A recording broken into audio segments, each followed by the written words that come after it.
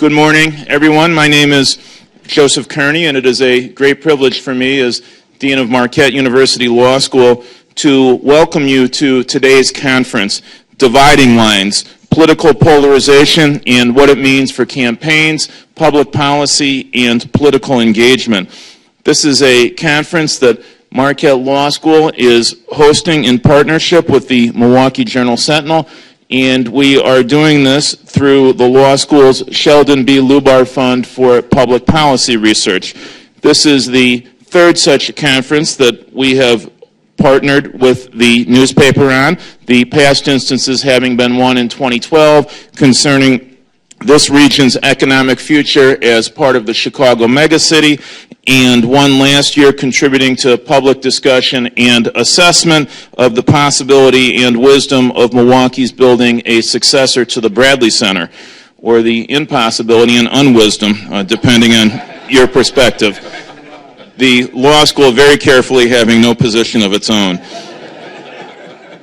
My own contribution to these projects tends to be to rely on Mike Goucher, our distinguished fellow in law and public policy, and indeed we will do so in a moment as Mike will more or less preside over the conference.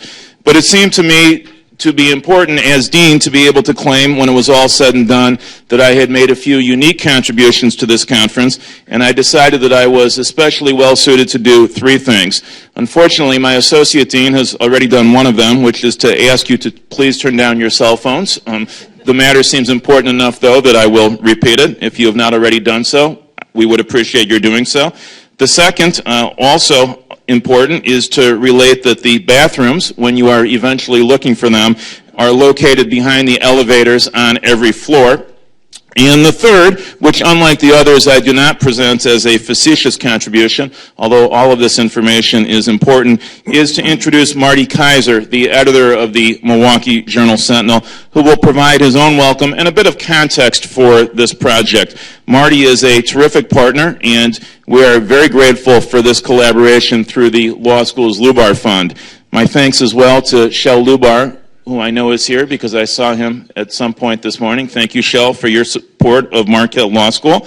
This community gathering and the sorts of things that we do through our Lubar Fund for Public Policy Research, it's not too much to say, are the very reasons, among others, that we built Eckstein Hall. So welcome to all of you, and more specifically to Marty.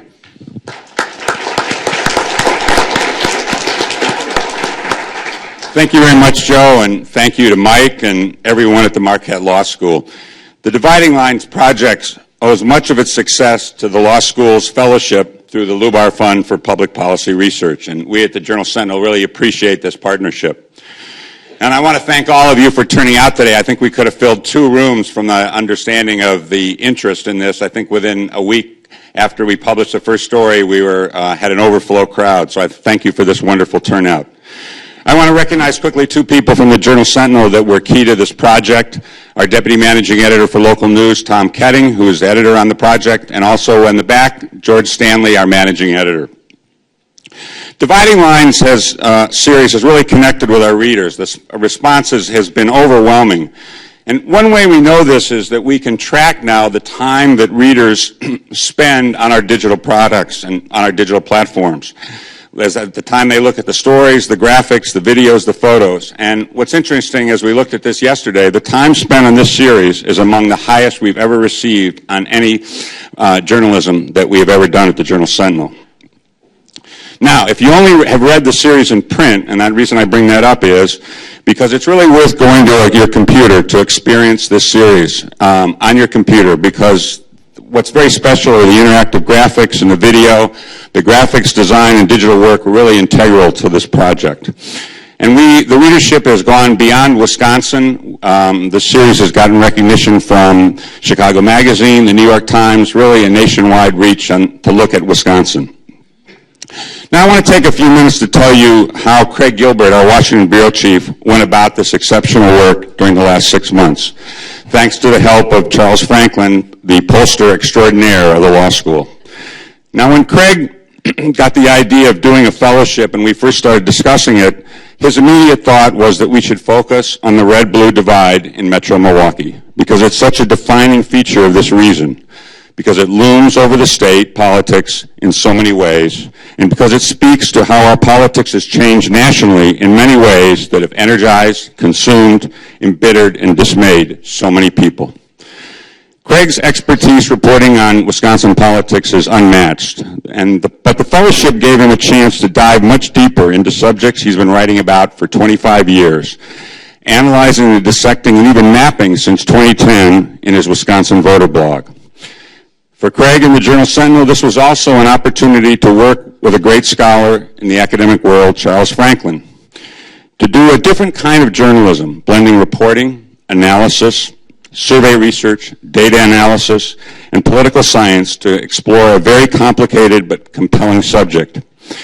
And do it for a general audience, an audience that has been living this subject in recent years in one of America's great political hotspots. Now, this was no small undertaking. Craig and Charles built a large historical database of national election results and much more detailed historical database of ward-by-ward presidential voting in Metro Milwaukee going back 5 decades. This involved digitizing data that is only available in books and mapping the results for an area where municipal boundaries have changed repeatedly over the decades. Craig drew on the massive reservoir of Wisconsin polling that Charles has done and on demographic and market research data. And they did a great deal of analysis of other states and other metro areas so the series could put Milwaukee into context with the rest of the country. There were many discoveries along the way, but the project also confirmed something Craig thought he knew going in, which is that while Milwaukee is an example of a lot of big and important trends and patterns in American politics, there is nothing very ordinary about it. It has a rich and striking political history and culture, not just in its divisions, but in its political activism and intensity, and is a very dramatic example of some of the turns of American politics has taken in recent decades. So welcome today to Dividing Lines and what should be a very important and interesting discussion, and I turn it over to Mike Goucher. Thanks, Marty. Thank you very much, Marty. Thanks, Joe, and thanks to all of you for being with us today. I'll just take a moment or two to explain the way today will work, and then we'll get right to Craig Gilbert's presentation. We have a mixture of presentations today and moderated conversations. We're going to begin with Craig. That will be followed by Professor Charles Franklin. We have 2 guests with us today, outstanding academics, one from Boston University, Katie Levine Einstein, one from Stanford University, Clayton Nall. They will be here to do presentations for us this morning. We will follow that with a conversation with a couple of political strategists about the impact of this polarization on the campaigns we see and hear. Paul Maslin and Mark Graw will be with us today. And then we'll take a break for lunch and come back this afternoon for an 8-person discussion, 8 people, Republicans and Democrats alike, and we'll be talking about how we move forward as a region, given the fact that we see the world so very differently. So that's the way it'll work. I do want to say one other thing today, and that is that we hope that you will participate. We have left time in all of these presentations and moderated conversations for questions from the audience, about 10, 15, sometimes as much as 20 minutes. So feel free to ask a question. If you're seated here in the bowl, I do this for all of our events, press down on the rim, not on that ball, but on the rim. Keep your finger down on that rim. We'll all be able to hear it. If you're seated in the back, wait for a microphone to come your way so we can all hear your questions. But again, you're encouraged to participate, and I think you'll have a great day. We are very delighted that you have decided to join us today. Having said that, I will first say congratulations to Craig on an outstanding series of reports. Really terrific stuff. And now Craig's going to tell us about the project and what he found. Thanks, Craig. Thanks.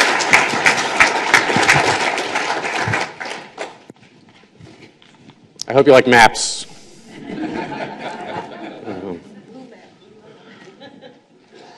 So first let me just say what a pleasure it was to do this work for a variety of reasons, working for a great newspaper and great people, writing about politics in a state that is a great state to cover politics, a state that's endlessly fascinating, and writing for readers that are, I would say, remarkable in their level of interest in politics, and just as they're remarkable for their level of engagement in politics. So let's get started. So this was really, this project was really about partisan division, and it was really an effort to sort of measure polarization in Wisconsin and in this part of Wisconsin, and also compare it to other parts of the country and see sort of what Wisconsin looks like compared to other states, how it's changed, to see what metropolitan Milwaukee looks like compared to other large metro areas. And we can mean a lot of things when we talk about polarization.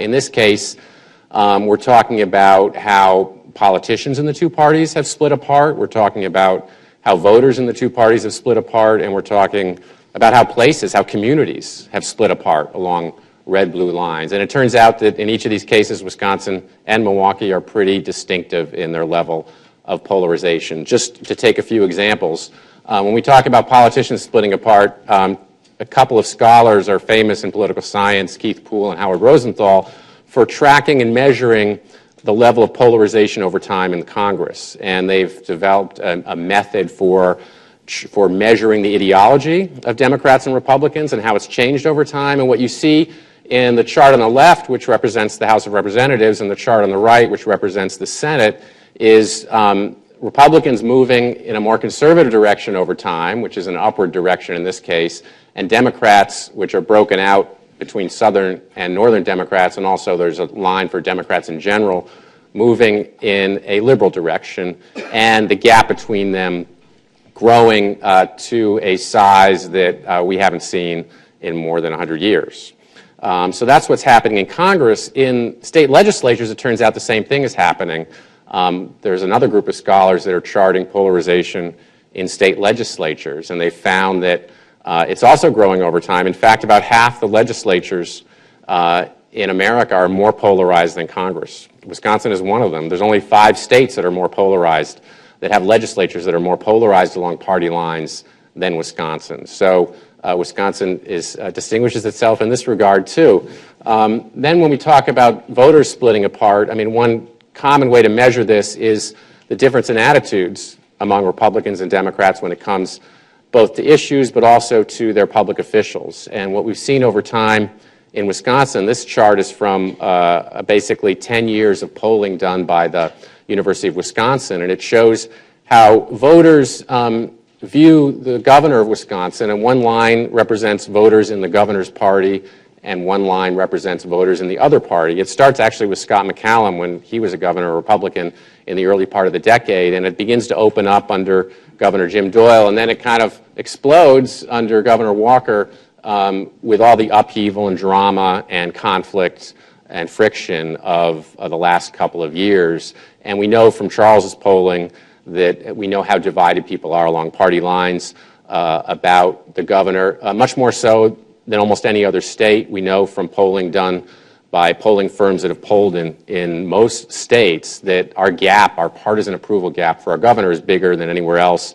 We also know it's bigger than most other states for president. We know from Gallup's polling that basically Wisconsin is among the top 3 or 4 states when it comes to this sort of partisan approval gap over President Obama. So for one reason or another that we'll discuss, this state is very divided by party when it comes to how they see their elected officials. And finally, this project was very much about this kind of geographic polarization. You could have all across the state Democrats and Republicans divided in their attitudes, but what's kind of remarkable about this part of the state is that Democrats and Republicans to a large degree live in different places, and the communities where they live have grown further apart over time. So what we're seeing here is another one of these charts which is meant to sort of trace the partisan trajectory of different places. In this case, it's the 4 counties that make up metropolitan Wisconsin, and in this case, upward movement means moving in a Democratic direction compared to the rest of the country, and downward movement means moving in a Republican direction. And we've seen the blue part of metropolitan Milwaukee County, become increasingly Democratic, and we've seen particularly the 3 suburban counties become a lot more Republican over time, and obviously the gap between them is getting bigger and bigger. And what's remarkable about all these trends, as I looked at them and as Charles looked at them in our research, was that no matter how you tried to sort of measure it and slice it and dice it, these trends were kind of systematic. They were long-standing. They were pronounced. They were as dramatic or more dramatic than other places, and they were almost like sort of in tectonic plates in geologic terms, that it just keeps moving and moving and moving. In this case, moving apart year after year, election after election. We tried to measure polarization in a whole bunch of different ways. There's no single measure for polarization, particularly when you're talking about this kind of geographic division. But every way we measured it, it showed a very linear trend when you measure sort of political segregation, which we'll talk about more later, which is the degree to which Democrats and Republicans are living in different places. It's basically increased with virtually every election since the 1970s. This is measured by presidential voting. When you look at the percent of people that are living in very one-sided places, one chart shows nationally, on the left, the percentage of people that are living in what we called partisan counties or extreme counties. So partisan counties are places that are voting 10 points more Republican or Democratic than the country as a whole. So that would be 60-40 in a 50-50 election. Extreme counties are places that are voting 20 points more partisan. So that would be a 70-30 county in a 50-50 election. And so you can see how the percentage of people since the 1980s has really kind of skyrocketed in the U.S. that are living in one-sided counties. This was the subject of a book some of you may be familiar with called The Big Sort, which sort of explored what it described as the growth of kind of like-minded communities. And on the right, we measured the same thing at the neighborhood level. These are wards, and these are the percentage of people in metropolitan Milwaukee that live in a ward or a neighborhood that is very one-sided. And so now we're talking about 3 out of 4 voters are living in a ward that is 10 points more Democratic or Republican than the country as a whole, which again is a 60-40 ward. That's kind of a landslide ward. And even more extreme wards, almost half the people in this area are living in a really landslide neighborhood, which is basically where you're talking about 30 and 40 point margins in a presidential election. So that's another trend that is pretty relentless. So now we get to the maps. What you're going to see is a time series going back to 1960. This is a map of metropolitan Milwaukee showing municipal borders, and it's showing how Republican or Democratic each municipality is compared to the nation as a whole. We didn't go back to 1960 in our maps in the paper because we couldn't match our election data to digital maps that accurately showed the municipal boundaries as they existed at that time, because there's been a lot of change over time, particularly in the counties around Milwaukee County. These boundaries have changed. So in this case, the early maps I'm going to show you, the boundaries are not going to be perfectly accurate, but they're going to accurately reflect the trend, the red-blue trend over time. And what you're going to see, won't surprise you, is that the outer communities are going to get more and more Republican compared to the nation as a whole. And then you're going to see some interesting trends within Milwaukee County, which we talked about in the series, which is that you've got sort of different sets of inner suburbs doing kind of a political role reversal over time. The North Shore, which used to be classically Republican, becoming less Republican over time, and in some cases more Democratic, and the inner suburbs on the south side of Milwaukee County becoming less Democratic over time and more Republican. So I'll just take you through this time series, and you can sort of follow what's going on from the Kennedy-Nixon election to the Goldwater-Johnson election, 1968. Here we go. 1972, the state as a whole was not as Republican voting as the rest of the country, so things look a little bluer. But we still have, not super defined red-blue. It's getting a little bit more so in the 1980s, the Reagan years. And then things begin to change in a big way in the early 90s with the Clinton election. Just wait, it gets better. And again, you're still seeing the North Shore. Let's see if my clicker works. There we go. You're still seeing a lot of the North Shore is more Republican still than the rest of the U.S., and this area is still somewhat Democratic in here, but obviously you're seeing a big suburban-urban division. Then we get to 2000, the Bush elections, 2004, and then we get to 2008, and then we get to 2012. So you can see it's a pretty dramatic change over time, and it's a continual change, picking up speed in the 1990s and continuing to move in the same direction just in the last 4 years. So that's the change at the level of sort of cities, towns, and villages. This is southeastern Wisconsin, and you're seeing wards, so you're seeing a greater level of geographic detail. And you're seeing, Milwaukee right here, and here are the Republican suburbs, and then you're seeing Madison over here. And if you watch this, again, we're just going back to 1992 because we don't have digital ward-level maps before 1992. But a lot of change has already happened, but you're going to see more change, and what you're going to see is the very dark blue areas in Milwaukee and Madison get bigger within their cities, and then you're going to see the Republican areas get more and more Republican. So again, the Clinton years, and then 2000, and you can see 2004, 2008, and 2012. So what you're really seeing is you're seeing Milwaukee and Madison become really, really democratic, and what this map doesn't capture, but some other charts I can show you do, is they're also delivering much bigger landslide margins for their party, people, and the same thing is happening on the Republican side.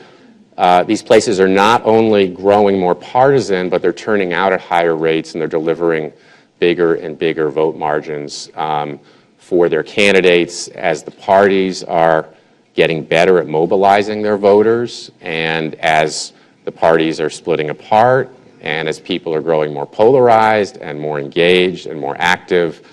And it just sort of makes you wonder sort of what's going on. What is it about the political culture of southern and southeastern Wisconsin? We can talk about this a little bit more, but a lot of theories suggest that there's kind of a self-perpetuating quality to these trends, that these communities kind of reach a tipping point where they become so partisan that they become targeted more and more by their own parties. They hear less and less from the other parties. Voters who live in them have less and less contact with people who vote differently than they do. And there's kind of a sort of a sense in which sort of the polarization and the engagement and the voting are kind of feeding on each other, that the level of division is driving people out of a sense of competition and conflict, to get more engaged in politics. And generally when people are more engaged in politics, it also means they're kind of more partisan, they're taking sides, and in that way, these two trends, which really distinguish Wisconsin from a lot of other places, kind of feed off each other. I mean, one of the interesting things in doing this research was looking at turnout at the local level. And I got basically citizen voting age population for all the counties in the country where it's available for 2012, which is basically counties of about 40 or 50,000 and bigger. And what was the number one county in 2012 in the presidential race in terms of turnout, the percentage of voting age citizens that turned out? It was Ozaukee County. What was number two? It was Waukesha County. What was number five? It was Dane County. Washington County was number 11. Milwaukee County was not as high, but it was basically the highest turnout county of any county that was as large and as sort of demographically diverse as Milwaukee County. So there's something about this area and something about not just this part of Wisconsin, but the state of Wisconsin, where you see this extreme level of political engagement, which I think most of us think of in the abstract as a good thing, and is a good thing, but it also seems to go hand in hand in this case with the kind of division and polarization that concerns people. And so both those things may be sort of part of a package. It's also true, a number that I didn't know, or a statistic that I didn't know until I started doing the research, was that when you combine turnout with how partisan these counties are, you discover that basically these places are delivering, they're performing at a level for their parties that is really unequaled anywhere in the country. So if you think about the fact that in the 2012 presidential election, In Waukesha County, for example, you had a turnout of about 80, 81, 82%. Two-thirds of those people were voting for Mitt Romney.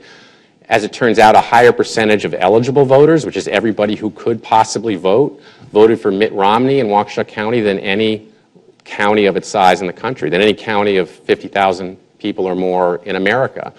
And the third and fourth counties in terms of Republican turnout nationally in 2012 were Ozaukee and Washington. And this is a state that Mitt Romney lost by 7 points. So you've got a state where Democrats dominated in the presidential race, yet these three counties were basically outperforming the rest of the country in terms of their performance for Mitt Romney when you factor in how one-sided they were and how partisan they were. And on the Democratic side, you've got Dane County, which is kind of like nowhere else in America in some respects. It's basically the most Democratic, large, predominantly white county in America. And it was, by the same measure, the third-ranked county in the country in terms of its Democratic performance for Barack Obama, in terms of the percentage of people who could legally vote, who turned out and voted for Barack Obama. And the only places that were higher by that metric were Prince George's County in Maryland and Durham County in North Carolina. So a lot of things are going on when you look at these trends. I mean, you've got a state that's politically divided, but you've also got a state where there's all this political activity going on, a state where people are very engaged in politics, there's all this conflict, there's all this competition, there's all this mobilizing, and all these things sort of contribute to this picture. One thing that's changed over time, which has contributed to these patterns, is that people are voting in a very partisan way. They are not ticket splitting like they used to. My first campaign in Wisconsin was the 1988 Cole Engelleiter Senate campaign, and it was a different world. I sort of find myself forgetting how different it was.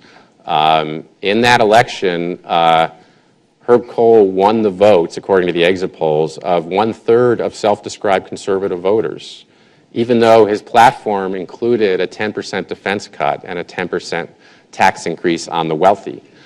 Susan Engelleiter from Brookfield won the votes of about 1/4 of self-described liberal voters. And you had Republicans and Democrats crossing over in fairly significant voters in numbers voting for each of these candidates. And it wasn't just the Cole Engelleiter election.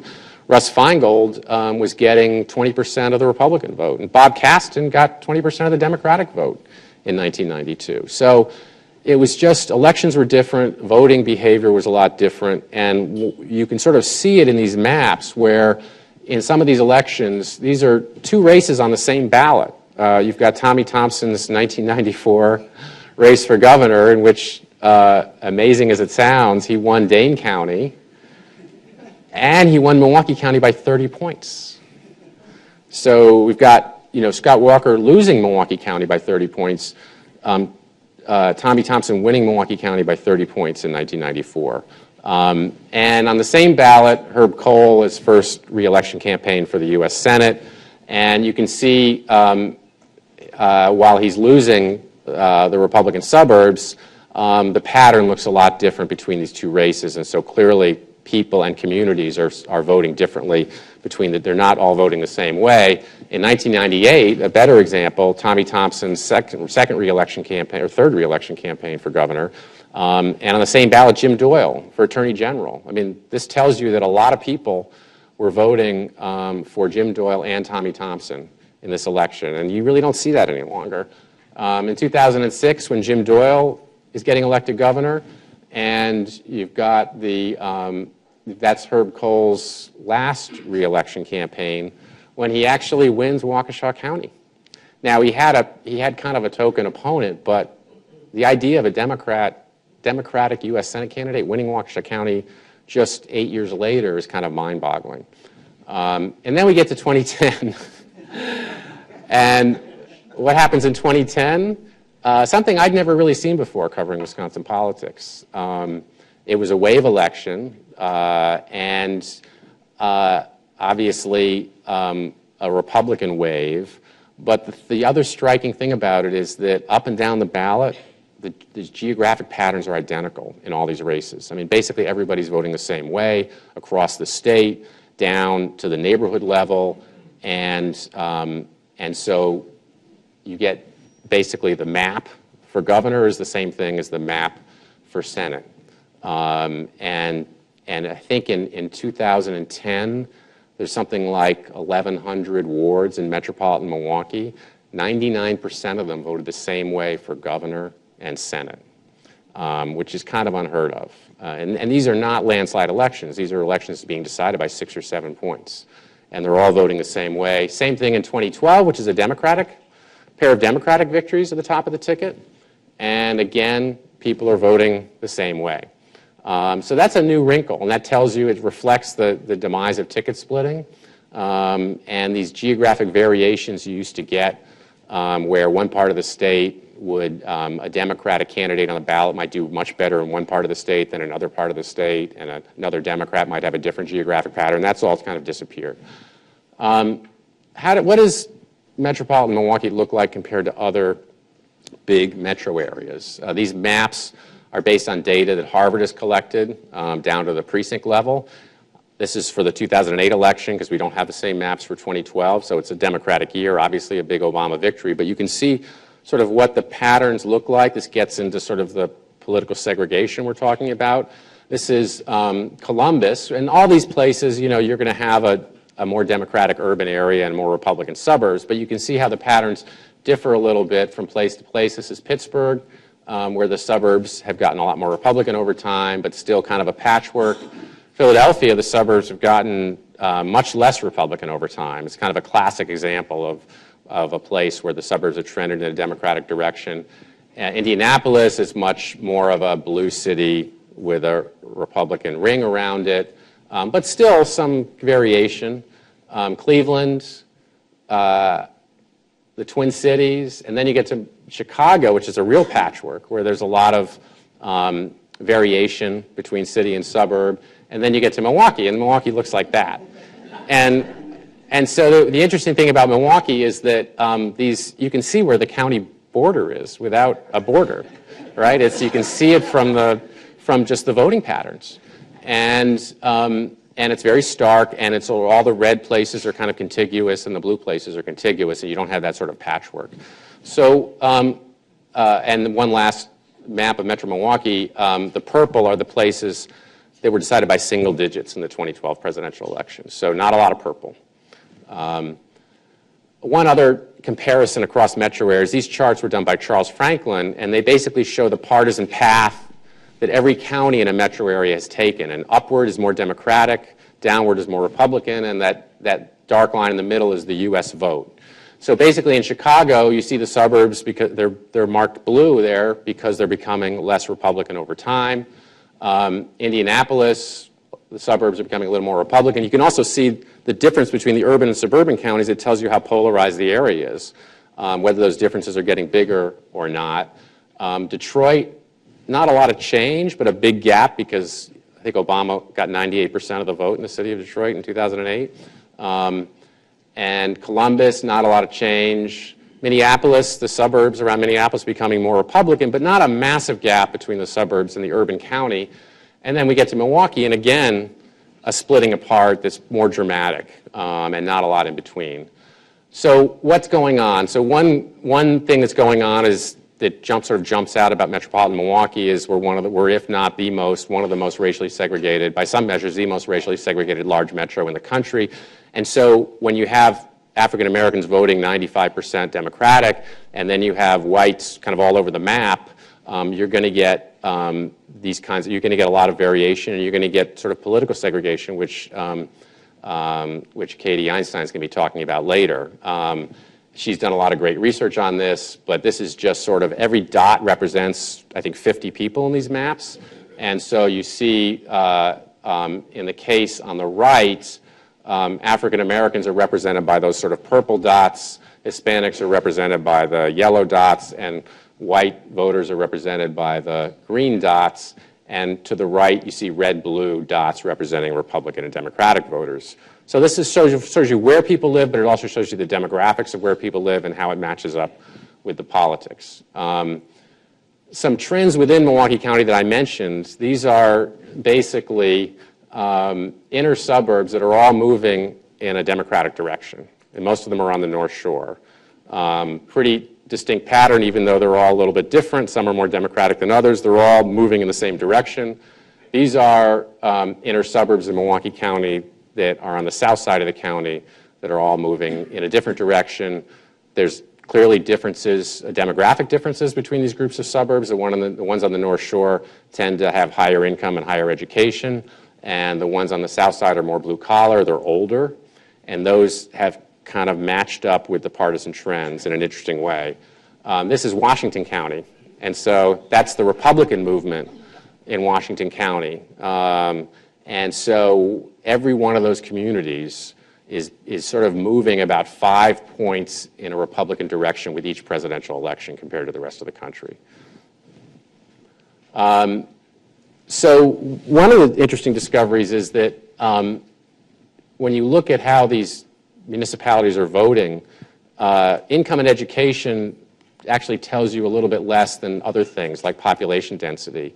And this shows up in Charles polling as well, that when you just look, for example, at white voters, the ones who live close in tend to be more Democratic. The ones who live farther out tend to be more Republican. There's a pattern nationally where densely populated places tend to be more Democratic and less densely populated places tend to be more Republican. That pattern has grown more pronounced over time. And when you look at it, it's grown more pronounced in metropolitan Milwaukee with every election since the 1970s. And it's stronger in metropolitan Milwaukee than any other metro area we were able to find data for. It also matches up pretty well with the map of renters and homeowners. The more renters you have in a community, the more likely it is to vote Democratic. The more homeowners, the more likely it is to vote Republican. Obviously, renters are younger and maybe more ethnically diverse and maybe more transient. And for a variety of reasons, they tend to be more Democratic, excuse me. One of the interesting things we found over time, getting back to the discussion of these really partisan counties, is that the parties have become more and more reliant on their sort of geographic bases. And here you see on the left, in both cases, the circles represent the winning vote margin for each party. And this is a governor's races. And what you see in 1986 is you see the big margins in Waukesha for the Republicans and in Dane and Milwaukee for the Democrats. But when you look at 2012, those circles are getting a lot bigger. And also the margins in Waukesha are pretty equal for Republicans to the margins in either Dane or Milwaukee County. In presidential races, what you see is, again, these counties are delivering bigger and bigger margins for their party, but also the Democratic-based counties are delivering much bigger margins for the Democrats than the Republican-based counties are for the Republicans. And that's because the Democratic coalition is voting at much higher rates in presidential elections than they are in the midterms. And so the margins that President Obama is getting in Milwaukee and Dane County are really unlike anything we'd ever seen before, a reflection of turnout, of how much support he had in these cities.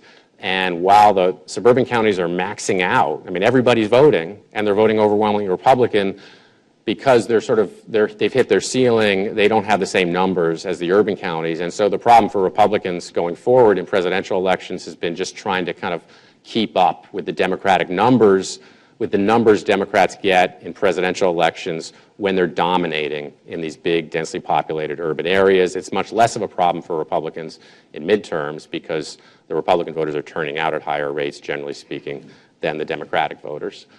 This is another way of showing the same thing. These columns represent the size of the winning vote margin in 18 key counties. These are the 18 counties that generated the most votes in 2012. But this goes back to 1960. You see Milwaukee County delivering a lot of votes for John F. Kennedy, but nobody else, you don't see big vote margins anywhere else. In 1984, you see Milwaukee still delivering sizable margins for in this case, Walter Mondale, Dane County kind of creeping up a little bit, and Waukesha County delivering a big vote for Ronald Reagan. And then you go to 2012, and you see these massive margins in Milwaukee and Dane County for the Democrats, and much bigger margins in the WOW counties for Republicans, and unlike pretty much anything else in the rest of the state. And again, that's a combination of population growth, not in Milwaukee County, but the other counties, of these rising turnouts and mobilization, and these counties, these base counties becoming ever more one-sided.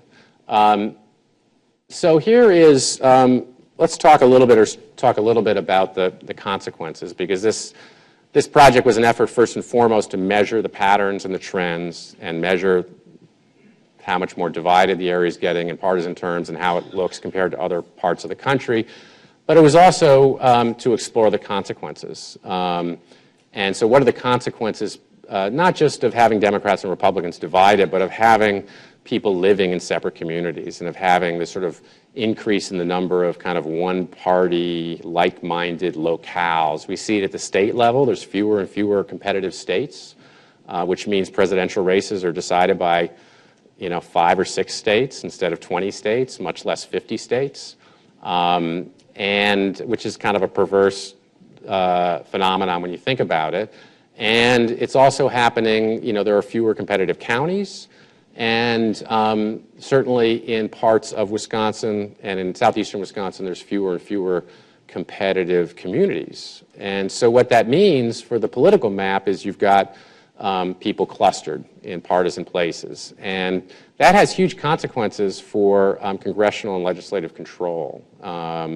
We talk about redistricting a lot, and the redistricting that was done in the last election, after the last election, before the 2012 election, was pretty significant because it made the map much more favorable to Republicans.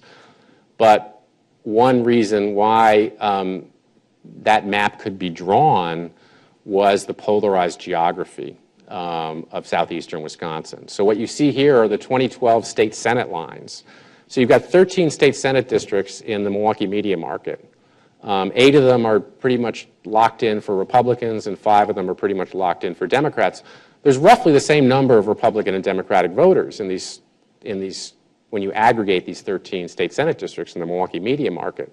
But what you've got is you've got 8 Republican districts where Republicans have safe margins but not overwhelming margins, and you've got 5 Democratic districts where Democrats have these overwhelming margins where they essentially have a lot of wasted votes, because you don't need to win your district 90-10 to hang on to it. You just need to win it 55-45. So these are wasted votes. And so if you're a Republican, you want as many Democrats as possible to be kind of in the minimum number of districts. Same thing if you were a Democrat about Republican districts. It's easier for Republicans to do that than for Democrats to do that because the Democratic vote is more concentrated in urban areas. And it's not just in Wisconsin, but in other states. And Clayton, who's going to talk later, one of his colleagues at Stanford, has done these computer simulations where they've run thousands and thousands of potential maps in places like Florida and discovered that it's almost impossible to draw a neutral map because of the concentration of the Democratic vote. So redistricting actually matters a lot, but it's also in combination with the polarized geography that has a bunch of different consequences. In one case, so all the Republicans really had to do in this case, in this map, was basically draw a line around the really blue places, because you end up with only 5 Democratic districts, and then you end up with 8 Republican districts, and that by itself is enough pretty much to kind of maintain control of the legislative chamber. And in the assembly, too, these are the 29 assembly districts in metropolitan Milwaukee. Again, these massive Democratic margins in fewer districts. And so you have the same kind of partisan advantage. But it's not just the implications for the two parties, it's also the implications for competition, because what you're talking about is you're talking about less political competition. In fact, you're talking almost about no political competition.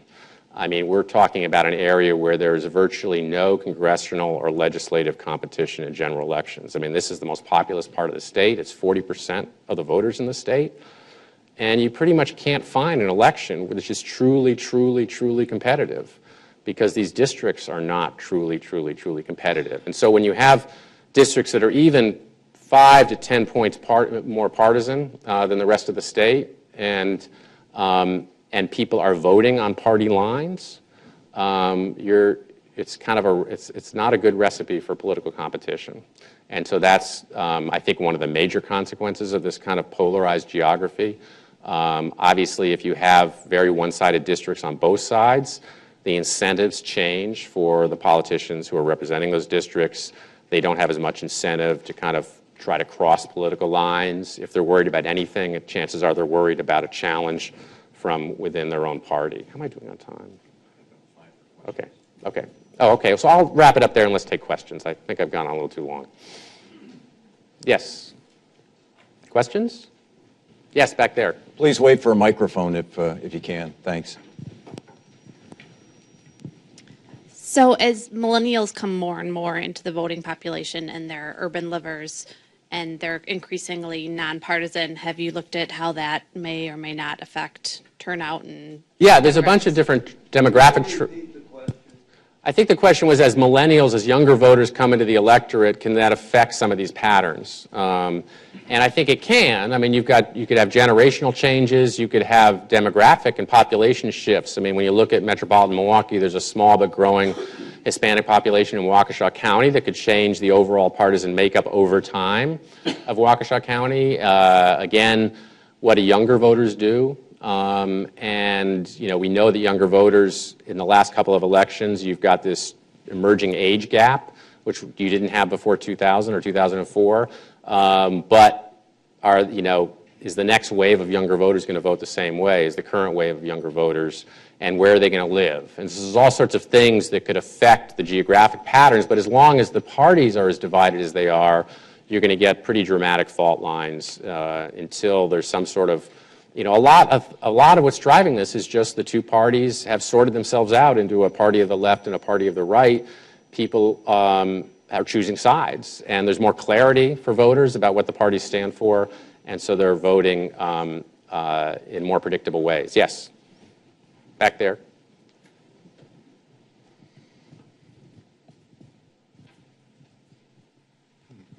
How did the journal do? What's the correlation between journal recommendations of candidates and winning?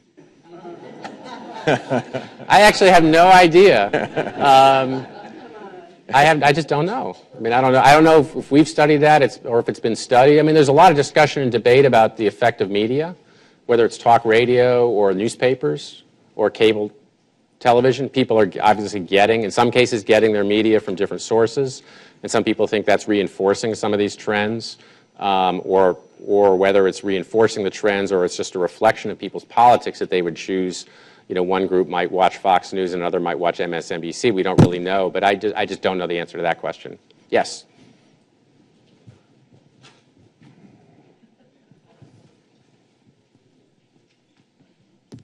I noticed you didn't focus on Tammy Baldwin at all. It'd be very interesting to superimpose Walker's 2010 results with Tammy Baldwin's 2012, because she won. Yeah, well, actually, these maps, going back, I mean, there were the two 2012 maps showed the Senate race. There we go. There's Walker in 2010 on the left, and here's Tammy Baldwin on the right in 2012. I mean, the patterns were very similar, obviously. The red places were voting Republican, and the blue places were voting Democratic. But this is part of the political implications of the fact that the parties are getting their supporters from different places and different kinds of voters. That has turnout implications. And as I mentioned before, Republican turnout tends to be better than Democratic turnout in midterms, and Democratic turnout tends to be better than Republican turnout in presidential elections. So that's one explanation why Ron Johnson was able to win in 2010 and Tammy Baldwin was able to win just 2 years later, even though they are probably the biggest political odd couple in the United States Senate. And so, it doesn't mean that Republicans can't win in a presidential year and Democrats can't win in a midterm, but it does mean the parties have certain built-in kind of advantages and disadvantages. Both parties are handicapped. I mean, the Republicans have a serious, serious problem at the presidential level that Republican strategists are really, really worried about when it comes to demographics. And there's a question of whether the party has as much incentive as it might need to try to change its coalition, because they can still win House elections. And Democrats have a huge problem at the congressional legislative level because of some of the issues we've talked about in terms of the concentration of their vote. So we're in kind of this standoff in a way where even though the parties are kind of matched evenly nationally, the scales are tipped depending on what kind of election you're talking about. One really final quick question for Craig. Yeah, go ahead. No, it's you. Yeah.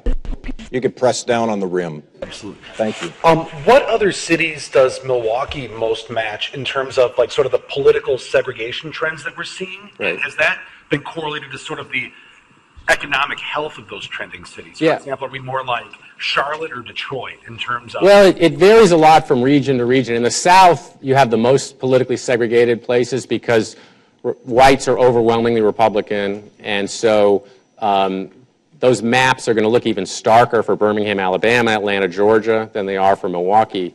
In the North, it kind of depends on how you measure it. I mean, Chicago is also very segregated at the neighborhood level, but because you have a lot more minority suburbanization, you don't have like big red and blue blocks. You have more of a patchwork.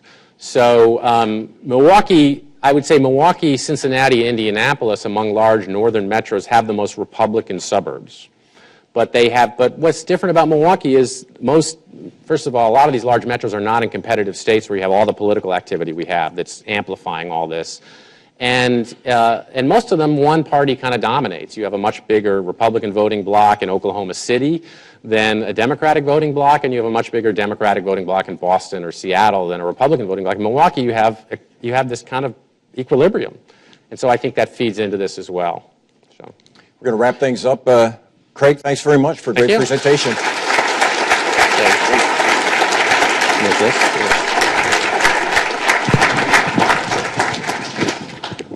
We're going to do, for you hockey fans, this is called, what do they call it, something on the fly, where you just kind of do things and do it very quickly.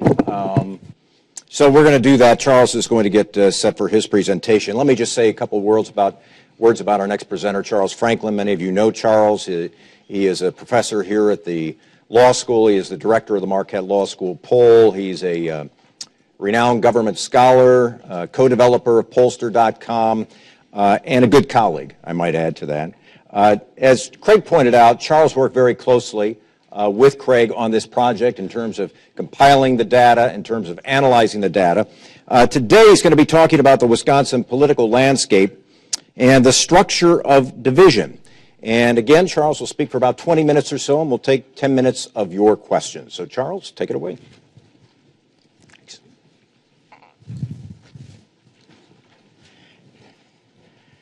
Thank you. It's been great to work with Craig over these last few months, though I did tell the dean that the next fellow needs to be an academic because these damn journalists work too hard.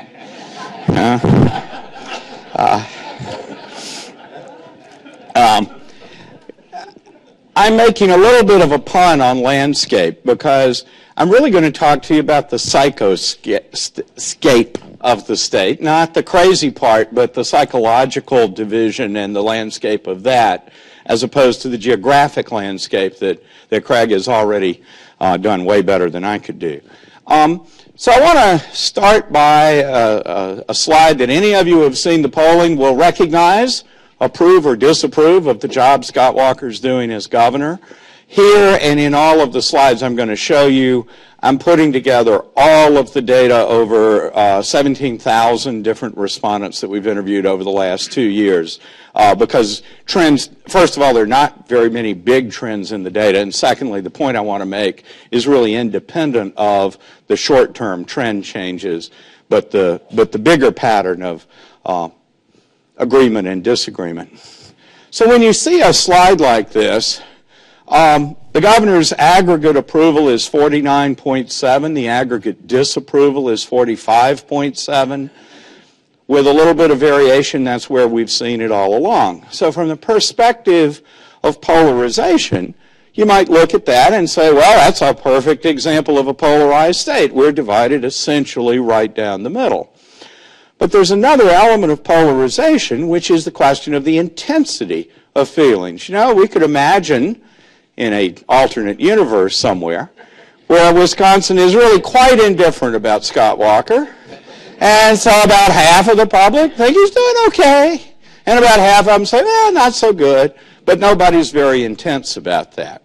So I want to take you through some statistical analysis that helps us see the degree of intensity here, the degree to which people are just a little bit pro-Walker or a little bit anti-Walker versus very strongly pro or anti.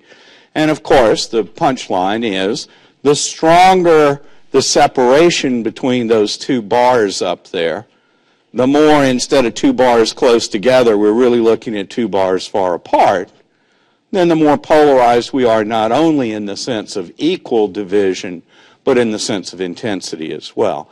So there's a statistical method, which I will now proceed to give you a 90-minute lecture on, that lets us do that. And let me just say, for the sake of argument, that this method allows us to estimate the probability that a person says they approve of the job the governor's doing, and the probability they say they disapprove.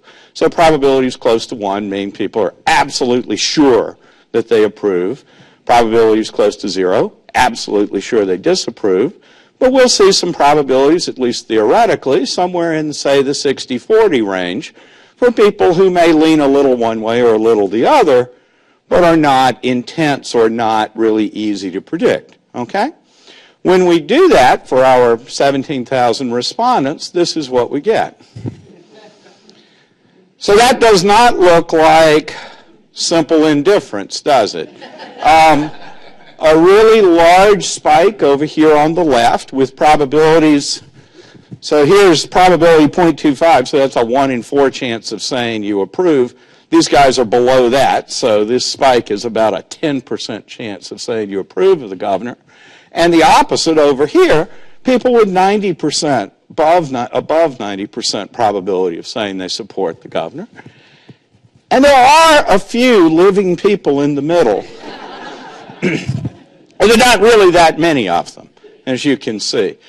Now I'm going to use this device, this thought experiment and this statistical method to take you through a variety of comparisons. We're going to do one more thing to simplify. Instead of having separate bars that aggregate the groups, we'll just smooth those lines. The purpose here is not for you to be able to read off an exact number from here, but to get a feel for what this distribution looks like. And so that distribution with the bars becomes this distribution when we smooth it out. I think it's obvious that both tell you the same thing. Deeply divided, equally divided. The area over here to the left is a little bit less than the area over here to the right, in keeping with the fact that by 4% people were more approving than disapproving. But both are very widely separated. So that's going to be the basic picture, and we're going to come back to this repeatedly to remind you what the whole population of the state looks like. But what if we start now to ask what groups divide on the governor? If you think about it this way, suppose we were walking down a street in Random Town, Wisconsin, where every citizen is just a random sample of the whole population. If we just went up to somebody, what would we expect their opinion of Walker to be? And the answer is we'd be really puzzled, because we wouldn't know if we were getting somebody from over here on the left or somebody from over here on the right. But suppose we knew they were a man. You see the effect of gender here. Here's again the total population. Here it is for men. There are certainly some men that you would walk up to who are big Walker opponents. But there's more chance that they're a big Walker supporter if they're a male, compared to what we saw for the total population. And there's the men, here's the women. Okay? So when we talk about the gender gap in feelings towards Walker, these two slides show you the nature of that gap. There are quite a lot of women on the right of that slide who are extremely supportive of the governor. There's somewhat more over to the left who are extremely negative to him. But what do you see in both the total population and the males and the females? You see this great gulf in the middle, this deep divide with very few people to the middle. So I want to take you through a few more demographic groups to see what they look like. So again, back to the total population. You'll get used to this. You'll really know this slide by the end. How about Milwaukee City? All right. And again, I would stress that it's not that there's no one in the city that are Walker supporters. There absolutely are. They're just, relatively speaking, not so many. How about the county? Much more evenly divided. How about the wild counties? But again, I'm going to make some point about this a little bit later. Don't neglect the fact that there are minority views in the sense of those who don't agree with the majority position in the county. And those minority views exist in Waukesha. They also exist in Milwaukee City. They also exist in Milwaukee County. How about Dane County? Again, with just how partisan and how vote maximizing Dane has become, there again are still these Republican people that live there out here on the right. Brown County, one of the areas that in one sense is less polarized in Craig's maps because the residential segregation of partisans is much less in Brown County. You have a relative division, and here you can see more supporters than opponents, quite a few more supporters than opponents, but because they're not separated geographically of living in this neighborhood. Every year about this time, I get this called. My wife works with students, who are walking petri dishes. She brings it home. She's sick for a day. I'm sick for a month. Our daughter doesn't get sick at all. It's really annoying. So in Brown County, you get this roughly even, well, not even, but division. But again, as you're seeing in every one of these, the deep divide in the middle. There are just not very many people in the middle. There's slightly more in Brown County than elsewhere. Here's the rest of the state. On balance, more approval of the governor, but again, a pretty substantial group that say not so much. Here we are back to the total population again. Let's look at Democrats. There apparently is no living Democrat in the state over here. It's very symmetric, as you'll see in a minute. How about people who claim to be independent, but then when you ask, say they feel closer to the Democratic Party? These are the so-called Democratic leaners. They're certainly quite partisan, but they're not nearly as partisan as Democrats who are straight-up Democrats. How about the pure independents? This is one of the nicest examples that people who insist they're really independent, not closer to either party, might actually not be lying to us, right? Because what you see here is exactly what you would expect to see. There's no bimodal distribution. There's no trough in the middle. The distribution is not that much off-center from 50-50. And, you could maybe worry about the details, but it's not worth worrying about the details. In comparison to these guys and these guys, these folks really are independent. All 9% of the state. Okay? But there's a more subtle point there, and that is they are about 9% of the state. But in a state that's divided roughly 45-45, winning that last 9% is not a trivial thing, right? Now, the irony, of course, is in an intensely divided state where partisans care so much and have such strong views and turn out to the phenomenal levels that Craig has shown, that nevertheless this 9 or 10% who are not so involved or not so intense in their views of the governor may yet be an important element of determining who wins the governor's election in the fall. So here are the independents who lean Republican, and here are the pure Republicans. And again, as I said with the Democrats, there's really not a living Republican that doesn't approve of Governor Walker, at least by this model. Total population again, whites, relatively evenly divided, but with a bit of a bump on the right in supporters. African Americans, a small little interesting thing. It's certainly true that the vast majority of African Americans do not approve of the governor, but there's a little bit of a tail out here that's maybe not the opening to a radical realignment of political parties. But it is nevertheless interesting and perhaps worth recognizing that there's a little more heterogeneity there that stereotypes might assume. There's just no heterogeneity. Compare this, for example, with the plot of the Democrats a moment ago, right?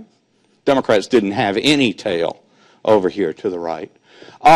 Hispanics, mostly to the left, but with certainly a very non-trivial group over to the right. So that's taken us through a number of the demographic groups. Let's wrap it up with religion. So here are Protestants, Catholics, people who have no religious affiliation. This is a growing group in the state, currently about 12 to 15%. In national data, a bit more than that. So someone was asking earlier about the millennial generation and change that may be coming. This is a group to pay attention to in the long run, though it's not yet become a particularly large group in Wisconsin. Total population again. How about some other issues? So this is what we look at like when we're divided over this most visible figure, this most visible symbol of political conflict, the governor. What about individual issues? Are we equally divided over those issues? So let me take you through some. Here is whether Wisconsin is headed in the right direction or not. So over here to the right is people saying we are headed in the right direction. To the left, headed off on the wrong track. You see the same cavity in the middle, the valley in the middle, the two tall peaks. Partisanship, partisan polarization shows up in this perception quite strongly. How about feelings about the Affordable Care Act, health care reform? Duh, no surprise here. Same kind of very large polarization. What about preferring to live with lower taxes and fewer government services over here to the right versus pay somewhat higher taxes for somewhat more services over to the left? There's still a valley in the middle, but you might notice that this middle part has begun to creep up in the figures. Whereas with Governor Walker, there was almost nobody in that middle part. It was a very low valley. Watch what's going on there as we look at some other issues. Opposing minimum wage increases. Over here to the right is opposition. To the left is support for minimum wage. Our data has consistently shown about 60% support for minimum wage increase. So you see the two modes with a valley in the middle, but the valley in the middle is not at 50%. It's shifted over to the left in support. And you also see that opposition to raising the minimum wage peters out before you get all the way over to 100%. So this is an issue where there's still polarization, but it is not symmetrically distributed, and it's not as strong at the two end points as we saw with some of the others. How about supporting the governor's tax cuts in the state budget? Bit polarized, there are two humps, but goodness, there's an awful lot of folks in here, and guess what? More support than opposition. So those tax cuts are playing well with the public, even though there are some that are not so thrilled with them, and there's some that are pretty happy with them, but it's not the extreme polarization of hate them, hate them, hate them versus love them, love them, love them. Okay? Is Wisconsin adding jobs as fast or faster than other states, or is the state lagging behind? A basic, excuse me, economic perception that we've been tracking for a while. And so adding as fast as others is over here. A little bit of bimodality, which reflects the fact that Democrats tend to see us lagging behind, Republicans tend to see us at least keeping up, hence this hump and this one. Sorry. But on the perception of jobs, we're not nearly as polarized as you saw earlier. Opposition to same-sex marriage. I have to say this is coded so that opposition means I don't support marriage, so it actually combines two groups, the people that say they would support civil unions but not marriage, as well as the people who would oppose any legal recognition. So just so you know that that's the way that's coded. But you see a pretty substantial hill over here on the right of opposition, but then if you put all of this area together, various levels of support ranging from just barely less than 50-50 support to very strong support. But what you don't see here is the bimodality, and you don't see that big trough in the middle. What about beliefs about climate change and whether the climate is warming? This, of course, has been a dividing line between the parties, but in point of fact, you don't see that much polarization, certainly not the kind we saw before. There are some climate change skeptics out here, but it's not the deep polarized division that you might otherwise expect to see. And finally, what about immigration reform and whether there should be a path to citizenship or not? Almost no evidence whatsoever of bimodality. Now, on this question, there is significant support in our samples for a path to citizenship, but we again also offer two other options. One is stay as guest workers, and the other is send everyone home. And I've put those two together to simplify this. So the picture's a little more complicated than I'm showing you here, but the major point is still represented by this, even on an issue in which the parties are quite divided. It's not necessarily the case that opinion on this particular issue is as divided. So what's the punchline of all of this? As a deeply divided state over the governor himself, over a variety of policies, we see again and again that we really do have a deep divide within the state. But the cautionary part comes in those last few slides to remind you that deep divisions over a political actor, any governor, are going to maximize partisan divisions because you vote for a Democratic candidate or a Republican candidate. There's not kind of any refinement of that. On these issues, we see quite a bit more variability. And the last kind of caution to people who live and breathe and work in politics or cover politics is that we tend to be hyper-exposed to the strongest partisans. And it's worth noting that that's true for a lot of issues, even for the mass public with divisions like this. But it's not true of every issue. And in those issues where it's not as polarized lie the seeds of future electoral opportunity to find ways to move those much less divided folks towards the middle, like here, into one side or another and craft a campaign that can win votes from those folks, even though with these hyper-divided groups, you're never going to convert many people from here to over there or vice versa. Okay, so that's it.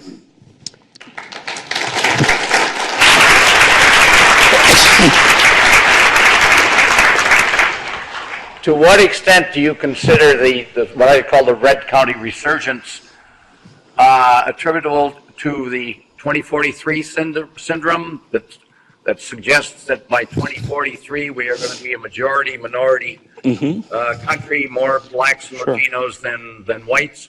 And if there's attribution to that, because I hear a lot of talk about it, do you see that moderating in the next 10, 15 years, where white people come to accept the fact that there are going to be more people who don't look like us than the same? Sure. I'm sorry about the cough. So this is a process that is taking place. That's just a demographic fact. It's taking place at different rates in different areas, right? So Milwaukee has a much more significant Latino population than most of the rest of the state, much more significant African American population. So in the region, you get a really pretty profound effect of the demographic change that's taking place.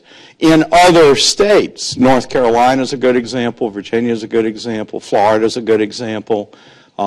Democrats keep thinking Texas will become a good example, but I think it's a wide open question how many years that takes. I think you are seeing pressure in that direction. The question is, how do you deal with it? And I actually think the Republican debate among Republican leaders over immigration reform is a perfect example of that. The risk of alienating Latino voters over immigration reform as a growing population group remains a really significant one. So how do you deal with that as a party is going to be with us for a while. I guess my only caution would be that in all of these pictures, people can change their attitudes a lot faster than they can change their age, their education, their gender, their race, their religion. And so it's always worth remembering, as polarized as we are, that in 2006 we had a Democratic landslide in the state, in the legislative and the gubernatorial, well, not really a landslide, but a solid win.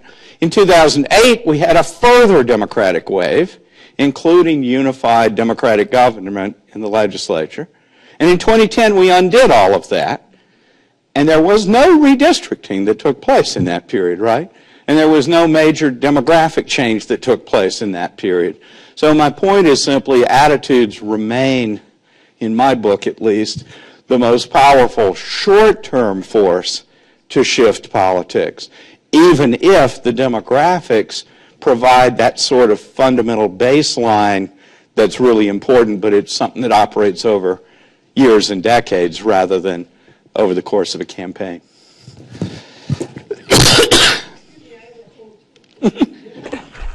So we're like, I'd give you a cough drop, except obviously I didn't bring any today. I have a whole purse full of them.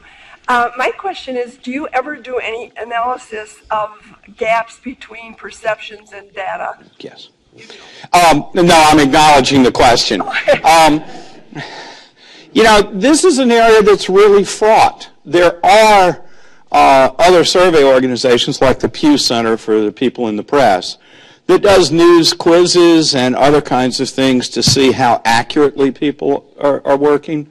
One of my former students and now a Stanford graduate, PhD, had a wonderful feature at the Washington Post the other day asking people to locate Ukraine on a map. So they did it online, so you had to click on a world outline map of where is Ukraine. And it turned out that the further off you were in where you clicked, the more aggressive you thought U.S. foreign policy should be, even after controlling for partisanship and ideology. Now, actually, I've got to defend those folks, because if you think Ukraine is basically where Kansas is, probably we do need a more aggressive foreign policy. But you see the difficulty. That's a case where there's really a nice objective answer. But if I ask a question about who believes what, it becomes a very difficult question to answer. And I'd kind of push that point. We'd love to live in a world in which everybody agreed on the objective facts. We don't do that. And as soon as we find someone that disagrees with us, we decide they're ill-informed, or they're dumb, or they're evil. And so these battles over, is the climate changing or not? Is it human-caused or not? You know, there's a lot of scientific evidence on this. And I'm not saying that, you know, evidence is unimportant. But we still find ways to continue this debate no matter. That was insistent enough, I couldn't possibly ignore it. Thank you. This question is for either you or Craig, whoever can answer it. Do you think there's room for a third party, a viable third party, and how would that affect the statistics that we've seen today? I'll weigh in on that for the political scientists. Almost certainly not, which disappoints people every time I say it. But it's largely a function of our structure of government, as long as we have single-member districts in plurality elections. So you're going to elect one person from whatever district we're talking about, whether it's a legislative district or statewide or whatever. Our of the premium is on getting more votes than the other two candidates rather than the other one candidate. It's extraordinarily hard to do that if you look at elections across all the countries in the world that have single-member districts. The only real examples of third parties that have been sustained for a long period of time are places where you have strong regional parties. So the Parti Québécois in Canada has been stable for a while. The West Australian Party was stable for a good while. But it's because they had a regional base that supported them in essentially two-party competition, just not the same two parties as nationally. And there are an awful lot of efforts to come up with electoral schemes, transferable votes, and other things that would increase the viability of third parties.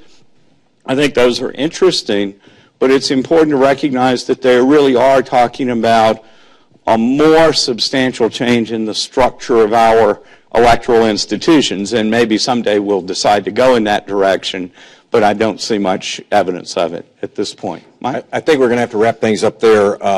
Thanks, Professor Franklin, very much for that. Well, I think most of us have found our seats. So again, welcome back to our conference, Dividing Lines. I'm Mike Goucher. Our next two presenters may work at universities on both the East and West Coast, but they also have some strong Wisconsin ties. Clayton grew up in Sheboygan Falls, and Katie, to my left here, grew up in Milwaukee. So I guess we should say welcome home to both of you. It's good to have you back here. Let me tell you about each of our next guests. Clayton Nall, as I mentioned, grew up in Wisconsin. In fact, his folks are here today. I think they live in Mequon now. Clayton is an assistant professor of political science at Stanford University. Among his research interests, seeking to explain how policies that change geographic space change American politics. It's pretty interesting stuff. Today, Professor Nall will be giving a talk entitled, Why Partisans Rarely Sort, How Neighborhood Quality Concerns Trump Americans' Preferences for Like-Minded Neighbors. We'll be hearing from Clayton in just a moment. But first, Catherine Levine Einstein. Katie also, as I mentioned, grew up in Wisconsin. She's currently an assistant professor of political science at Boston University. Her research and teaching interests include American public policy, racial and ethnic politics, political geography, and urban politics and policy. Her talk today is entitled Divided Regions, Racial Inequality, Political Segregation, and the Splintering of Metropolitan America. Both Clayton and Katie will speak for about 20 minutes, and then we'll use our remaining time again to hear from you, the audience. So please welcome Professor Levine Einstein. Katie? So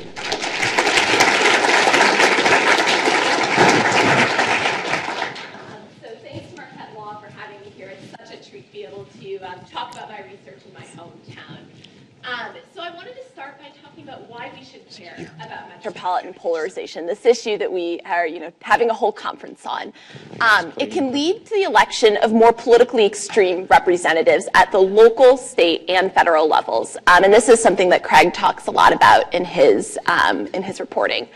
It can also lead to the creation of more extreme mass publics. So we can see when people live surrounded by other Democrats or when they live surrounded by other Republicans, it can create an echo chamber effect in which people develop more extreme views because they don't hear opposing viewpoints.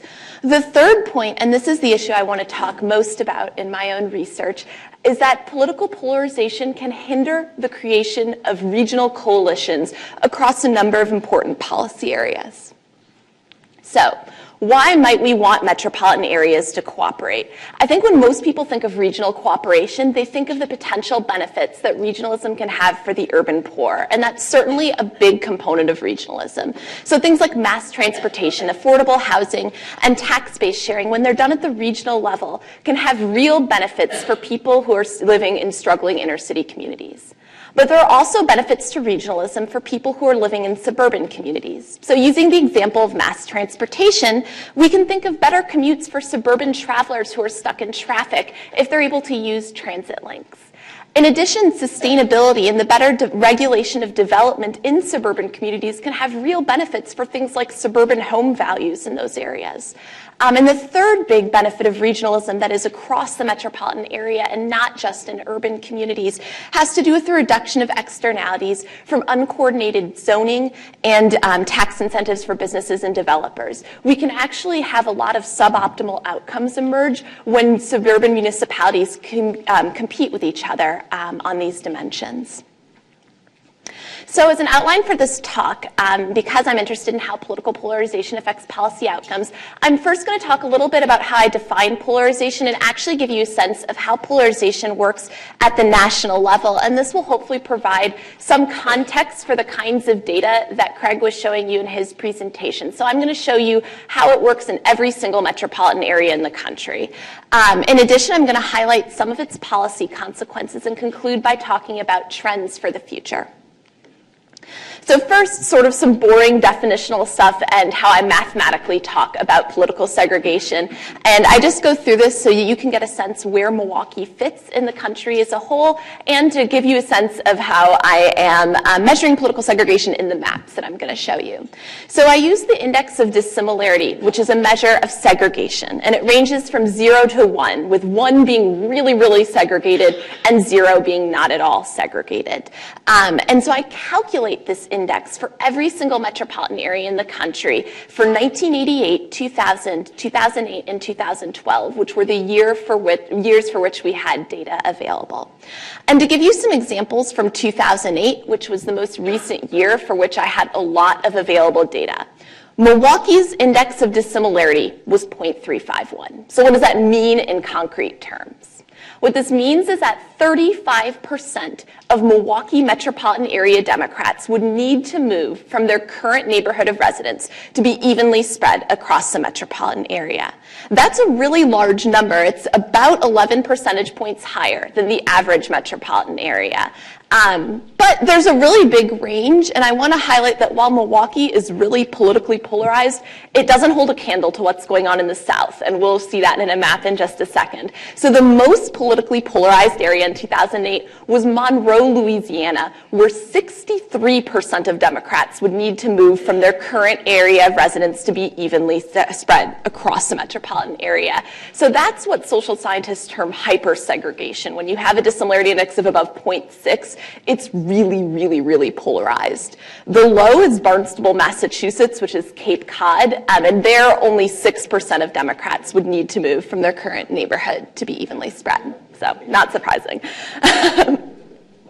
So this map shows you how metropolitan political segregation operates in the nation as a whole in 2008.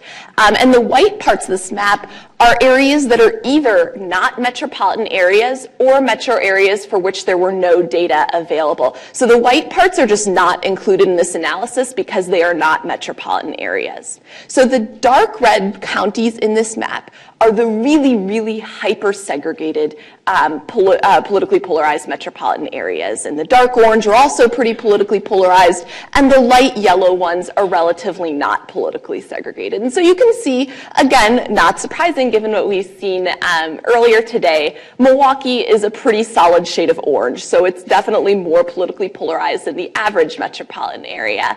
But the Deep South is where all of those dark red areas are. So that's places like Birmingham, Jackson, Mississippi, New Orleans. Those areas are the most politically segregated metropolitan areas in the country. So looking at this map, you might think when we're talking about political polarization in the country as a whole, this is really a regional story where the South is just screwy and everywhere else in the country sort of operates in a more politically normal way. But a closer look at this map actually suggests that the real story here might be a racial one. So all of those dark red metropolitan areas, as well as those orange areas on the eastern seaboard and in the upper Midwest, have two things. They have large proportions of African Americans, and those African Americans tend to be extremely segregated. And so this might be a regional story, but the more likely story here is that when we're trying to predict political polarization in metropolitan areas, the real story here is race. So when I use statistical models to estimate just how big of a role race plays in explaining political polarization, I don't just look at race. I make sure to control for a lot of other different possible explanations, including income inequality and income segregation, the number of local governments in a metropolitan area, regional location in the South, and I actually also look at population, income, and so there are a lot of different controls that I use. But what I find is that overwhelmingly racial demographics explain political polarization, with more racially segregated areas exhibiting much higher levels of political polarization. And this graph shows you just how big that effect is. So these bars for each election year, 1988, 2000, 2008, and 2012, show you the proportion of variance in metropolitan political polarization that's explained by the proportion of a metropolitan area that is black and how segregated that metropolitan area is. And in every single election year, we can see that 70% of the variance in metropolitan political polarization is explained by black racial demographics. This is a stunning statistic. In the social sciences, we are excited when we can explain like 20% of the variance. So to be able to explain 70% of the variance in metropolitan political polarization with just black residential segregation and the proportion of a metropolitan area that is black is striking, and it holds across all 4 election years, and it holds when I control for all of these other different variables. In addition, I find that greater black-white income inequality strongly predicts political polarization. So in areas where blacks and whites have wider income gaps, we see much higher levels of political polarization. For the other variables, we see a much smaller role for Hispanic demographics. So in more Hispanic and more segregated metropolitan areas, we do see slightly higher political polarization, but we don't see any effect for population, income inequality, the number of local governments, and location in the South. So this is a race story, and in particular, it's a story about black residential segregation. So why should we care about this? I mean, this is, that's an interesting correlation, but like, why does this matter for public policy outcomes? It matters because of the links between racial segregation and concentrated poverty. So we know in places that are more racially segregated, the poor are more likely to be clustered and isolated in particular communities in a metropolitan area. And what that means, we know as social scientists that places that have more concentrated poverty have worse schools, they have higher crime, they have what economists term the spatial mismatch of employment opportunities, where people who are unemployed are trapped in the central city, while employment opportunities are in the suburbs, inaccessible by mass transportation links. We know that these communities have poor housing stock, and we know that they have lower quality public services. So I've just presented to you 2 really important statistics. Politically polarized areas are heavily racially segregated, and we know that racially segregated areas experience a lot of these social problems. So putting these 2 facts together yields a potentially really depressing conclusion. If political polarization affects policy outcomes, metropolitan areas most in need of cooperation are going to be the least able to get along. This is a really important point and something that I document when I look at policy consequences. So I'm just going to present to you sort of a smattering of the policy consequences that I look at. I look at both mass transportation and affordable housing. I'm happy to expand on this in the Q&A, but with 20 minutes, I just am presenting some limited results here. So I use a lot of different methods to look at policy outcomes. I use archival and quantitative research, and I also did interviews with dozens of local officials in 4 metropolitan areas. And what I find in transit is that more polarized areas exhibit more fragmented transit systems. So their transit systems tend to take one of 2 forms. They either tend to be like the transit system here in Milwaukee, where it pretty much stays within the city borders and doesn't really provide suburban accessibility, or it's incredibly difficult to transfer from central city to suburban systems. One of the best examples of this is in New Orleans, where Jefferson Parish, the suburban county, and Orleans Parish both have transit systems, but there are no links between the transit systems. They use different token systems, and they don't even provide maps, so like to connect to the transit systems. And so this is obviously a huge problem, not only for the people who live in New Orleans, but also for tourists who might want to take mass transit because the airport is in Jefferson Parish, and the things that most people want to see in the city as tourists are in Orleans Parish. So this is suboptimal from a tourism attracting perspective, as well as a living in New Orleans perspective. In addition, the archival documents also show that these fragmented and polarized places are less able to just plan together. They don't really take other parts of the metropolitan area into account when they create their policies. We also see these same problems emerge in affordable housing. So in my research, I predominantly look at public housing. And what I find is that more politically polarized areas have a higher number of public housing authorities controlling for a large array of demographic characteristics. What this means is that it's really, really hard to coordinate public housing, and in some cases even yields sort of these weird suburban public housing authorities that get created. They don't provide any public housing. They exist solely to prevent urban areas from providing affordable housing in their communities. And two of the more notorious examples of this emerged, I believe, in the 1960s in DuPage County, Illinois, and Fulton County, Georgia. So, policy implications. Again, this is depressing. Those metropolitan areas that are most in need of cooperation are the least able to implement these potentially valuable partnerships. So what are the trends for the future? Is there any room for optimism? Not really. So this graph shows you. So the average metropolitan political segregation here, as you can see, between 1988, this graph got a little skewed in this here, but basically the broad trend you can see here is that between 1988 and 2000, political segregation in the average metropolitan area actually decreased on average. But between 2000 and 2012, this graph should stretch a little bit farther, we can actually see that political segregation has risen in the average metropolitan area by 4 percentage points. And in many of these really highly polarized places, you know, the Monroe, Louisianas of the country, that statistic is even higher.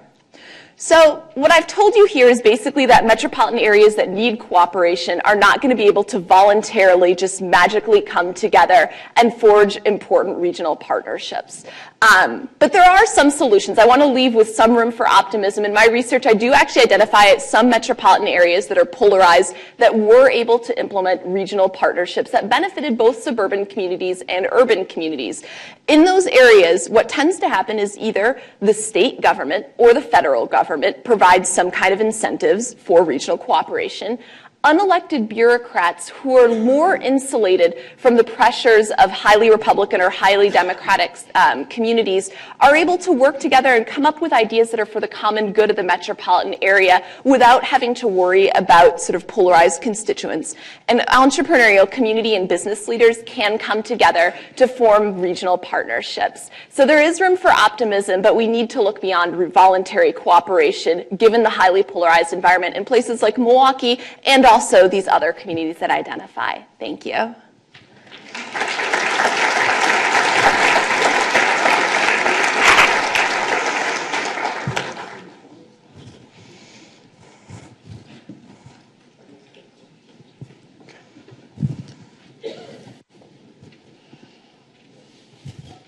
I'll be able to see it on here. Yeah. Okay.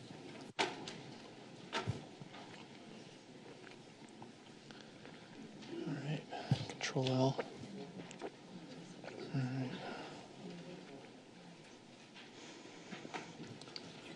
Okay, I got the clicker.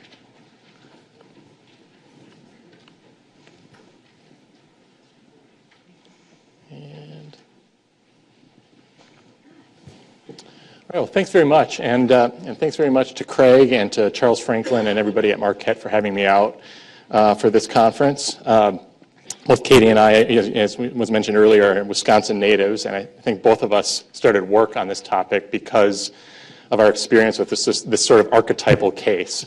in Milwaukee. And in talking with our graduate advisors, they were constantly pushing us to expand our horizons a little bit outside of this kind of crazy instance of metropolitan polarization. And I think we've both discovered some interesting findings along the way. Well,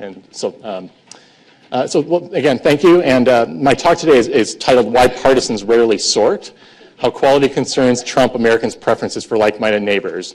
And my point here isn't to be too contrarian, but to maybe provide a little more national picture about what's happening with partisan polarization outside of crazy examples like Milwaukee and the big southern cities.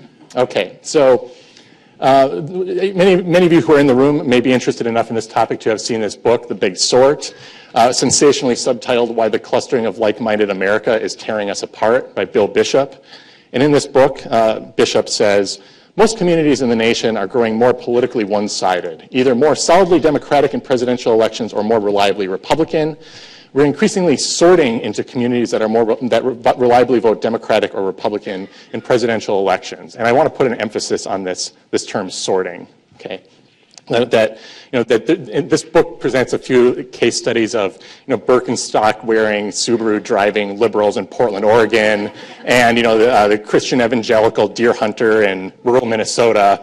Right, that these are people are sorting out on these grounds. And is there a truth to that? Well, if we just look at a few cases, as Craig very nicely showed in his presentation, Milwaukee's a really exceptional place. And polarization often isn't so bad elsewhere. And work by various political scientists has shown that actually a great plurality of Americans are living in pretty balanced places, within plus or minus 10 points of 50%. Your typical voting precinct is pretty balanced. But some work in political science has shown that some voters seem to be migrating on the basis of partisanship in some places. And the national survey data on people's preferences and attitudes shows that there's increasing partisan affect, that it extends to places. So not only do we have different attitudes towards people in the other party, but we also have different attitudes towards places that have particular partisan compositions. So Democrats rank California really high. Republicans rank Texas really high. Now, and that's what we would expect based on research on partisan affect. But is the sorting that we observe caused by people moving to be near people who share their politics and attitudes? Are people actually voting with their feet and following up on these attitudes? Very little work has convincingly linked what people say they want with where they actually move. So are partisans actually acting on politics and ideology, or are they acting on other criteria? So in the talk today, I'm going to answer this question. And in an original survey, my co-author, Jonathan Mamolo, and I answer this question in 3 parts. First, do partisans differ meaningfully in their residential preferences? And the answer is yes, but often their differences are on secondary and tertiary issues. They agree on an awful lot. Is there evidence of ongoing partisan residential sorting? Yes, but, and this follows up on some of Katie's talk, it's in a fairly limited group, and race seems to be a major factor in people sorting decisions. And finally, why don't we see more partisan residential sorting in the United States at large? And I show that it's actually much harder than you think to try to find a politically polarized neighborhood to live in if you care about other stuff like living in a place with high home ownership and good school districts. Okay. All right, so our online survey involved 4,800 respondents. And at the end of the talk, I'll give you a link. You can go and take the survey if you'd like. There are equal numbers of self-identified Democrats and Republicans. And the sample has lots of strong and ideological partisans. These are the people you think, these are the ones who are really likely to sort. They're the ones who are likely to act on these preferences. Okay, so let's start by asking the first question. How much do partisans differ in their residential preferences? And in the survey, we did 2 what are called survey experiments. One is what we call a paired comparison design, and I'll show you an example. And this paired comparison design tries to answer the question, what do Democrats and Republicans consider important when they're deciding where to live? And the second design gives people composite profiles of neighborhoods to try to figure out how do their preferences for neighborhoods differ based on particular neighborhood traits. Okay? So let me talk about this paired comparison design. We gave each person on the survey 9 randomly generated pairs of community traits. And we asked them to pick the community trait that matters more to them when they're deciding where to live. And then how often a trait gets picked should tell us something about its relative importance. All right, so here are some examples. Which of the following factors is more important to your decision about where to live? How cold the climate is, the share of the community that's Hispanic or Latino, Which of the following is more important? Whether your family is living nearby, okay, a lot of people care about that, or how many retirees are in the community. Which of the following is more important? The quality of the roads or how good the sidewalks are. And you can already think some people in some demographic and political groups might care a lot about a couple of these, and some might care less. Okay. All right. So, what proportion of the time do people in the different parties say they care about each of these issues? I picked out 24 of the big ones off on the left, ranging in relative importance from crime and air pollution and property tax rates, going all the way down to whether the community is atheist-friendly or gay-friendly. All right, and on the horizontal axis, we have the proportion of the time that they said it was important. And I've grouped these in rough categories: blighting crime, smart growth, children, so that would be like school quality. And I've plotted red for Republicans, blue for Democrats. Okay, so what's the big takeaway from this pretty busy graph? It's that on these big issues, Democrats and Republicans agree on an awful lot. Like, the Democrats and Republicans both say, I don't want to live in a high crime neighborhood. They both say, I'd like to live near friends and family. They care about how much driving they do. They care about how much they commute. And they care about privacy. And there's a little bit of separation on things like property taxes because Republicans are more likely to be homeowners. But where do they separate? They separate on some of the lower priority concerns, public transit quality, and then on these social issues like partisanship. Only about 30% of the time do Democrats and Republicans say they care about their neighbors sharing their politics. Okay, so they separate, but it's often on lower priority issues. Okay, so how much do community partisanship and things correlated with partisanship actually drive preferences for communities? To answer this, we use what we call a conjoint design. This is widely used in marketing research. And respondents view 5 randomly generated pairs of composite community profiles. And they're asked to pick the more preferred profile in each pair. And from this, we can get Democrats and Republicans' relative preferences for different neighborhood traits on the margins. After we control for race and crime and commuting time, what effect does partisanship have on people's preferences and vice versa? Now, what's neat about this is because the profiles are composite, people can frankly express their individual partisan and racial preferences because the race and partisanship information is just one part of the profile. Okay? So we can try to get a sincere measure of racial and political attitudes. Okay, so here's an example of a profile. Community A or Community B. Okay, Community A, you have to commute for 25 minutes. Community B, 45 minutes. Type of place, both are a more residential area of a city. Community A has higher crime than the national average. Community B has lower crime. Both are equally, have same racial composition. Housing costs in Community A is higher. Both are extremely democratic. And both have, above average school quality. Okay, so now we have to decide which of these do I want. We're going to force you to make a decision. Okay, so you guys can think about that. Okay, all right, I'm going to let you think about that while I move on and show you the results. Okay, so I've broken down all these categories here on the right, and on the left, we have all the different potential values that these things could take on. So right, we've done 5 of these. Now let's look at the results. On the negative axis, on the horizontal axis here, a negative number here indicates that you're less likely to pick a community if it has the particular trait at that level, and a positive number indicates you're more likely to pick the community. And then these little dots here indicate the base category against which we're going to compare. So I'll show you one example here. All right, so here's look at the presidential vote in 2012. After we control for everything else, Democrats on average give an 8-point penalty to a community that's dominated by Republicans. After we control for race, crime rates, urbanism, and housing cost, and all this other stuff. And you can see that there's a pretty big effect for things like commuting. A 75-minute commute versus a 10-minute commute, that leads to almost a negative 25-point shift in your preference for the community profile. Let's look at the Republicans. All right, so I want to highlight first where Democrats and Republicans agree. They both care a lot about commuting time, and they were almost equally responsive to commuting time, which really surprised me.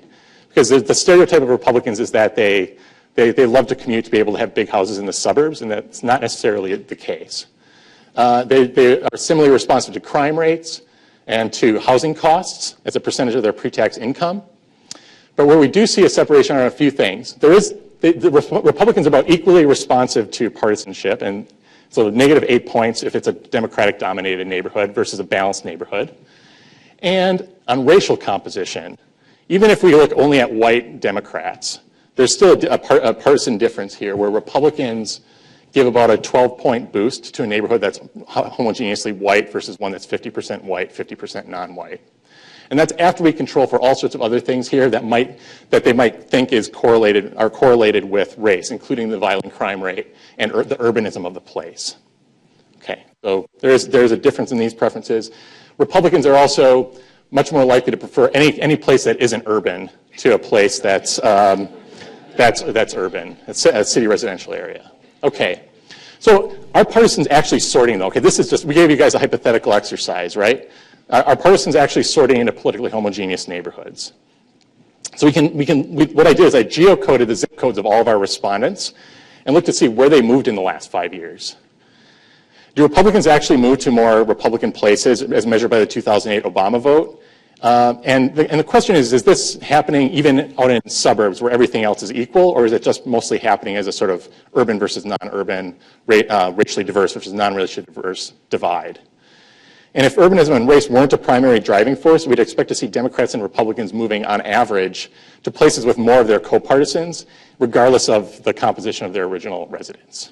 Okay, so here's what actually happened in the data. All right, so I'm going to explain this.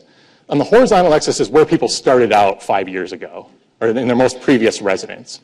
All right, so these people started out in really Democratic places. These people started out in really Republican places. And the vertical axis is how much more Democratic did the place become. So higher numbers indicate that you moved to a place that was more Democratic. Lower numbers indicate that you moved to a place that was more Republican. And we have blue points and lines for Democrats, red points for Republicans. All right. So here are the people who started out in a non-urban place with, and where did they move? Well, both Democrats and Republicans are, if they're in the extremes, they're moving to places that are more moderate. Both Democrats and Republicans. And the Democrats are a little bit more moving to places that are slightly more Democratic, but it's very close. They're behaving very similarly. It's like suburbanites and rural Republicans and Democrats, on average, are not behaving that differently. Where we do see a difference is among people who start out in a place that has at least one out of three urbanist traits, urban traits. And here we see Democrats and Republicans are really similar. If they're in places that are pretty heavily Republican, they more or less maintain the status quo. Where we see the big difference is among Republicans who are in these out-of-step, extremely Democratic urban places. Those Republicans are much more likely to move out. And this is where we see a lot of sorting. Okay. All right. So why aren't people sorting more? Why aren't they sorting more? We can see this sort of stereotype of suburbanites picking lifestyle enclaves. There's just not a lot of support for it. Okay. So why aren't people sorting more? Well, if you choose your place of residence based on nonpartisan factors, you're going to have a really hard time matching your residence on your politics. Okay, so people, you sort first on proximity to work, basic safety factors. My parents just moved from Sheboygan Falls to Mequon. I hope I'm not revealing too much in saying that they're liberal or Obama donors. Who decide, and I was, as a liberal Democratic professor, I was pushing for them to move to Shorewood, the left-wing enclave. But you know what? My dad made a good decision. He said, I want to be close to work. I want to have a 3-minute drive to the office. And so he chose to move to Mequon. I think it was a good choice. But I think it speaks to the idea that if you are starting to select on things like proximity to work, neighborhood quality, school district quality, whether your neighbors tend to own homes, you're going to very, very quickly narrow your set of choices. And you'll then have very few choices about where to live. So how much does this affect the big sort claims? Let's consider selection on 2 traits. You only get one choice in metro area, and people may disagree with this, but I'm going to say that quality is whether there's greater than 70% home ownership. And we know that home ownership is correlated with things like school quality. So let's just go with that. We could probably use a different example, and we'd get very similar results. Okay. So how many Americans live in high quality and extremely partisan zip codes if we say that home ownership predicts quality? In New York City, right, Democratic enclave, out of 20 million people in New York, only about 1 million people live in a place that's both extremely greater than 60% Democratic and dominated by home ownership. Primarily, the Democrats in New York live in places that are dominated by renters. In Milwaukee, let's look. So it's in Democratic areas, there actually may be no high quality or low quality Republican landslide zip codes. In Philadelphia, there are 0. In Chicago, there are 0. In Washington, D.C., there are 0. Right, so if you're just not going to have a choice to live in an extremely Republican place in these, if you have to stay in that metro area. Now, here's Milwaukee. I should have blown this up a little bit. I thought, Shorewood is a pretty politically extreme place, and there's actually a little bit of a line here. I should have blown this up because Shorewood is a little sliver on this graph. So if you want to live in a high homeownership, extremely Democratic place, you have very few choices in Milwaukee. And you can see there's a mix of high quality Republican, high homeownership Republican neighborhoods, high renter Democratic neighborhoods, and high renter Republican neighborhoods. Okay. All right, so how much does partisanship shape residential preferences? I think it's important to realize that Democrats and Republicans agree on a lot of big issues when they're picking a community. They say they disagree on lower priority issues, including partisanship, and we saw that there's some differences on race and urbanism. What do they actually do? For most people who are already in suburbs and rural areas, there's very little evidence for a big sort. Mostly people are preserving the status quo, and if they're in extreme places, they actually are more likely to move to more moderate places. For urban Republicans in Democratic areas, though, preferences over race, partisanship, and urbanism, the stars just kind of align, and they permit outmigration of this particular group. So the lesson from all this is voters don't get to hold all else equal when they're choosing where to live.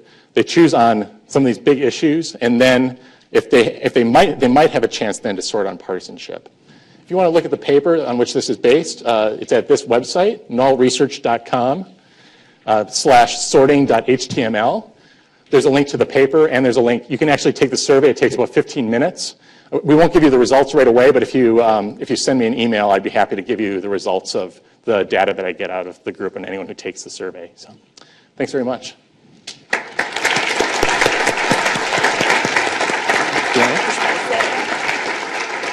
What we'd like to do is open it up for questions from the audience. I'm actually going to give the honor of the first question to Craig Gilbert, who said, "Can I ask a question?" I said, "No, you cannot." No, but go ahead, Craig. Press that down, please. Thanks for 2 great presentations, and also thanks to both of you for sharing your data with us. Katie shared her data early on political segregation, and Clayton shared this great database of historical voting data for Metro Milwaukee early on. It was really helpful. Just a quick question for both of you, for each of you. Clayton, you did some interesting work on the development of the highway system in Milwaukee and its effect on some of these political patterns. Can you just give us a brief takeaway from that? And for Katie, Milwaukee continues to grow more politically segregated, and even it's sort of accelerated in that regard between 2008 and 2012, yet we're not growing more racially segregated. We are racially segregated, but it's not a continuing trend in terms of increasing. Can you talk about what some of the reasons might be that we're keep increasing in political segregation, but sort of holding steady in racial segregation? One of my earlier projects and an ongoing project looks at the effect of the interstate highway system on suburban development, and as a consequence of that suburban development, the polarization of various metropolitan areas. It's so looking over a much longer time span, going back to the 1950s. And one of the things I found in the context of the Milwaukee area is that the I-94 corridor, construction of I-94 was really important to the development of Waukesha County. I-43 was really important to the development of Ozaukee County. And I have these time series. There's actually a Chicago Magazine article that just came out that excerpts some of this paper. And in Brookfield, you can see in 1964, I-94 went in. There was a boom in housing construction, almost all of it Republican, all of it leading to more Republican votes in Brookfield. And it was really the sort of dividing line, break point where construction of the highway enabled all sorts of development and suburbanization and white flight that it wouldn't have been impossible, but it would have been much more difficult without this easy transportation connecting central Milwaukee to the outlying areas. And so I have a paper that looks at this phenomenon more broadly in the U.S.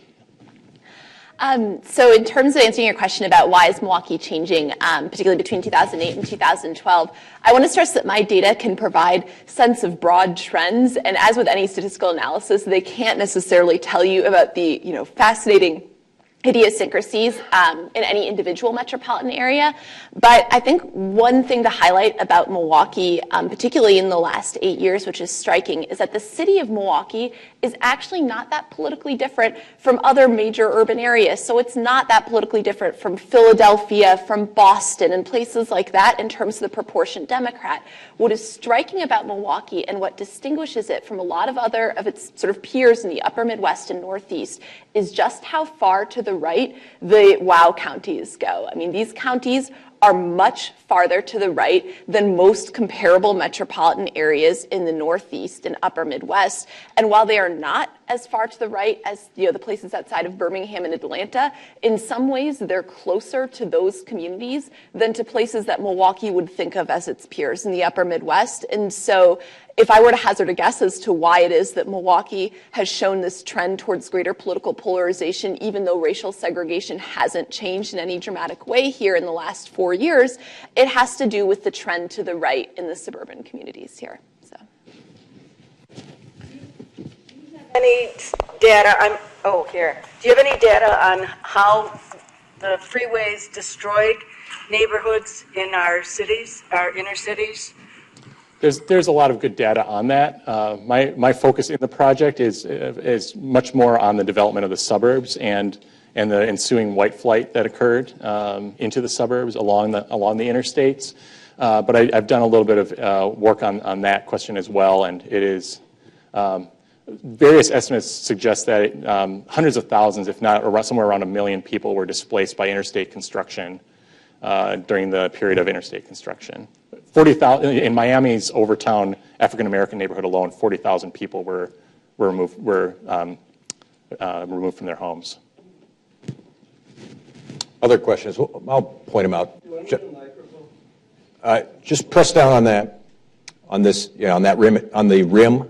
Yeah, just keep your finger down on it, and we'll come back. I have a comment for the two professors, and I offer it with some reluctance. But I would like to refer you to the Housing Act of 1973. It was a piece of legislation offered by President Nixon's administration to a Democratic House of Representatives and a Democratic Senate. And it passed, and it became the law of the land. I participated in this, and I was in charge of housing. And the very first thing I did was to sign an order for the destruction of Pruitt-Igoe housing project in St. Louis, which had turned into a nest of crime, poverty, and hopelessness. But what I really want, and I think you would find so much in the way of information, because we spent a year on this, and this is why I happened to go to Washington.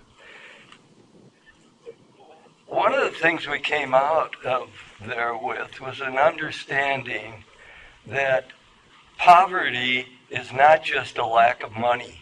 You can't cure it by giving people money. I mean, poverty is caused by bad health, bad education, bad home life, things of that nature. And that goes, because so much of what you talk about, which I agree with, on the causes of polarization, but so much of it is poverty. I mean, if there's one thing, and people want to escape other people of poverty. And this Housing Act that I'm referring you to, the Housing Act of 1973, was aimed initially to eliminate public housing, which we referred to as warehouses of poor people. And the law which was passed, again, Republican and Democrat both agreed on this. The law that was passed eliminated public housing. In its place, we went to vouchers. If you needed housing, we would certify safe and sanitary housing throughout your community, and you would get in those days it was a chit for, I think it was $300 or $400 in certified safe and sanitary housing, and we would gradually eliminate public housing as it existed at that time. Now I can tell you that I left the end of 1974, and I told you what was the first thing I did. The last thing I did was that I had a request from the New York Housing Authority. They just kept all through this. They've been in effect for a year now. And they built a lot of public housing, and they came and they wanted Federal Housing Administration loans to finance this. And my response was, we've been working on this for 2 years now, and we're trying to eliminate public housing, and you come and ask that this is New York Housing Authority, that we should finance you. I don't know how we could possibly say yes to that. But I said, that's a decision for the secretary. So I talked to the secretary, and he said, oh no, that's your decision. You're in charge of housing. I said, you know how I'm going to decide? He said, I don't want to know. So I told Mayor Abe Beam no. That was in December of 1973, and in January of 74, in January of 75, the New York Housing Authority filed for bankruptcy, and what followed was the collapse of New York. So you know that I have some strong feelings on this. And I definitely refer. What we did was the National Housing Review. There is more information in that than you can possibly understand. So I'm quite familiar with the. I'm quite familiar actually with the Section 8 housing. One of my research interests is housing policy, and so I think that it's a really important point to bring up the historical context of the destruction of public housing projects. Yep. Robert Taylor, all of these things. So 2 big points to make on that. One is one of the big problems that emerged when these public housing projects were destroyed was that there were nowhere near enough Section 8 vouchers available to be provided for the people who lost their housing in those big towers. And so Chicago is one of those actually pretty famous cases where the public housing projects were demolished, and you actually see a huge influx of suburban poverty and South Side poverty as a large number of those individuals who lived in those communities essentially lost access to affordable housing. But the second big point, and I think that's actually more tightly linked with some of my research on regionalism here, is the relationship between Section 8 housing and regionalism. And so,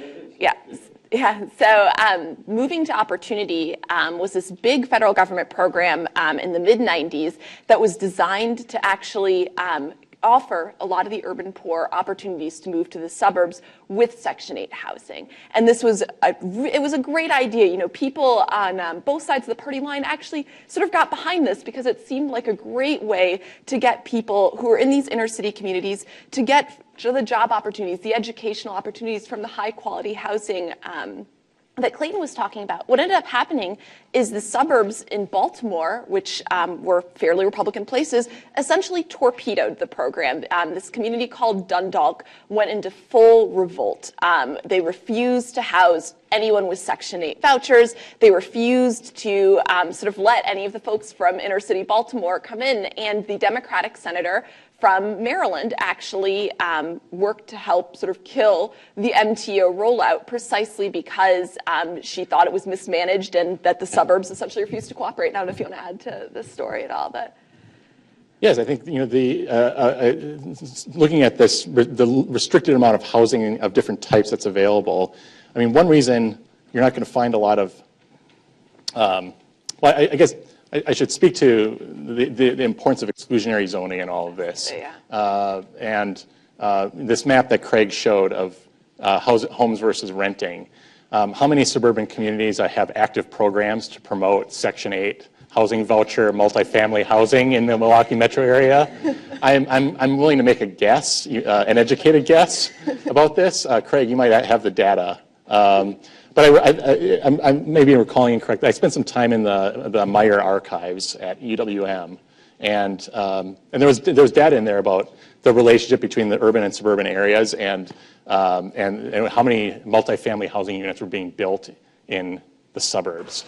Not very many during the 1960s and 70s, and this is a consequence of us devolving zoning policy to the local level. And communities can do an awful lot to control what types of people move into their into the neighborhood by controlling multifamily housing, and limiting the control of Section 8 housing vouchers really throws a wrench in federal efforts to expand housing opportunity. Take a couple more questions here. This gentleman in the blue blazer, and then we'll come down to the mayor. Thank you very much. My name's Peter Kranserver. I worked with the federal government for about 30 years, most of it overseas in some conflictive areas in Latin America and Africa, and most recently in Pakistan and Washington, D.C., of course. But all four of those areas conflictive, certainly, in one form or another. But I'm struck by Professor Epstein's remarks in relation to now coming back to a place where I grew up after 35 years. I live in Ozaukee County. I grew up in West Bend. And having attended a number of different town meetings and things like this in my new retirement status, getting a little bit of a sense of the ethos or the leitmotif of discussion regarding politics and budgets and things like this. And I'm amazed at what appears to be, and what's striking to me about it is because it's what I heard in Latin America and Africa and most recently in Pakistan, a sense of fear and anger and division that is suffused, if you will, with respect to the rhetoric. And not only that, but a conspiratorial sort of optic about big government and about health care and about gun issues, and that it constrains decent dialogue between the particular partisans on those issues. And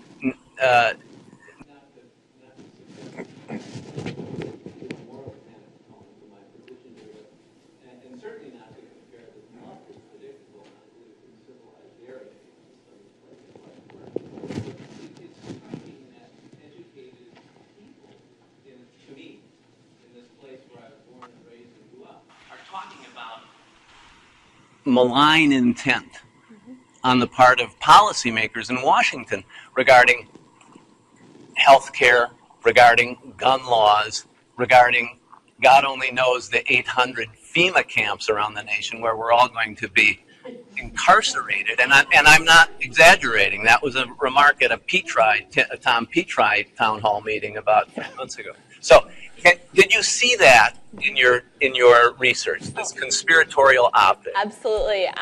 So one of the parts of my research that I didn't get a chance to talk about, I look at state party platforms and try to get a sense of sort of what kinds of issues are emerging at the state and local level, because it's actually really interesting. For a long time, political scientists used to believe that these hyper-partisan issues didn't really trickle down to the local level, and we can see from this talk today that that's clearly no longer the case. One of the more interesting ones that emerged that I had never heard of until reading these platforms was concerns about this UN Agenda 21, where there's this fear that somehow regionalism actually represents an effort by the UN to sort of take over our local government. So it's sort of, in some ways, a silly example, but in some ways, you're right, reflective of this broader conspiratorial language. And actually, one of my other research projects, I look at experimentally at the effect of this kind of conspiratorial language on people's trust in government. And it's really concerning. What we find is that even if you receive a message about a conspiracy and a correction of that message from sort of reasonable statistics, you are more likely to exhibit lower levels of trust in government. And so these issues that you're bringing up, are sort of scary from the perspective of people who want to believe that our local and state and federal governments continue to have the support of their people. Just hearing about a conspiracy actually reduces your trust. And you're finding that so it makes us unable to cooperate, Exactly. in which prosperity Because you don't requires. trust. And poor people don't get the policy issues taken care of. I'm going to get to two questions here. Mary, did you have one? And then I'm going to go back up here to the back of the room here before we wrap up. So go ahead, Mary. As you talked about people wanting to be close to where they work, which is not a shocker. One of the things just to share in real time with you as to what we've experienced here. Each year there's tax credits that the federal government awards through the state government. And many years ago, 5-6 years ago, I would jokingly say, well, what is the allocation of affordable tax credits? We want all of them. Just to let you know what my position was. Of course, that never happened. But what we've seen in this year's allocation is that the city of Milwaukee got a very low number and percentage of, in essence, the affordable housing tax credits. So I don't like that because the demand is here for better housing. But I also thought, okay, I can't be a hypocrite here if I complain about the issues that you've talked about the segregation and the economic stratification. So I said to my staff, all right, I want you to check and see how many of these went to the outlying communities that you referred to. And this is just last Friday that this happened. You have the numbers. And so what they came back with was that, and I don't have the paper in front of me, but the gist of it was there may have been one application from the three counties, the three wild counties. At least two of them for sure had no applications. So what that said to me was we have this demand for low income, or I should say affordable housing here in Milwaukee that we need. We've got a lot of foreclosures. We need affordable housing. We're not getting the credits to do that here. So you think, well, I should be happy then if they're going to outlying areas in the metropolitan area because that's where the jobs are. Not only are they not going there, there's no request for them to go there. So they're going to other parts of the state. And so this is obviously more of a comment than a question. It strikes me that what we're seeing is the problem even being exacerbated more because we have a big problem here with foreclosures. How do we replace that if we don't have tax credits to do so? And they're not even going in those areas where I would argue that they should be. So where do these people go?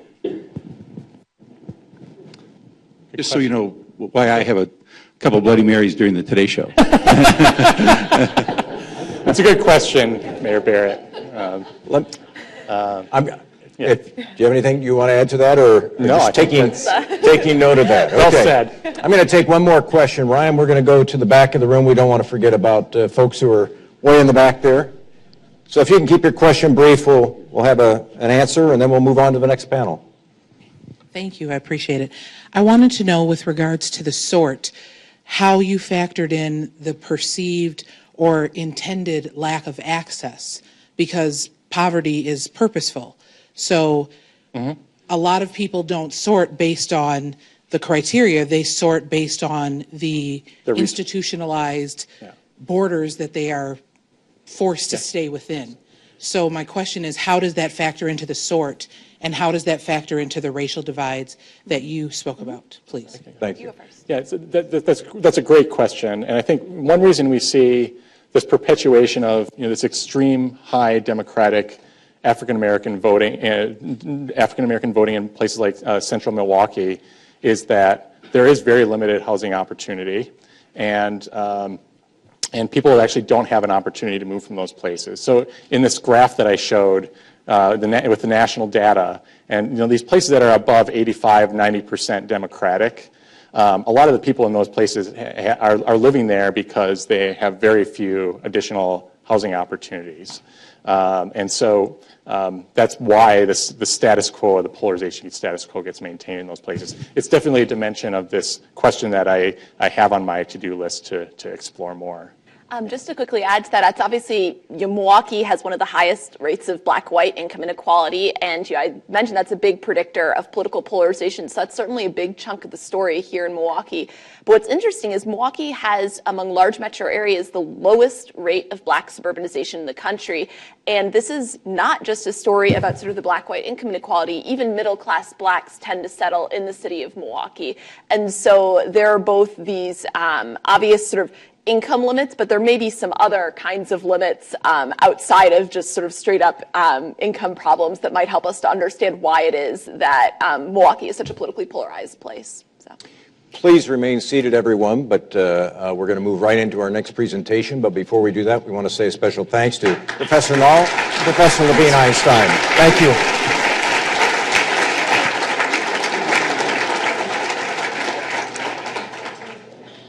What we're going to do here is change our setting. They're going to move some chairs in here, and we're going to have a conversation for the next hour. The conversation will be with a couple of people who know Wisconsin politics very well. And as we're getting the chairs in place, let me tell you a little bit about each of them. Mark Grahl, the really tall guy coming up here. Mark is the founder and president of Arena Strategy Group in Green Bay. He is a Republican strategist. He has worked in local, state, national politics for about 2 decades now. He has advised presidential, gubernatorial, judicial, congressional, legislative, and local campaigns. And he has served as a chief of staff both in Madison and in Washington. So we are pleased to have Mark with us. We are also joined today by Paul Maslin. Paul is a principal and partner in the firm Fairbank, Maslin, Mullen, Metz & Associates, better known as FM3. He is a nationally known Democratic strategist and pollster, having advised numerous presidential, U.S. Senate, congressional, gubernatorial, and mayoral candidates. In fact, I think one of those candidates was just in the room here not too long ago. Paul is, his firm is out in Los Angeles, but he's a Madison guy. He lives in Madison. And so both Paul and Mark are intimately familiar with Wisconsin politics. And so, having said that, I'm going to move on over here. I'm actually going to have Mark Grahl sit in the middle here. Can you sit in the middle, please? The only time. he's to my right, so, you know. No, but from them. Yeah, that's true. Yeah. So we can see where this conversation is headed. Look, if I want to sit in the middle, Mike. The media is on the extreme. There we go. Yeah.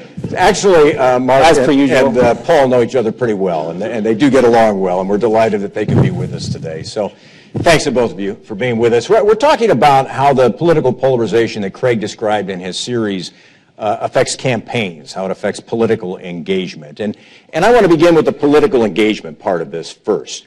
There seems to be this feeling out there that increased political polarization is a bad thing. From the point of view of a political strategist, how would you describe it? Good thing, bad thing, or just a thing? Mark, we'll begin with you. Well, I think it just changes, for campaign tacticians, it just changes the way you run a campaign.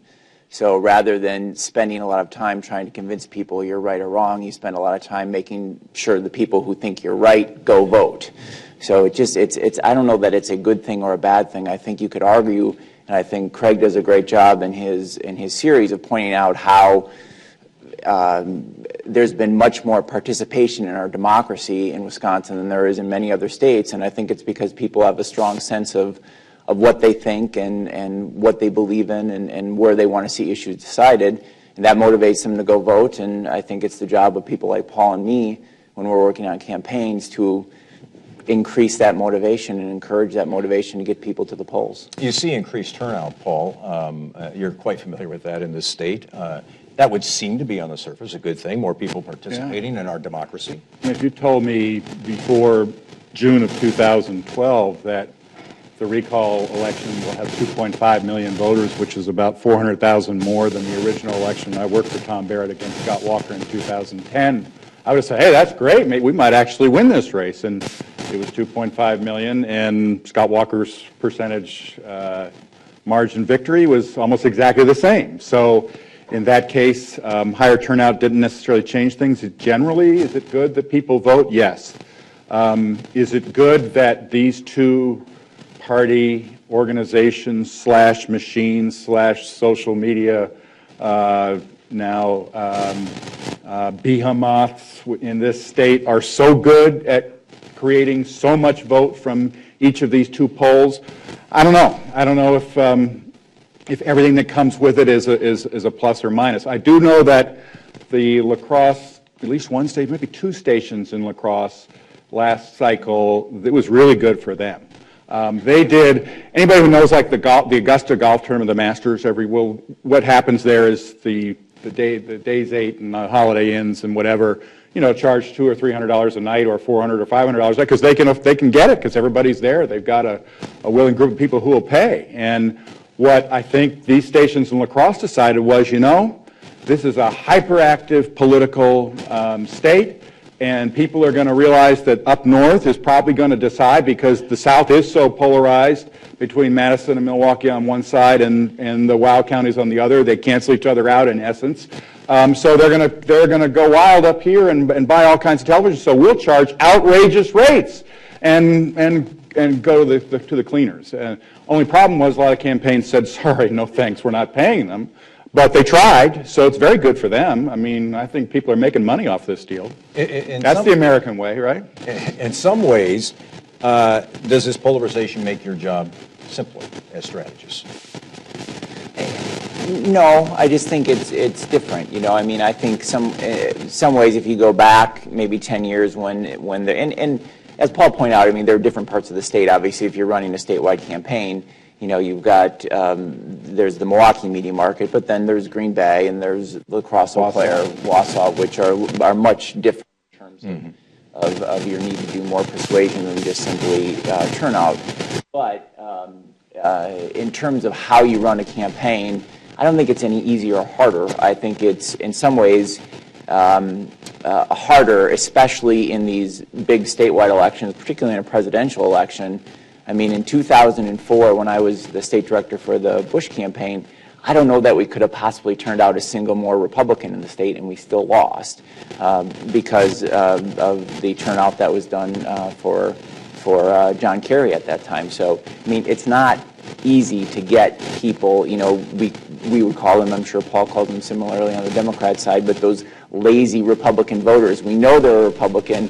We just got to figure out how to motivate them, how to get to the polls. And when you're, especially in these statewide races, when it's such close margins, it's very difficult to try to get somebody who's a lazy voter to get them to the polls. It's not easy. I mean, at least for now, it seems to be simpler for me in the presidential years and simpler for him in the midterm years. I mean, that's the latest trend. And I step back, and I think it's kind of game theory right now. And this applies nationally as well as here in Wisconsin.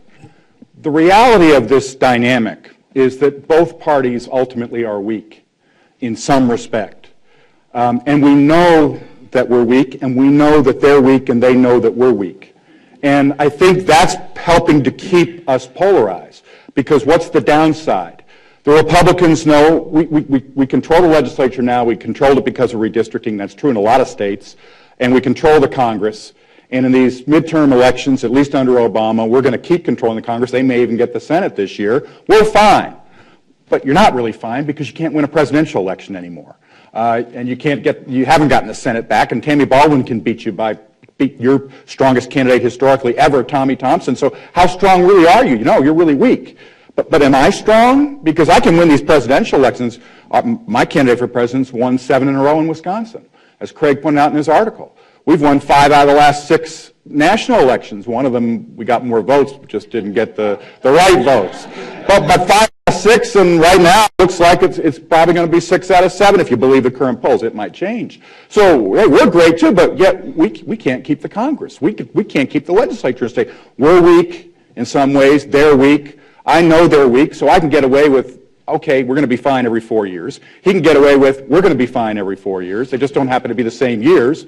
And here we are. And there's no incentive for me, and I'm saying me now, my clients, the legislators, the Congress, et cetera, the administration, as it's true for your Congress and your legislatures, there's no incentive to compromise. Why? I don't need to. Until someone gets ascendant here and more dominant, the weaker party has no incentive to give. When someone gets a little stronger than the other and it holds, then you might actually see a breakdown of some of this and people actually moving toward the middle. As of right now, not going to happen. But you're talking policy, not politics. But it does interweave with us because ultimately we're responsible for the policy side in some ways too. We can't divorce ourselves from it. And the policy side is affecting the campaigns. Because there is no agreement, we're running certain campaigns on certain issues. And, you know, by the way, Mark can probably attest to this. When we poll a, quote, candidate who wants to work with the other side across the aisle, poll's terrific. Through the roof. They love that kind of candidate. That person never emerges, though. So here's my question. Name one. But here's the question. If that polls so well, I mean, are there ever internal discussions in today's political world where a potential candidate or a candidate who's already declared says to one of you, look, I want to run a campaign in the state of Wisconsin in all 72 counties. I don't care if they don't like me in Waukesha County. I don't care if you're a Republican, they don't like me in Milwaukee County. I'm going to go there. I'm going to do a Tommy Thompson campaign. I'm going to say, I'm contesting everything in this state. And even if I don't win a lot of votes, it shows what I'm about. In the long run, it's good for me. Do you ever have those conversations, or is that just something that never occurs anymore? No, absolutely, and I think that... But you do have those conversations. Yeah, I mean, it's less, I think the last maybe 4 years have been a little bit less of that, but I think before that, I mean, certainly, again, going back to 2004, I mean, the Bush campaign spent a lot of time, energy, and effort in the Hispanic community in particular, spent a lot of time trying to attract votes, and actually President Bush did, for a Republican, okay amongst Hispanic voters. So there was also an effort with African Americans that did not go okay, that was not as productive. But yes, there have been efforts by candidates and by the parties. I don't know as much on the Democrat side, but certainly Republicans have recognized, as Paul pointed out, the Republican Party has got to do a better job of communicating with minority voters and younger voters to try to attract those votes, because if we don't, we will never win a presidential election. Somebody again. say to you, Paul, you know, I want to go to a Democratic candidate. I want to go to Waukesha County. I want to go to Ozaukee County. I want to go to Washington County. We may not spend a ton of time there, but we're going to be visible there. Do they say that to you? Yeah. And if they do, what do you tell them? Well, ultimately it comes down, I mean, let's be honest, it comes down to money and it comes down to advertising. And at the end of the day, if you try and beat your head up against the wall and you get 28% in Waukesha compared to 27%. Mary Burke would be an interesting example because she has a profile that in some ways I think is a successful businesswoman and kind of a modern 21st century application of her story could have some appeal to those suburban counties. But she's running against a guy who's unbelievably strong there and has fed that base and played real hard, smart, tough politics there. And so I'm not going to kid anybody and say, oh, she'll do marvelously well in those suburbs. She may not. She may still win, by the way, even if she doesn't. But ultimately, we can't make sort of cavalier decisions in campaigns. Mark knows this. I mean, you think the money's unlimited. It's not. At some point, you got to bear down and say, where is our dollar best spent? And right now, unfortunately, for the greater society, his dollar is not best spent in Dane County or Milwaukee, and my dollar is not best spent in Waukesha or Ozaukee or Washington. We're all going to go to Green Bay, root for the Packers, and then we'll fight up there. So let's walk through the various components of a campaign and apply to what Craig found in southeast Wisconsin, what we know about the very distinctly different views of the world that we have.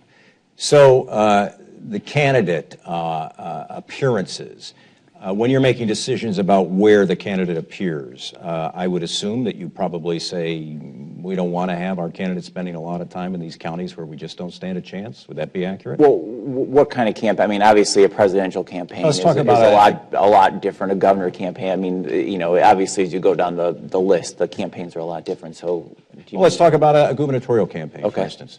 Yeah, well, then I think in that case, I think Republican gubernatorial candidates spend a lot of time in Milwaukee. I mean, Republican gubernatorial candidates they do. I ran one.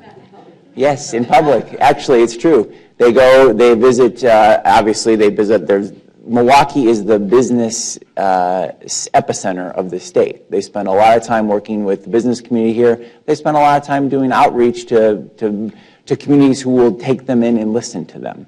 So Republicans do spend a lot of time in Milwaukee now on candidate appearances, but that's a lot different story than when you're talking about where you allocate resources, which is always the hardest decision every campaign has to make, because as much as the press likes to report that there's this unlimited sums of money out there, that's not the case, and you have to make tough decisions every single campaign about where you're going to invest your dollars, and a lot of that usually means television. Mm-hmm. Some of it means, what are you going to do direct mail-wise and those kinds of things. So you have to make decisions based on where you can put those dollars to make a difference for what you're trying to achieve. And if you're trying to achieve turnout, obviously, the Dane County, the Madison media market, buying TV ads in the Madison media market for a Republican is something that would be a waste of dollars. So you've got to marshal those dollars where they matter most. We see, Paul, and I'll have you address this, because as long as we're talking, using as an example a gubernatorial race, this year's race, some of the first ads that were run by the Republican Governors Association. They were critical of Democratic candidate Mary Burke, but you probably didn't see much of them if you live in the Milwaukee area. They were running in places like Green Bay and Wausau and La Crosse, Eau Claire. That's obviously what you guys are saying, that the people have made decisions that there's not a lot of persuadable voters in southeastern Wisconsin. Well, I call the North is sort of the swinging gate of Wisconsin politics. It has really swung back and forth pretty dramatically in the last 3 or 4 elections. Obama won some counties that would have shocked either of us 20 years before, counties that are 99% white, NRA membership. You go, that's not going to happen, and he won and won big. But yet those same counties swung pretty dramatically to Scott Walker and held for him in the recall in 2012, and then a lot of them swung not all the way back, but a fair degree back. Tammy Baldwin did surprisingly well up north against Tommy Thompson, who was essentially a northern Wisconsin kind of candidate. That's what he'd always been historically. So the North is very wide open. In terms of candidate appearances, remember, there are only 2 things that matter generally when a candidate is trying to, and by the way, who watches Veep? Is anyone watching? Please watch that show on HBO if you really want to see what our life is. I mean, it's a comedic version of it, but there are a lot of truths there about what really happens in campaigns, so I heartily recommend it. But watching them decide where Selena Meyer, the Julia Louis-Dreyfus candidate, should go is fascinating all the time about, the decisions you have to make. But ultimately, we only care about 2 things. We're raising money.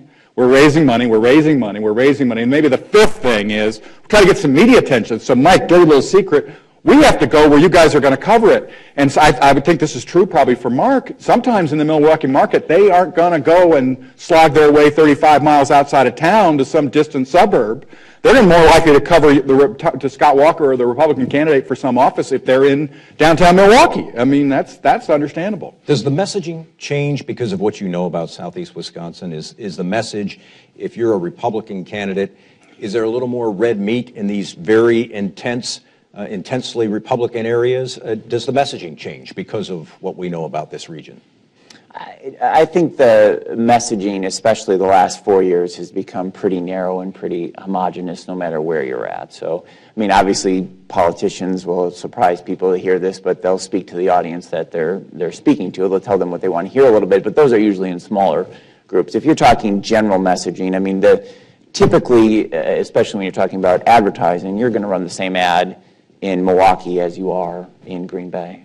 It's just who's going to buy your message. I mean, the reality is, even though certainly Wausau, Green Bay, those areas are areas that do flip a little bit, it's still, we've seen this nationally, and I think this was pointed out in Craig's report, but I mean, there are fewer and fewer and fewer, no matter where you live, quote, truly persuadable voters anymore. I mean, that has shrunk dramatically everywhere. I mean, certainly that's hyperly true in southeast Wisconsin, but it's true everywhere. And the trap we're in is, of course, the money has exploded, in part thanks to the Supreme Court. And no partisan commentary on that. We'll see how it plays out. We have our fears about how it's going to play out, essentially, of unlimited dollars going every which way. But let's be honest about the super PACs and the IEs and the groups that Mark and I work for. What percentage of their advertising is positive? I mean, it's very small. So the messaging is rough stuff, essentially, on everybody. And now the rough stuff is aimed more at the middle. It is a shrink. Mark's absolutely right. Maybe the middle in this state is 8%. But that 8% is going to get a lot of negative information about Scott Walker and Mary Burke, or about Barack Obama and Mitt Romney, or Tammy Baldwin and Tommy Thompson. That is just the reality of our politics. And we could have another whole discussion about whether we ever can break out of that chain. But believe me, it's here, and it's here to stay certainly for the foreseeable future. The Koch brothers are not running positive ads, by and large. Okay, that is not what they do. Nor does George Soros. Absolutely right. You're absolutely right. Both sides. Mm-hmm. Your side just has a little more than we do. I hope so. Probably the most, you both touched on this, but probably the most important component in any campaign today, and particularly in counties with the turnout like those in southeast Wisconsin, is get out the vote efforts. Talk about that in a place like southeast Wisconsin, Metro Milwaukee. What is it like? Paul, I'll begin with you. I mean, it's extraordinary. And I'll give you a perfect window to this, because it's exactly what Mark was talking about. My wife's family is from Waukesha. And it's interesting because when I first met her, it was in the late 80s. By the way, my story is about this big sort. I don't get it. After leaving Harvard, I said, let's go someplace normal, Washington, D.C. That's great. Not very democratic. Then I said, I got to get out in the real world, so Venice Beach is where I moved. After 3 years, I said, nah, get a little bit more grounded, Berkeley. Then it's like, wait a minute, come on now, Middle America, get real here. So I moved to Madison. So that's my story. Nobody knew really. But my wife's family was from here, and when I first knew her, we were living in California, and we got to know her parents' families. Her mother's parents were still together. Her father's mother was in a nursing home, but they all lived in Waukesha. They were from Waukesha. I went to Waukesha, beautiful summer day. The guy across the street had a Robin Yount sticker on his car, and it's like, that was Wisconsin to me. And I had no conception that it was, and it wasn't really that polarized a place. Now, her two sides of the family, one are in Madison, the other in Waukesha, they barely speak. I mean, this is true. I'm not making it up. They barely speak. And it's not just family stuff. The politics has infested it. But anyway, in 2004, I'm going to show you where we used to live near Oconomowoc. So we're driving somewhere, they had a farm. We're driving somewhere north of Oconomowoc, and that little ski hill, and we went through Oconomowoc. We're driving north, and like, where the heck are we? And it's a Saturday afternoon, and I see about 500 cars, nowhere. What are they doing here? It was an evangelical church about 10 miles north of Oconomowoc, and it dawned on me, that's how they're going to organize. That's why their turnout's going to be so great. And they do a great job of it. You guys, absolutely, Bush did an unbelievable job, and it was what saved him in Ohio, and that's what Rhodes' plan was, to save that 2004 election. But, we still won, but their power was amazing, and what we do in Dane County is extraordinary. I mean, the numbers in Dane County are just outrageous. I don't know if we can sustain this. I don't know if you guys can sustain it, but what Craig did, he put a flashlight and a real pinpoint on this whole dynamic that is unique. It is happening everywhere. We are using social media. We have mechanisms now to find our people, engage them, and attract them, get them out in ways that we never have before. You guys as well. And we're at 99% capacity. I don't know how it can continue, but it's amazing to see it. Describe your efforts in a place like Metro Milwaukee, but also whether you think it can be sustained, this kind of turnout, this kind of intensity. Yeah, no, I don't think it can be sustained. I think at some point it will, and I think it's going to have to be, and I think Paul alluded to this before, it's going to have to be some sort of transformational figures who are going to have to come along to try to change this a little bit. But I don't know when that's going to be, but I don't think it's sustainable. I don't think you can have this kind of turnout the way that we've had the last, going back to 2004, I think was when things really sort of the watershed moment of all this. And I think, at least from knowing the history of Republican campaigns, I mean, before 2004, we really didn't invest in turnout. We spent a lot of money on TV ads, we spent a lot of money on direct mail, but we did not invest in turnout, and we saw what Democrats were doing, and we saw that we would go into some race, and our pollster would tell us, oh, you're going to win by 2-3 points, and then all of a sudden we lose by 2-3 points. That's what Romney's pollster told him on the day of the election. Well, we realized from a Republican standpoint that we needed to do better job of turning out those, those more casual voters. And, really what that gets down to is having bodies on the ground, knocking on doors, calling people and turning them out. And that, that's not about money as much as there's certainly money involved in that, but that's about sweat equity and getting people involved in campaigns in a way that previously, at least on the Republican side, that wasn't done as much before. So that has continued. I don't know if it's continued to the same level it was then, but that certainly has continued. And then one of the things that I think, really needs to be sort of, especially as we discuss Southeast Wisconsin, on Republican turnout, and I think it's somewhat true on Democrat turnout too, is the media sources that are helping to drive turnout are incredible. Milwaukee Talk Radio, Charlie Sykes and Mark Belling and Jay Weber. Please, come on. I know what kind of room I'm in. I get it. They have really helped to drive turnout. Their work, their educating people, they're talking to people, has really helped to drive turnout. Now, I challenge some of you to listen, and I listened to this in 2004 in particular, listen to what is said on some of the African-American radio stations in Milwaukee about a guy like George W. Bush. It was as vitriolic, if not worse, than what you would have heard from Charlie Sykes or Mark Belling about a Democratic candidate. So the media sources are really having a factor here, and the social media sources, the internet and things like that. That's helped driven turnout to a degree that I think if there's one thing I would have put more in Craig's story, it would be the impact of media. Absolutely. What Obama did is unprecedented, and we'll see whether it can sustain. There's some people on my side who say it was a phenomenon really about him more than anything else, and it may not necessarily be repeated in the future. I think the paradoxes here are extraordinary, and Craig really, I think, touched on them. When people look back at this 60 years from now, and they'll say, there was this incredible, polarized, divided, all kinds of reaction country going on, and then they're going to say, and the first black guy got elected, and a gay woman got elected in Wisconsin into the United States Senate at the same time this is all happening, and then you had this governor who was off on his thing, and what the heck is going on here? I'll simply say Jackie Robinson was 1947.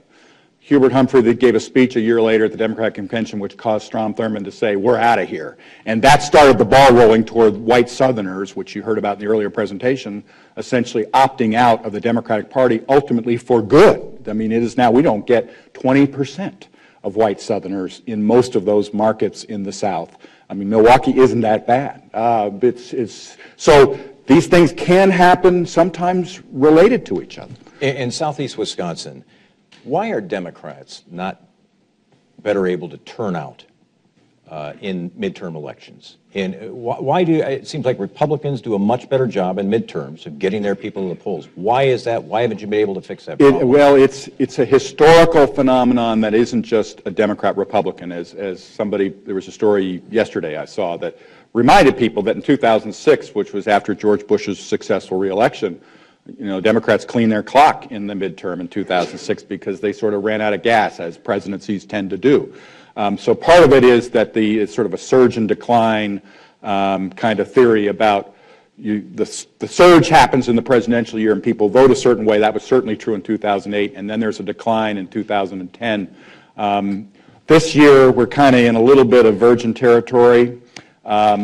We have decided that we're not going to simply the young people that didn't vote in 2008, automatic, we can get them out. We have to be smarter about that and trying to get some of them out and with some real reasons. But there's some doubt. Not just Wisconsin phenomenon. There's some doubt will the Latinos turn out because they're kind of ticked off at some of the Obama policies. Would the African-American turnout be as strong? The millennials, the young people, is going to be a huge, important, obvious target for both parties going forward. It's sheer demographic destiny on that one. Unclear. If I were Mark, I'd be saying, let's figure out a way to do a lot better with voters under 35 who are disappointed in some ways with what's happened nationally, and maybe they're up in the air about Walker, and we have a chance to improve there. So to answer your question, Mike, it's a short-term phenomenon that is plaguing us. that's partly a product of our success. But as I said earlier, game theory, we're weak in 2010 and 2014. They're weak in 2008 and 2012, and both sides know it. Have they corrected any of their problems for 2016? I haven't seen it. I mean, maybe Hillary will be a strong candidate, maybe she won't, but I sure don't see something inherently changed about the Republican Party that's going to make them a better, have a better ticket in 2016. So we each have this problem. I was going to. Did you want to say anything in response to that? Well, I just think it's for the presidential race in 2 years. I mean, that's going to be largely dependent upon candidates. I obviously, surprisingly, disagree with Paul. I think there could be some very transformational Republican candidates who could come along, who could very much change the dynamic. Maybe Rand Paul. I don't know. Regardless, there will be. there are some, including a couple here in the state of Wisconsin, who I think speak a lot differently than Mitt Romney or John McCain did. And they can communicate better. And let's be honest. I mean, the truth is, only once, and it was George Bush, the senior, Herbert Walker Bush. It's the only case of a party winning 3 in a row since Roosevelt. So we're swimming upstream too in 2016. I want to explore something you touched on earlier, Paul, and this is the public policy part of this discussion, because, you know, this is a really interesting subject, and I think you can see by the reaction of people in the room, people feel passionately about our politics. We find this all to be pretty fascinating stuff, but it does have policy consequences, as I think one of our guests, Professor Einstein, pointed out. You guys both advise on public policy. That's part of what your companies do. You know, how do you feel about what you're seeing in terms of policy, the polarization and its impact on policy decisions? I mean, I don't like it, but we're trapped. Primaries now matter as much as general elections. I mean, remember, let's just sheer honesty here. The average politician, I'm not saying they're all this way, but by and large, their first thought in the morning is, what about me? And the what about me turns into, and what about my reelection? How do I keep this job? Very few of them, there are a few, but very few of them. They may say a little bromide every now and then, but deep down, they're creatures of survival. And it's harder for people like Mark and me to go to them and say, do something bold. Do something different. Walk across that aisle, even if it polls really well, because they know on that particular issue, if they step out, they may get absolutely just devastated from behind. They may lose a primary, which is now the fear in many states, in both sides of the aisle, is not the general election, but it may be the primary. And all of that breeds legislatures that look at ours. I'm not being judgmental about either side, but you know, Rodney King like what he's seeing with this legislature or this Congress? I mean, I don't think any of us can sit here and be proud of the public policy implications of this polarization. I mean, there are other reasons for gridlock. There are flaws in our leaders, Obama, Boehner, Walker, it doesn't matter who we're talking about. They all deserve some of the responsibility, but has the system of polarization led to better public policy for the United States of America? I don't see how you can answer that question yes. I don't see how. Share that opinion, or do you? Mostly, I think that's acutely true in Washington. I mean, I think in Congress, you certainly have, I can't think of a single issue, and I don't pay as close attention, frankly, but I can't think of a single issue where there's got something done. Now, there's been an attempt on immigration reform. Republicans and Democrats have tried to work together on the issue. Certainly they did in the Senate.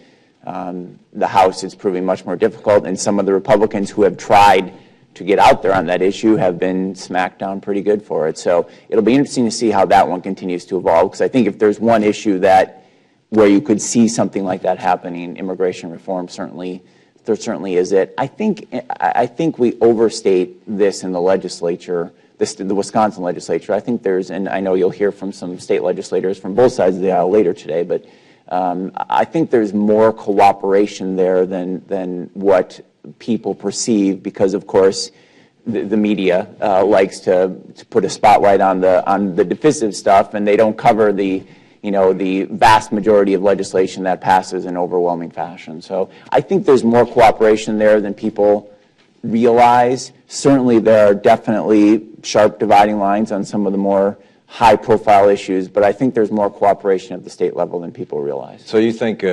particularly, and I know you live up in northeastern Wisconsin, but for a region like this, the policy implications, you think perhaps they're overstated, that the polarization, the impact of polarization? I think particularly on the state level, the impact is overstated. Yeah, I think on the federal level, it's not. I think the federal level is absolutely that there is no reward for courage and compromise on the federal level that I see. Kennedy would only be writing a chapter now, not a book. Yeah. But we're talking about transportation between metropolitan areas earlier, and boy, that train would have been nice, wouldn't it? And why are we fighting? We're talking about turnout, and we're still fighting over voter ID. I mean, I'm sorry, I don't want to pick it because we would do the same thing, I'm sure, if we were in power and you guys would be aggrieved. I still think there are a lot, even in this legislature, which I agree, it's not as bad as Congress because nothing can be. But it's still, I'd be interested to hear if they're honest, what the legislators say. But I still think the general public of Wisconsin and the general public of America are still not, they don't like any of these people, by the way. I mean, they may like their own side, but the collective, what was the congressional rating last year? I think it got down to 9%. I mean, that's a real poll number. We never see 9%. I mean, it's like the question's got to be wrong when we get only 9%. But they may say, okay, I'm sticking with my clan here, but I don't like the whole. And it isn't just that I hate the Democrats. All this polarization is leaving independents out of the entire mix. They're still the people who are going to do. There are some, and there are a lot actually, and some of them may be sort of closet Democrats or Republicans in reality, but some of them are legitimate. I don't identify with either of these parties, and they're going to decide these elections. And right now, they're kind of ticked off at everybody. Do you agree with that? I notice on the. I don't think there are a lot of independents anymore. I think everybody. I think most people have. I mean, and I think Paul got to the second part of his question that there are people who say they're independent, but they're really not. They have a strong view one way or another. A lot of those folks who say they're independent think, their particular party is not. That they've compromised too much, and you have that on both, on both the right and the left. So I don't think there are a lot of independents. What I'd like to do is open it up for questions. My guess is we probably have a few. Please keep your questions brief so we can get to as many as possible, and we'll do that. So we're going to work right to left here for a moment. Let's take this gentleman back there, Ryan, with the mustache. How can you guys help? I seem to hear that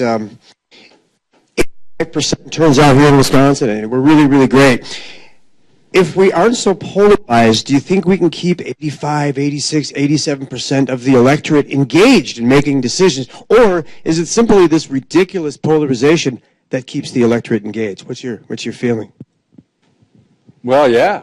I mean, it is. I mean, it is part of what's keeping them engaged, and there's tremendous incentive. Now, I agree with Mark. Some of it's not sustainable. We've had a very unique set of circumstances, both nationally and state, that have been weaved together in these last 2 or 3 years, and that won't, whether Scott Walker's reelected or not, that part of it will diminish some.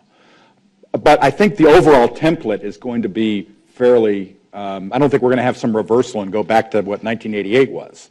I still think we're going to be way down the road toward still a very polarized situation where is there incentive to talk and work for the middle or not? And I think it's an open question. I don't know how you feel. Yeah, I think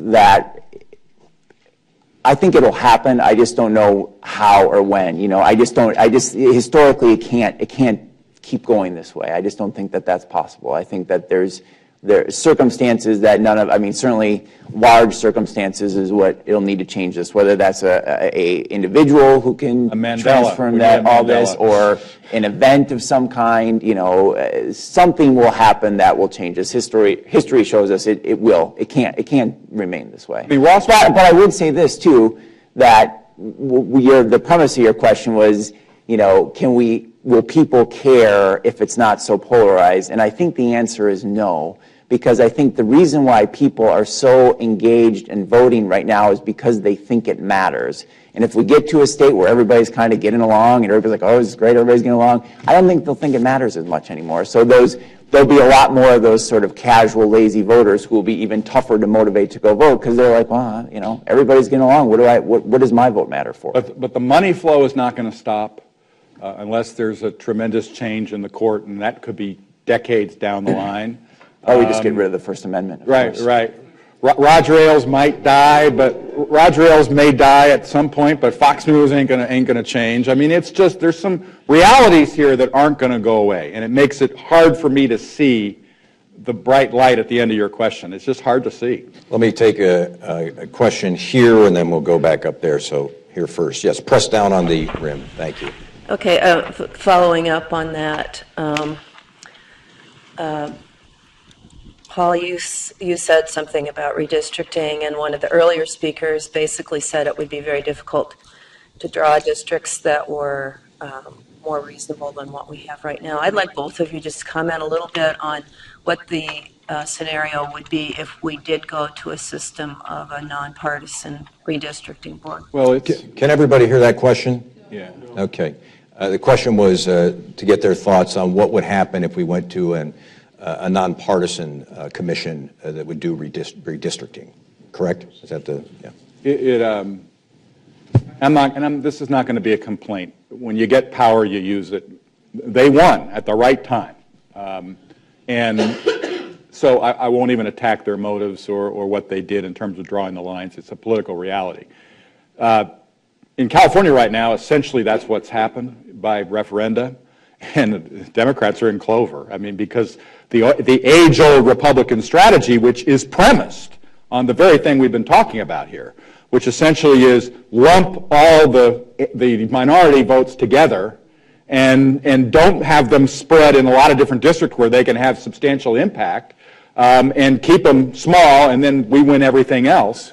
You know, that is still a tried and true strategy, and it's going to happen. If you break that up to some degree, at least you'll have some more competition. I mean, the fact is that it was impossible for us to win back the assembly, probably still impossible, hate to say that, but probably still impossible given these lines, even if we were to somehow, quote, win most of the votes in 2014. So I would rather see it, because the gerrymandering is kind of ugly, no matter which side does it. No, it's not.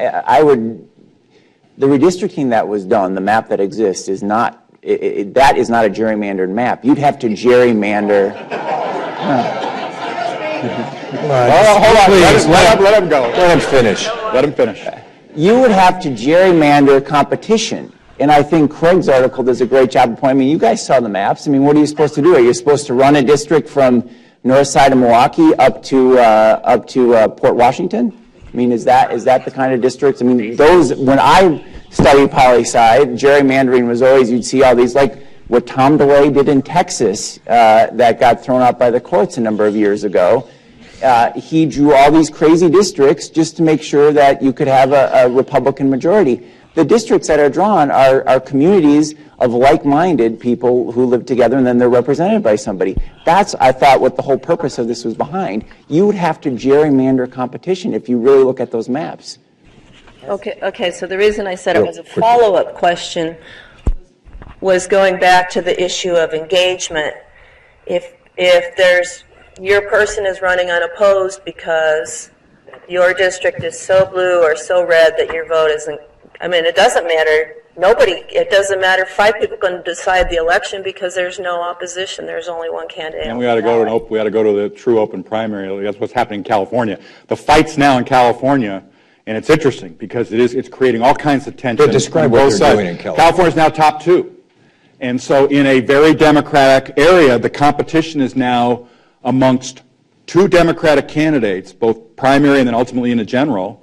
But ultimately, 2 Democratic candidates are fighting for Republican and independent votes because they're going to decide it, and vice versa. So that changes everything.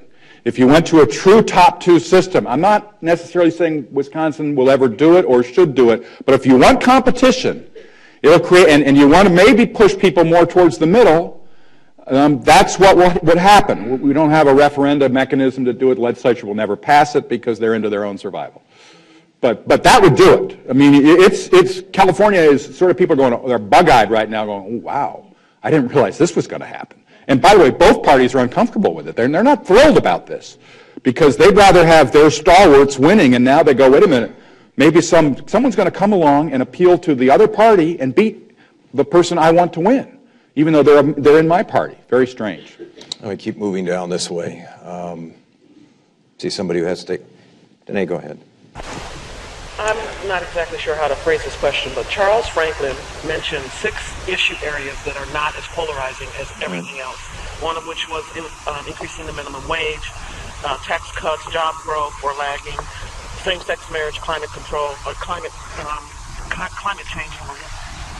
Okay. Warming, and then immigration reform. And my question of each of you is, how do you use those issues to your benefit? Because if the way I understood they're not as polarizing is that there's more common ground than there is polarization on these issues. And I am trying to look for a reason to be hopeful about, from a public policy standpoint, how we're going to find our way to doing things that are good for this state. And so those 6 issue areas seem to be fodder for that, but I don't know how either of you use that. I wasn't here for Professor Franklin's presentation, but I think you said climate change, minimum wage, immigration. Yeah. So how many Republicans voted? So I guess if we're talking about polling, and I'm assuming that's what he was talking about. I mean, we just had. I think there was Paul brought it up, and there was agreement in the audience. Voter ID. About 70% of people who are asked about voter ID support it. So I think, that's a pretty selective list of sort of issues on the left and not issues on the right. Yeah. I will say this, for people, we have polled on this a number of times in the Marquette poll, and the support for it has always been 60. Well, Charles is probably in the room, but I would say 60. So very high. But here's but let me answer the question though. That there are some of those issues, though, where I think you do see, and we already talked about immigration reform, where there is an effort by Republicans and Democrats both who realize this is a real problem and it's something that it's unconscionable that it has gone unaddressed as long as it has. So there has been efforts by some. It's just it's very difficult for each party, not just Republicans, but for each party to find a path on that issue where they don't get beat up by their supposed friends. And the other answer to your question is salience ultimately comes into play. Some of the issues on your list are never going to rise to the level of voter salience and importance to be important. Jobs and the economy obviously is the problem, and it's a huge part of the current campaign, largely because of the Walker record. Good or bad, he's going to be judged by the promise he made and what's Wisconsin's economic performance, and he's then going to attack back and say, yes, but Mary Burke, your ideas about getting jobs aren't as effective, and by the way, you had all these overseas jobs with Trek. So that's going to be a fight. The problem with jobs right now is I think a lot of the public does not believe that any of these politicians can be particularly successful in terms of the economy or jobs. So they will be, while it's a very salient issue and an important issue, they may be less judgmental about and movable about who really has the best ideas. So we're always in this trap. Sometimes when issues become more acceptable, they're less important. Is gay rights going to be a huge issue going forward? I would suspect not, to be honest. I mean, I think that's great. In many ways, I think that's a good thing for our country. That I think it's not going to disappear, but it's going to be less important over time. And that thing has moved very fast in the last 6 years. Pretty extraordinary. We've gone from 2/3 voting for man-woman marriage here in this state to Michael Sam kissing his boyfriend on national television 2 days ago. That's a pretty big change. And I should say, too, though, on what Paul brought up, jobs in the economy, obviously, every survey will show you that's a top priority. If you look again at the legislature, the state legislature, you will find that most legislation aimed at that particular issue is not partisan. It passes with wide support from both parties. So there is an example. Again, I think there is more cooperation on the policy side than what sometimes are led to believe, because the press rather spend time covering those issues that divide rather than those that bring people together. Quick question down here, and we'll try and get to a few more. Yeah. What, for both of you, what role do you think truth in advertising has in your campaigns? What? Well, exactly. That's the reason I asked it.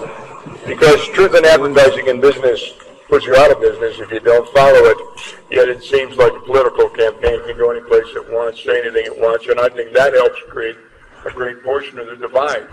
Do you see this as being something that would help to kind of control that divide? Well, I mean, the Journal Sentinel's trying, and sometimes we get mad at them because we don't think, and you probably do the same thing, but pants on fire, that's crazy. Why aren't they saying that about that person? But to be honest, that is only, and they know it, it's only a mechanism for campaigns. In other words, the actual readership of the Journal Sentinel, of that particular part of the paper, that reads that entire analysis and comes to the same conclusion, yeah, I agree with them, there's no impact. The impact is we can use the pants on fire in our ad against them if they went too far. So there's a little bit, I'm not going to overstate this, there is some still self-controlling aspect of this where my campaign, even if it's an IE, I can't say anything. I mean, anything might backfire. I have to be careful. If Tommy Thompson says something stupid, then we're going to take that and broadcast it as fast as we can. If Tammy Baldwin yells, into the camera, they're going to take it and broadcast it as far and fast as they can and probably get away with it because it's their own words. But if I try to make some scurrilous charge, unless it's over the last weekend of the campaign when nobody can react to it, I still have to be, and I'm not saying I recommend that, it happened. I still have to be careful that the voters, not just the media, but the voters themselves may say, I'm sorry, that's ridiculous. I don't buy that. That ad is crap. And I'm going to think less of you for doing it. So we have some correcting mechanisms. Is that fair? Yeah. I mean, I think personally it drives, and I've been on the receiving end of ads that I know are false, and I try my hardest to get it pulled off TV, and I never succeed at it. So, there is no, the real answer to that question is there is no truth in advertising and political advertising other than the viewer figuring out that, yeah, that's crap or that's not, because and that happens a lot. I mean, unfortunately, because there have been, and this is not a phenomenon that's partisan, both sides do it, there have been so many ads that have really honestly stretched the truth in a way that's completely dishonest, that most of the people who watch those ads know that. I really think that that's true, because you can see time and again where false ads or misleading ads don't work. So I think that we've got to sometimes give voters a little bit of credit that they see through it. And Rove and American Crossroads, broke every record for spending in the 2012 cycle in all those Senate races, and what? One of their candidates won. That was it. I think in Nevada was it. So it doesn't always, just because you have the money and can spend and say whatever you want, it doesn't always work. Having said that, your point is valid. It is problematic. And as I said, I don't think these campaigns are getting any more positive these days. Joel? Yeah, we haven't had any discussion yet of extremism, and it seems to me that's a pretty powerful thing in politics today, particularly by the Republican Party. Of course. So, the media sometimes describes it on both sides, but I keep saying, if you want to see a moderate Democrat, just look at the president. The fact that he's called a socialist, I think it's more about Republicans than it does him. But many of the Republican positions are simply on the far right. We're talking about trying to dismantle Social Security since the 30s, Medicare since the 60s. We're talking about attacking voting since the Constitution was written. How far can Republicans, I want to know from Mark, take this before they start driving away everyone except aging white males from your party? And for Paul, because these positions are so extreme, why has the Democratic Party failed to succeed in using that as a successful attack? You first. I don't think that was a question.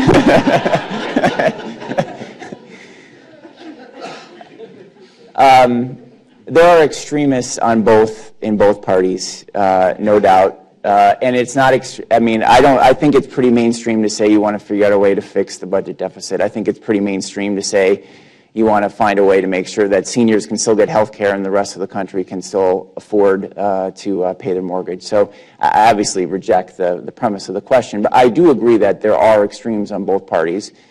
We certainly saw it in my party. There was a small group of people that put forward some really silly, stupid ideas. But you know what you saw in that, too, is that the vast majority of Republicans quickly and swiftly denounced that. I would say that you rarely see that on the Democratic side with some of the more extremists in their position. I mean, I can remember there are still Democrats who believe George Bush was responsible for what happened on September 11th.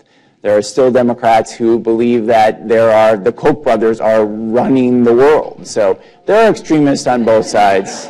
I think we can all agree to that. And I think when you start a premise here, I think this is a good example. When you start the premise of your question of what Republicans believe are good ideas are extreme ideas, how do you find compromise in that sort of situation? Paul, the second part of the question. You know, the great irony about Barack Obama is that he was, somebody had a story yesterday, can we win without him? Irrespective of how you feel about Hillary. In many ways, he was the best candidate we could have possibly put up there, both times. I mean, and yet, the reaction to him is an extreme reaction. I've been in a focus group and seen somebody say communist, and they meant it. And it blew me away, but it's like, okay, some of this is a counter reaction to him. To answer your question, why haven't we done better?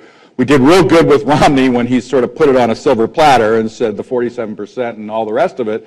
We've done less, and we did real good with some of these wacko Tea Party Senate candidates who said stupid things, and we took advantage of that. But when the pressure got on us, was it enough for us in 2010 on the defensive on Obamacare and the failed expectations of this administration, as might still be in play in 2014, to simply say they're extreme and watch out and play to fear, which is ultimately what you do when you say the other side is extreme. You're playing to the fear of the electorate. You watch, if those people get elected, bad things might happen.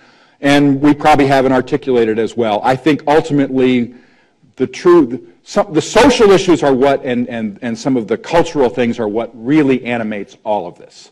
But I think that maybe the more successful political strategy is still an economic one. And let's be honest, the Democrats for 40-some years haven't figured out a real, true economic set of values and answers that we can sell. And that's why Mark's right. When they talk balanced budget and individualism and we don't believe in the minimum wage because it has this bad outcome and the capitalist system, they still have strength in that argument. And we haven't really, the Democrats, we really haven't yet overcome that. We marginally come in and attack it and knock down the wealth and the Koch brothers and their association because they give us opportunities, but have we truly philosophically bested them with an argument to the middle class of America about their own economic future in the way that Roosevelt did in the 30s? No, we haven't done that. One final question, and it'll have to be brief, and 2 brief responses, then we're going to break for lunch. Let me go back to this woman right there who's been patient. Thank you. Mark, I think you referred several times to the lazy voter, and I guess I have a problem with that characterization. I look at it as a hard to motivate voter, an unmotivated voter, and I look to my own more than 50 years of experience in voting, including primaries, and it is getting more and more difficult to motivate myself to go to the polls because of the negativity from both sides of the aisle. It's a pox on both your houses, really. And I'm wondering if that is a trend that's being seen about voting, as that many longtime voters are becoming less motivated. Well, the turnout would suggest... Yeah, and I didn't mean lazy as a pejorative. It was just a shorthand to say that they're not regular voters. And I think actually we've seen, as Mike was saying, the opposite. I mean, we've had more voter participation, not less, as campaigns have become more active. The famous Yogi Berra line about the restaurant in New York, it's so crowded nobody goes there anymore. And that's kind of what our political system is. I mean, you're right. Those attitudes exist. Trust me, I can do a focus group tomorrow and get a bunch of people who say, I'm fed up. And the truth is, at some point, him or I or our campaigns are going to find those people and say, we know you're fed up, but we have an answer for you, and we're going to cajole them and beat them up and give them advertising and send them social media tweets, and they're going to vote. And that's just the reality. I mean, the turnouts in this grand age of polarization, as Craig pointed out, turnout is rising. And I think that, and we didn't get a chance to get into it, but I think Paul's stock and trade is polling.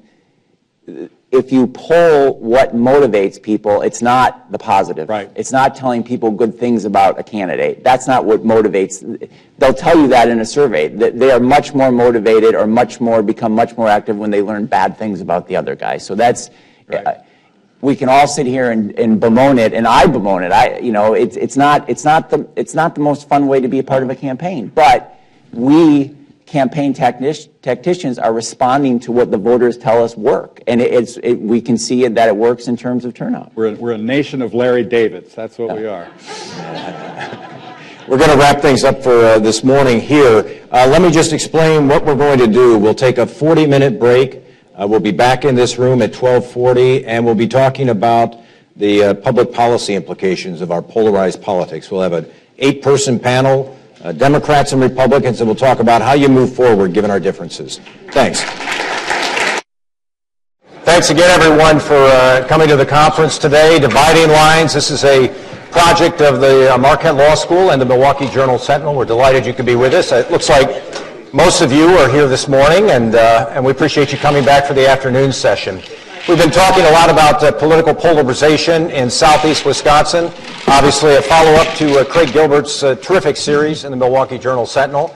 And we thought we would end the day by talking about the public policy implications of the fact that we view the world very differently in southeast Wisconsin. And so we brought together a number of people, most of whom are elected officials, not all, but most of whom are, to talk about where we are today, where we'd like to be as a region, how we get there, is there common ground, all those sorts of things. So let me introduce the panel to you, and I'm going to have to walk around a little bit because if I hide behind the podium here, they can't see me. It's really awkward. So if I'm blocking your view for a moment, it's just a moment. I promise I'll move. So let me go down the list. We have them in alphabetical order for my sake. So we've got the Milwaukee County Executive, Chris Abele, on the far left there. We've got Representative Mandela Barnes, state lawmaker from Milwaukee. Mayor Tom Barrett, who was with us for part of the morning. We appreciate it, Mayor. Senator Alberta Darling, member of Joint Finance, Republican from River Hills. We have Tom Moe, who is the Ozaukee County Administrator, also a former Milwaukee County lawmaker, so we may touch on that. You have a unique perspective to this conversation.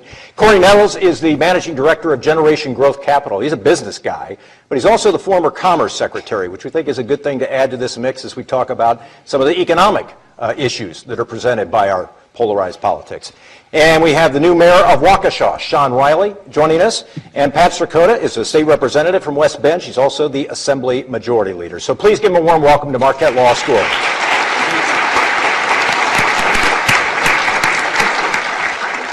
And here's my one request before we get started. No booing, no hissing, no nothing. I don't want to, that's apply to us as well. No booing, no hissing from any of them either. So, So anyhow, we appreciate your attention and your great interest in this topic. So let me begin. I assume that most of you, and not if this is not true, let me know. I assume most of you have followed Craig Gilbert's series and are familiar with sort of what he's had to say in the last 4 stories. Let me get 30 seconds from each of you about what you saw in that. What was your takeaway on the series? And we'll start there, and then we'll kind of move along with our conversation. I guess I'll start over there, and we'll go bouncing back and forth. County Executive Abele? Well, I mean, I think probably like most people, it was great to see the detail, and it's always great detail.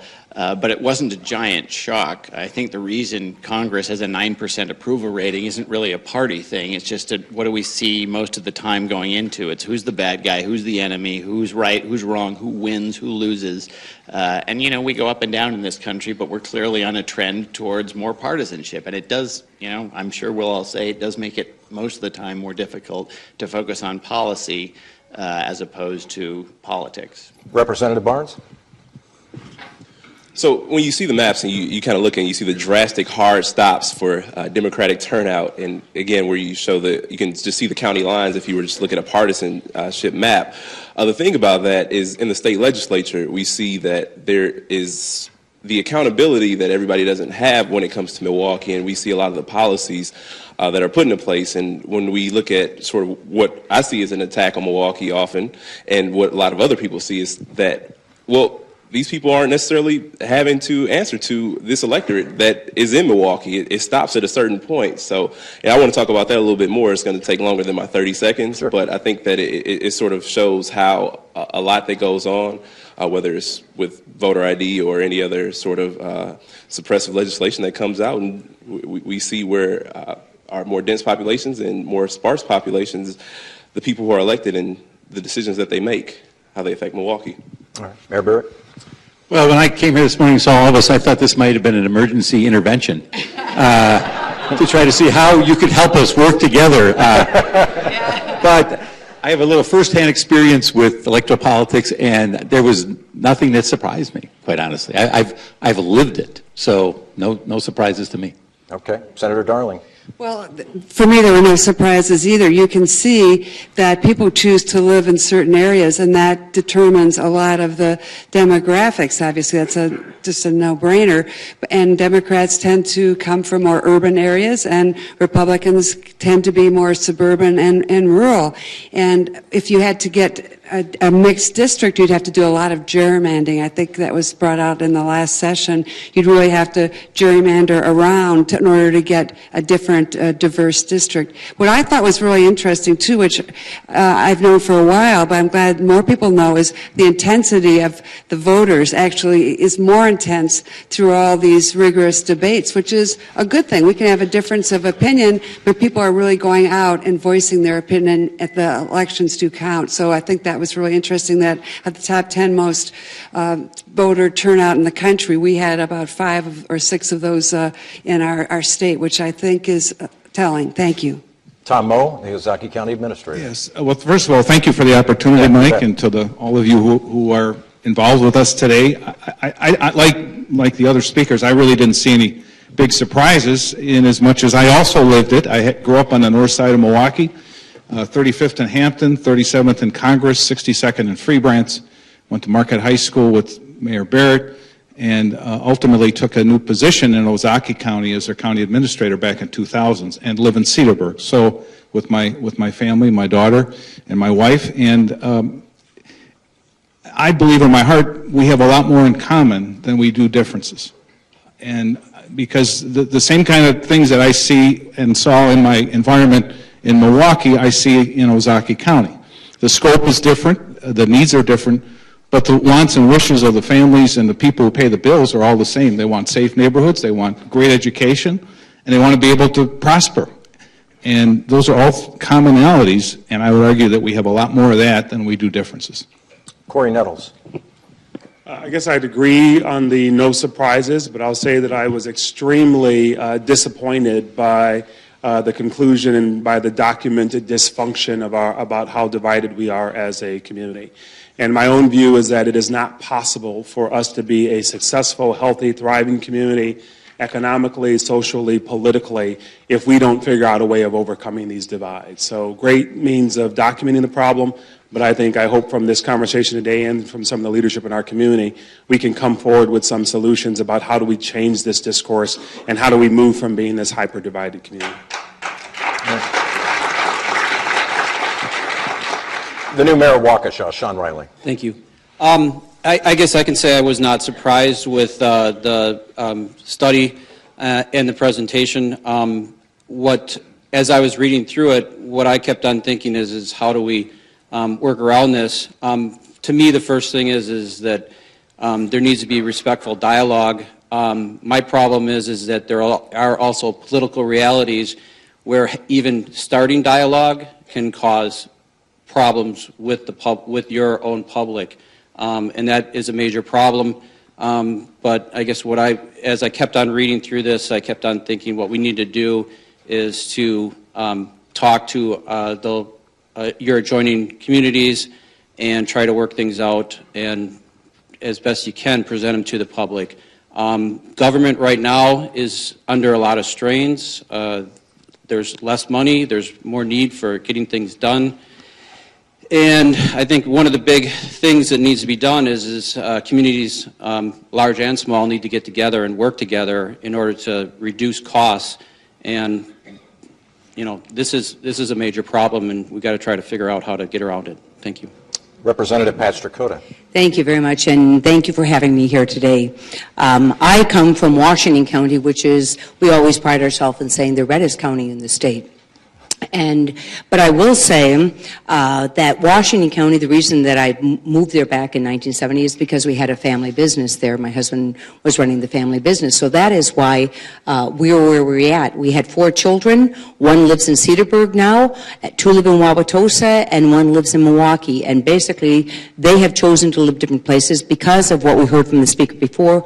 It's their job location. It wasn't political. It was their commute to their jobs so that they have small families, that they didn't want to live out so far. So that, when you talked about the Great Divide, I view this as a region because those in Washington, Ozaukee, and Waukesha County are connected to Milwaukee by various ways with the infrastructure, and also I think about the airport, the other utilities. I served on the Regional Planning Commission, and really the transportation. That is something that we all are connected. So I try to focus in on the positive things that we can do there, but this brought me no great surprises.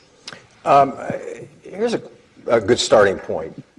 Do people, both in the legislature and in local government, for instance, talk much about their issues today, talk about the common shared concerns, or is there very little of that going on? Anybody want to jump in and tell us about your experience or what you see happening or not happening? I think, well, I would say from the legislative point of view, the committees that we serve on, in the legislature, we do have discussions about bills that we were putting forward, passions that we had. I did this one with Senator Darling on oral chemotherapy, and we had a lot of discussions across the aisle on exactly the benefits that was going to have. So, people think that we are divided in the legislature. We pass the majority of our bills in the state legislature with a bipartisan vote.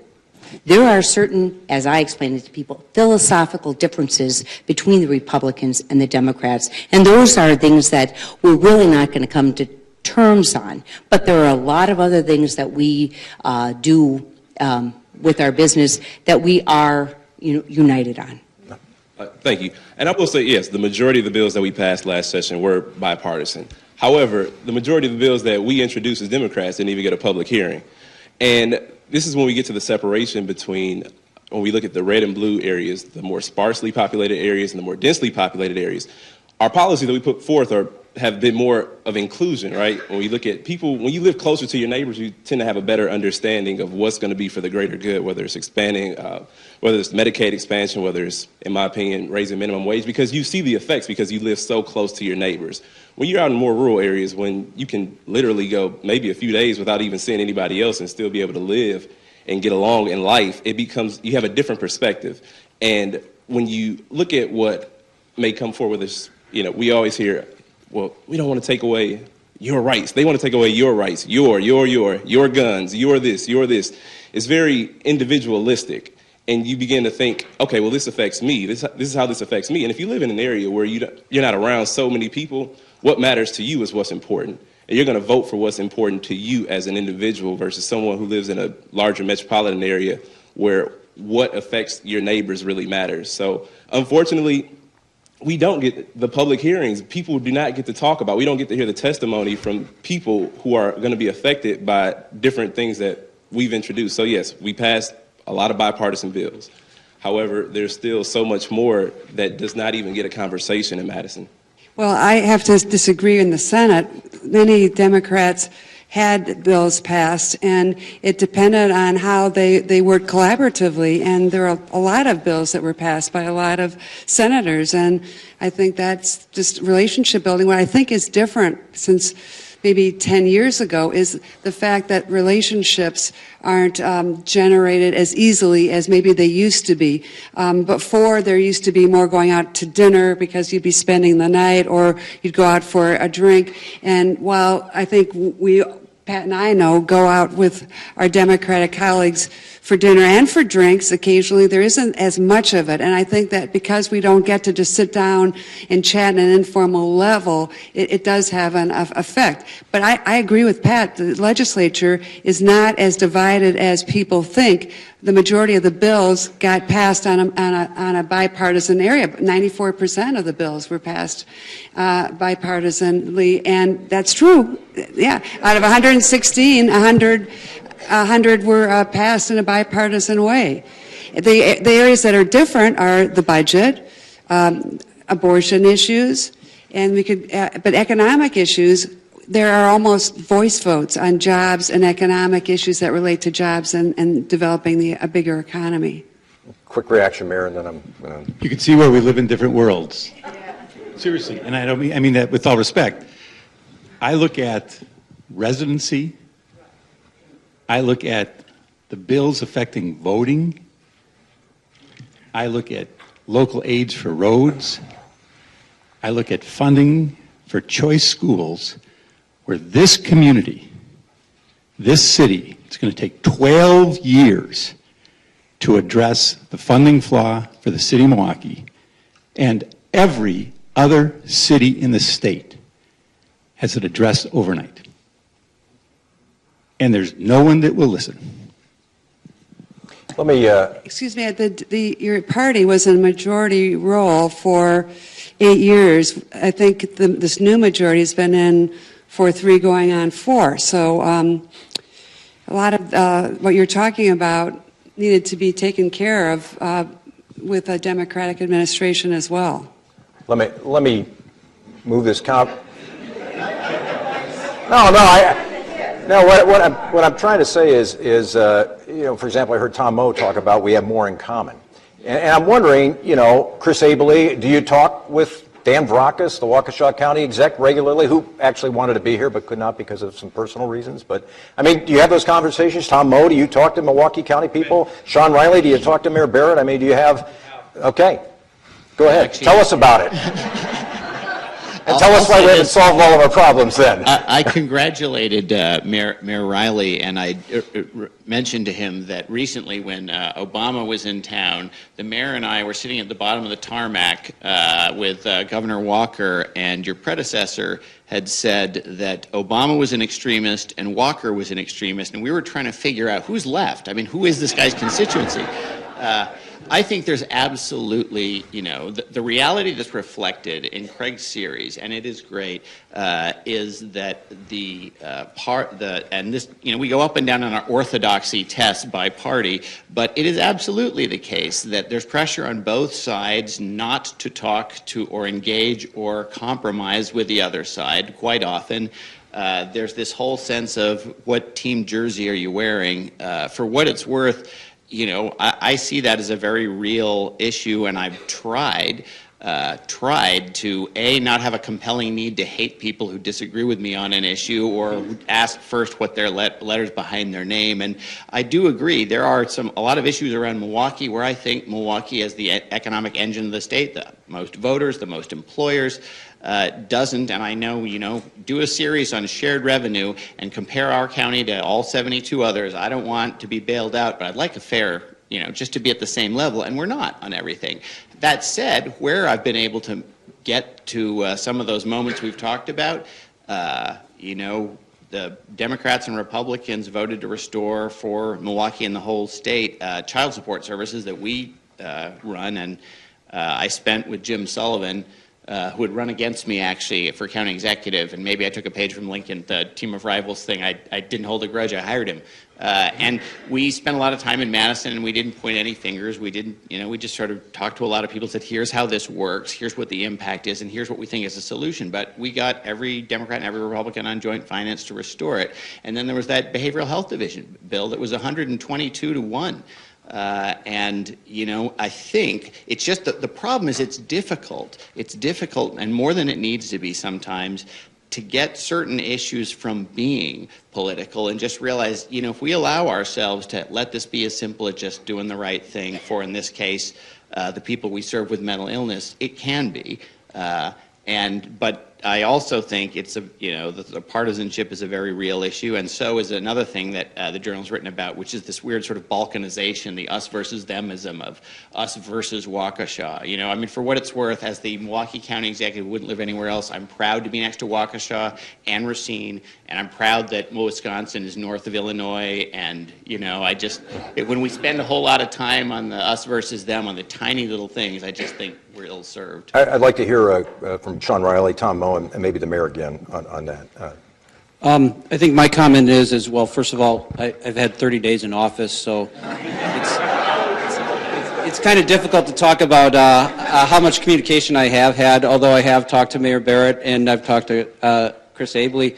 I've talked to many other representatives, but there is quite a bit of cooperation. In fact, Waukesha County and Milwaukee County, actually City of Waukesha and Waukesha County are working with Milwaukee County for recycling.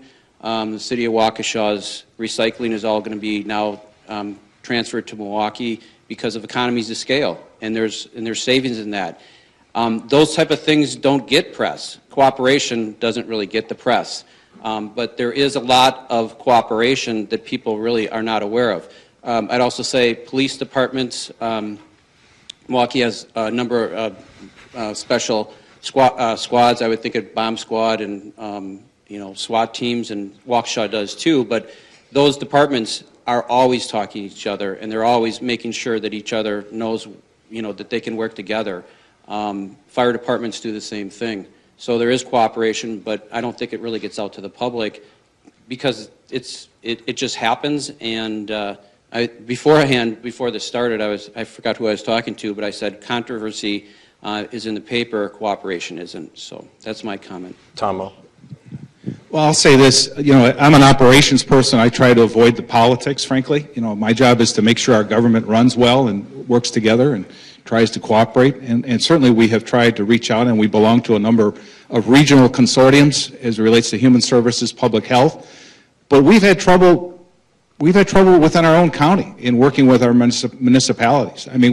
For example, we have 5 emergency dispatch centers in Ozaukee County. We're the smallest county in Wisconsin. We actually have 3 miles of Lake Michigan to qualify to meet the minimum standards in size. But we can't get a consolidated effort, and all of us need upgrades in equipment and operations and everything else. So, in my opinion, where the state needs to be focused is mandating savings to the local level and starting with a blank sheet of paper and how we're organized, as opposed to mandating expenses. They're very good at mandating expenses, but I think they need to start thinking about mandating savings.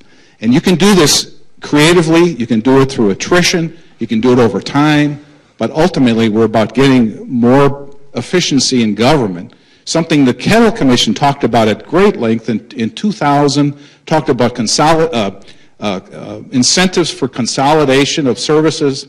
And as a matter of fact, the state, rather than do that in the case of emergency dispatch, they've actually peeled away the money that was meant to encourage consolidation. So, if we want to get serious about maintaining our tax base, minimizing taxes, everyone wants that. It's something I forgot to mention about what everyone wants. Everyone wants low taxes, but they also want services delivered. We can do it, but we got to be more creative. Mayor, what's the relationship that you have with these other local units of government? Mayor Riley was elected 30 days ago, and I wanted to call him, and we had a nice conversation. Yeah. And I thought it was important for him to know, because obviously a very hot issue for Waukesha is the water issue. And so I wanted to call him so that he could hear directly from me where my head was at on this issue, so that it wouldn't be filtered through whether it's liberal or conservative, so that if there is an opportunity for us to work together, that we'll know that we can do that. And I appreciate that, because I think that's important. But to give you an example, and Mayor Riley referred to this as well, and this goes back to what the professor said this morning. When we started having the conversations, the city of Milwaukee, with Waukesha County over the recycling, I did say to my people from the Department of Public Works, I said, you guys do this, keep this out of the political world, and see if you can work something out. And that happened on the other side as well, because we recognize what a politically charged and partisan charged world it is, and we were able to have the people who were not out on this work out an agreement, and this gets to the press. What's interesting about this, and this has been made reference to several times, there's been several articles in the paper about this agreement. And all of you know what I'm talking about when I say this. The commentators, you get the blogs or whoever those people are, who I refer to them as the people who live in their mother's basement, who sit there and type all day long. This was about an agreement where the two of us got along. One was a relatively good-sized story. There was not a single comment. Not a single comment. And that tells you that when we do get along, it's not newsworthy. There's nothing exciting about that. So we all understand that as well, that if we were screaming at each other, then people would be coming to my side or his side, and that's the way life is. But there are things that can be done, particularly if you don't allow them to get to this partisan charged environment that we live in right now. Corey and Nettles, you come at this now from the private sector, although you have worked in the public sector. What's the key to moving this region forward? Is it greater communication? Is it greater cooperation on things like Tom Moe suggested, on issues that might seem smaller to some of us but are very important to a lot of citizens? Where should we be focusing our attention? I think we should start by stop being stupid. I mean, my head explodes when I listen to these conversations about this partisanship, and you can take an issue and you can know who's against it by knowing who's for it without regard to the substantive merit of the issue. I mean, shame on us as a community that we allow that to happen. If a good idea is a good idea, it's a good idea no matter who puts it forward, and if a bad idea is a bad idea, it's a bad idea no matter who puts it forward. And we spend too much time lining up around ideas, again, without regard to merit, based upon who's putting it forward. And what frustrates me, and I think as a community, as voters, we are complicitous in this. We allow conflict to sell. And we got to start telling people, go make love and not war. I get tired of these stupid political campaign solicitations that I get that begin with, I'm fighting for you. So, no, I don't want you to go fight for me. I want you to go and get work done for me. And that means that you have to figure out how to collaborate and not how to fight. In the business world, and I'm also a recovering lawyer, we can always find reasons, you too, we can always find reasons not to do the deal, right? Lawyers are always going to see problems. If you want to not do a deal, you can always see reasons not to do a deal. But that's not productive. The people who are productive and who add value figure out how to get something done, even when it's hard and even when you don't agree on everything. So how do we spend more time finding common ground to solve and fix problems, and not to say, oh, I got nothing done and I stopped government from acting, and that's a win. Now, yeah, there are going to be some dumb things that shouldn't act, and people should figure that out. But I think we have to, as a community, start requiring people to move things forward. In the business community, I sit on the GMC board, I'm on the MMAC board. We'll see some economic development ideas percolate up. That'll be really good ideas and sometimes critically necessary ideas. But they get caught in this partisan morass. One of my own pet projects that I was very personally interested in was high-speed rail between Milwaukee and Chicago. Now, I got a house in Milwaukee and I got a condo in Chicago. And as a regional economic development student, the best thing that can happen for Milwaukee is to hitch its wagon to this regional economy driven by Chicago. And everything we can do to shrink the distance between those two economies and to speed the interaction between those economies is a good thing. So I was extremely disappointed when high-speed rail between Milwaukee and Chicago didn't happen on what I would argue were largely partisan grounds. And there were people like me in the business community who really felt strongly about the need to have it. But as the mayor said, they felt like on a partisan basis, they couldn't speak out for or against it because they had to line up with whatever those political interests are. Shame on us. And I think that was a huge missed opportunity, not only in terms of the economic dollars that would have been generated in building out the infrastructure, but in the annuity economic benefit that would have come from having these economies in Milwaukee and Chicago come closer and closer together. So I think we have to start saying, what does this regional economy need? And without regard to the Republicans and the Democrats, how do we get those 2 or 3 things done? And whether it's around water, or whether it's around rail, whether it's around education, we got to get past this hyper-partisan, if you're for it, then it must mean that I'm against it. And too much of that happens, and we as a community are complicitous because we reward it. And we have to stop doing that. And we have to tell our elected officials, go figure out a way to get the deal done and not figure out a way to stop the deal from going forward. Let me...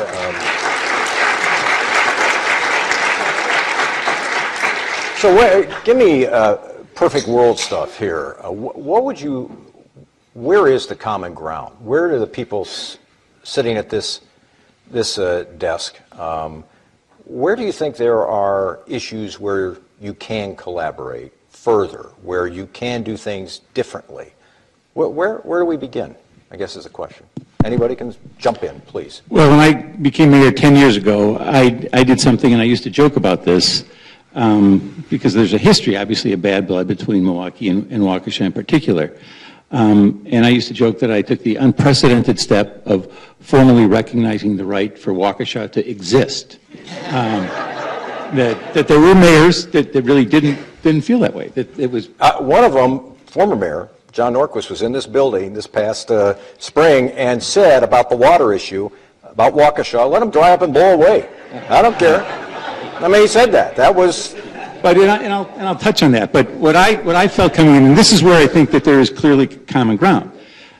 Obviously, as the mayor of the city of Milwaukee, I want jobs located in the city. No shocker. Mayor Riley obviously wants jobs located in Waukesha. Representative Strakota wants jobs located in West Bend. That's in all of our best interests. If we can get that, that's what we want. But I'm much better off having a job that's not in Milwaukee, in Wauwatosa, rather than Walla Walla, Washington. And I'm much better having the job in Cedarburg than I am having the job in Cleveland. And so what we did is we came together. 7 counties came together on economic development. And so there, and this goes back to what Corey was saying, if we do not get our act together economically, then there is going to be a more stagnant economy. And that was the birth of the Milwaukee 7, the M7. And quite honestly, one of the biggest stumbling blocks initially could have been whether you even used the word Milwaukee in the title of that organization. And I'm not kidding. I mean, that there were people who would have said, well, you have to name every county. You can't play one county against each other. And I give Dan Finley, the former county executive of Waukesha County, the credit, who said, no, it's got to have Milwaukee in it. Because when you're traveling somewhere, if you're from West Dallas, you're not saying you're from West Dallas, you're saying you're from Milwaukee or the Milwaukee region. Even if you're from maybe even West Dallas, West Bend, I don't know what you would say if you say you're near Milwaukee. And so we're in this together economically. So that's the one place where we really, really, really have to get our act together. How do we expand that model? What other issues? Go ahead. Yeah, that's what I was going to, and my notes here, I did talk about the M7 as being a very positive approach to how we do economic development in the region, because I can remember back from being my days on the county board, we were very divided and we were taking businesses from each other's county. You know, or that's how we were trying to grow our economies. And now we realize that was not really the smartest way to do it. The smartest way to do it was to highlight what we could do as a region. I think another area where we could come together is in worker training. The demographics of the state are very scary in the future. As to we have this aging population and we have a workforce that doesn't really meet the needs of some of our employers. And that has been a significant issue in the state legislature. We've begun to address it, but I think we can go further in this region to begin to work with our tech colleges, with our universities, and to find ways that we can coordinate, the worker training needs of our employers and for the future, and do it, I think, in a much more economical way than what we're doing right now. That's one area. The other area that I feel that we can move forward on is the airport. I will tell you, when I said I was going to sit on this panel and we were going to talk about the diversity between, the counties and Milwaukee, majority of people that are business people in Washington County understand our connection with Milwaukee County and that we need the airport in order to grow our businesses. And what's happened at the airport with the decrease in the number of flights, I know it's not because of what Milwaukee County has done, but we need to work cooperatively to bring that airport back up, to have many more direct flights, and, because it is substantially impacting businesses throughout the region. So I think there's a lot of areas that we can work collaboratively together. Part of it is, when I was on the county board, I don't remember having any type of dialogue with Milwaukee County. We did have dialogue with Ozaukee County, we had it with Dodge County, we had it with Waukesha County, but we really didn't have it, and that was 15 years ago with Milwaukee County. And I think a good way to begin this process is to have some type of leadership dialogue by those in the southeastern region. I don't know if there's a mechanism that's out there right now that would be able to encourage that. But we don't have, I have not seen that, at least from my perspective on the county board or also in the state government. Let's delve into a couple of those ideas. Let's talk about, I saw Chris Abele got his attention with the airport mention. Yeah. Just quickly, yeah, I completely agree. The airport is critical infrastructure, but just for the record, passenger numbers are going up again, and there's the things I absolutely agree, and I think we both agree that we can control, but I can't control the industry. We can do everything we can to be competitive, and I will be more aggressive on that than anybody. But more importantly, I actually think, from my perspective, I have a great working relationship with most of the county execs. Certainly surrounding Milwaukee, we have collaborations all over the place. When I came to the county, Milwaukee ran family care, which is an enormous program just for Milwaukee. The second year, we expanded it. Now we administer for 8 counties, and that wasn't because anybody sort of forced a regionalization or said. It was because, sort of like the mayor was talking about, quietly and keeping it as apolitical as possible, we talk to the people who actually implement things and say, hey, I don't want to do anything unless it's going to be a net positive for you also, not in my opinion, in your opinion. But if we can work hard to get there and get to that before we present it to people who have to approve on it, it's a lot easier to get people to vote and approve on it. And I think there's more of that than again, that gets written about. But going back a little bit, I don't think we should underrate just the how powerful the sort of party instincts are and the way the press covers it is as a factor. I mean, when I ran for office, I sort of naively thought that by having a campaign co-chair was a Democrat and a campaign co-chair was a Republican, and kind of more importantly, friends. And who agreed on most things, that maybe there'd be this message. And I even did a campaign ad. I remember, the one at least I liked, that I said, hey, I don't care if it's a Republican idea or a Democrat idea. If it's a good idea, maybe that's probably what we should be doing.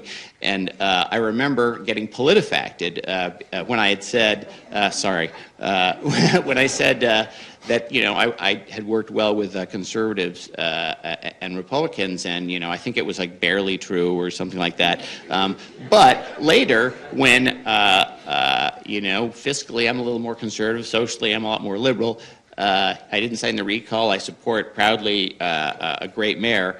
And have hired people on both sides, but after a little while people started throwing quotes around Democrat for me, and I remember thinking at some point, hey, when you guys sort of figure out whatever party or label you want to stick on me, let me know, but in the meantime I'm just going to at least try to work with whomever. And I think a lot more of us, even on this panel here, and even the ones we see that get covered, working and making decisions, do actually have dialogue and some discussions. Can it be better? Absolutely. But it's a lot easier to make it better when we highlight some of the things we do together. For instance, that family care, I mean, that's something we should be excited about. 8 counties. And that's, we're all working together. But, most people I bet in here didn't know that. And family care, just I'll reiterate, is an enormous program for all of us. So it's not like it's not a significant thing. Can I get something from some of the other panelists? I mean, in terms of what your priorities would be that you'd like to see this region focus on, that would be something that could really help begin to move us forward as a metro area. Representative Barnes. The biggest no-brainer in that category is transit, and that's going to be regional transit. We got to connect all corners as much as we're able to. And with the whole common ground thing, the common ground is there. It just doesn't exist in the capital per se. The common ground exists with the residents of the state. The residents of the state predominantly agree on most issues that pertain to whether it's economic development, public safety, whether it's background checks for gun purchases, whether it's raising the wages, or any particular issue that has come to light but hasn't necessarily seen that light. And when we look at, I'll take ShotSpotter, for instance, as one, because the safety of Milwaukee, people have to feel safe in Milwaukee. Right. And the problem is so many people outside of Milwaukee are afraid of Milwaukee, definitely afraid of the city of Milwaukee. And I think that making Milwaukee as attractive as possible and doing whatever we can to make sure that this is not a violent summer, right? And we look at ShotSpotter with the funding that didn't make the original budget because the statement was that they didn't know how it worked. And I think that it takes us all getting to know how each component, whether it's Milwaukee, Waukesha, Ozaukee, Washington County, everyone has to know how each entity operates. The questions aren't always asked. And I don't think that we ask enough questions. I don't think enough questions are asked about how things operate in Milwaukee. I don't think, quite frankly, I don't ask enough questions how things operate in Waukesha. Maybe I'll do that more so now. But the fact of the matter is we have to really come to an understanding before there's any agreement. And if those conversations don't happen, then there's no agreement. But transit, again, to answer the question, transit is going to be the biggest issue, whether it's connecting people to jobs, connecting people to entertainment, and again, even Chicago connecting us and making it somewhat of a super economy. I'm glad you raised that. The transit issue, I mean, if you look at, and I've looked at some of the Southeastern Wisconsin Regional Planning Commission's studies, and I mean, you're looking at where some jobs are being created, and there is a disconnect. There are available workers in the city of Milwaukee, and there are jobs in some of the western counties now, and so to probably most people in this room, we look at that as something of a no-brainer. How do we connect the two? So what is the answer? How do we connect the two? If we agree that that's a worthy goal, and I think probably everybody at this table would, I'd like to think everybody would agree with that. How do we get to it? How do we achieve it? Anybody want to wade into that? I think that we have an opportunity here. Everybody at this table, and there are many more elected officials and community leaders and business leaders who are saying this is the time that we need to get together and we need to grow the economy. We need to zero in on education. We need to have our skill gap eliminated. This is the time. So my message is this is the time. And I think that this article about how divided we are, that's my phone, I'm sorry, didn't turn it out. I hope this article won't leave the whole state feeling like there's no hope. That's my concern. Because I think there is hope. I think there is a vision. I think there are people at this table and other places who are saying we've had enough. We're sick of this bickering. We need to work together. We have millions of dollars invested in Transform Milwaukee. We invested in JobSpotter. There are lots of things we need to do on education.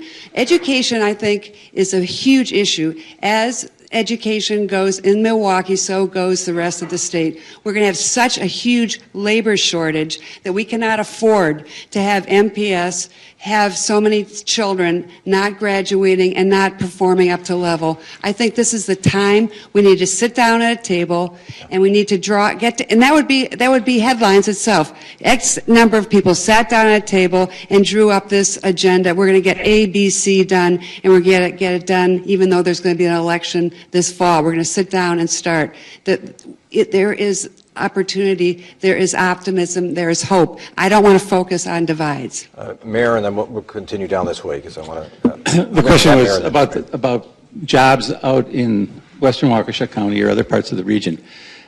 As we learned this morning, and I'm going to echo what I said this morning, people want to live near where they work. No shocker, whether they were Democrats or Republicans. I respectfully disagree with the notion that people can live where they want to live.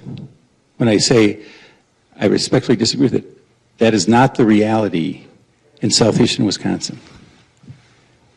Poor poor people, and this is under our watch, poor people are by and large confined to the city of Milwaukee. And it's not an accident. It is not an accident. And I misspoke this morning because I mentioned affordable tax credits. I went back to check it. This year, in the last month and a half, when WIDA allocated low-income housing tax credits, the city of Milwaukee got 15% of those credits. In the past, we were getting 30 to 35%. And ironically, you would think, okay, if the mayor's complaining about people concentrated in the city of Milwaukee, then he would be happy that those tax credits are distributed outside the city. And that's true. But we have to realize we live in a region. And I went and just double-checked this. The balance of the tax credits did not go to any other community in southeastern Wisconsin. So all of southeastern Wisconsin, with maybe 40% of the population, got 15% of low-income housing tax credits. All of us from southeastern Wisconsin, regardless of our party, should not be happy that this region only got 15% of the tax credits. So the question I said to my staff was, well, I look like Mr. Hypocrite if I'm saying I want them here, if they are going to these other parts of southeastern Wisconsin. So that's when we checked. The reason that they did not go to any other part of southeastern Wisconsin is because there were 0 applications for projects in Milwaukee suburbs, Ozaukee, and Washington counties. There was 1 project application each from Racine and Waukesha counties. Now, what does that say to me? That says to me that developers feel that there's no demand for low-income housing in those suburbs, which I disagree with. It says to me that low-income housing, or low-income people don't want to live in those areas, which I disagree with. Or it says that policymakers are deliberately trying to keep those people out. And I'm sorry I have to say that, but this is happening under our watch. And we read these studies that talk about how segregated things are, the mismatches in income that are occurring in this region. We shouldn't be surprised. That's what we should change. But it's going to take courage, because you know what happened. You know what happened in New Berlin when it was affordable housing. Conservative talk radio came in. We don't want those people here. And we all know what that was the code word for. That's what we're dealing with. That's the reality of what we're dealing with here. And I think it has a negative impact on our growth economically. I think it's wrong from a human standpoint. And quite honestly, I also think, as you look at the number of people who support each one of us, when we go into Social Security, when the system was created, there was 5 people supporting those people. It's getting closer and closer to 2 to 1. And if we systematically, which is what's going on here, systematically exclude opportunities so they can choose to live closer to their jobs, I think it's going to have a negative impact on this whole region economically. I want to... I want to turn around. Sure. And then I want to get to the mayor. I don't know, this is maybe a snapshot for this year, but if you look at years past, West Bend does have quite a bit of low-income housing. We also have quite a few of our students that are on free and reduced lunch, a very high percentage, which I was surprised, and I don't have that right at the top of my head, but there are over 40% of our students in the West Bend School District are on free. So we do have some of these same issues, but maybe last year we didn't apply, but there are numerous low-income, or what I would say, I just don't like calling them low-income, but senior housing complexes, because that's the fastest growing population that we're having in our state, or in our county, is those over the age of 65. We have a lot of that happening. So for you to make those statements, Mayor Barrett, I think you have to take a snapshot of not just what happened last year, but over the course of many years. I want to bring Mayor Riley into this. Your take, I want to go back to the jobs thing for a moment. How do we do a better job of connecting the people who need work with the work that exists? Or feel free, if there's something else you want to say, go ahead. Don't be bound by my questions. Okay, first of all, I think it isn't well recognized that the city of Waukesha has a much different social makeup than Waukesha County. The city of Waukesha has a very good transportation system. It goes to and from Milwaukee. It also does all of the city of Waukesha. We have our problems with a lower income population.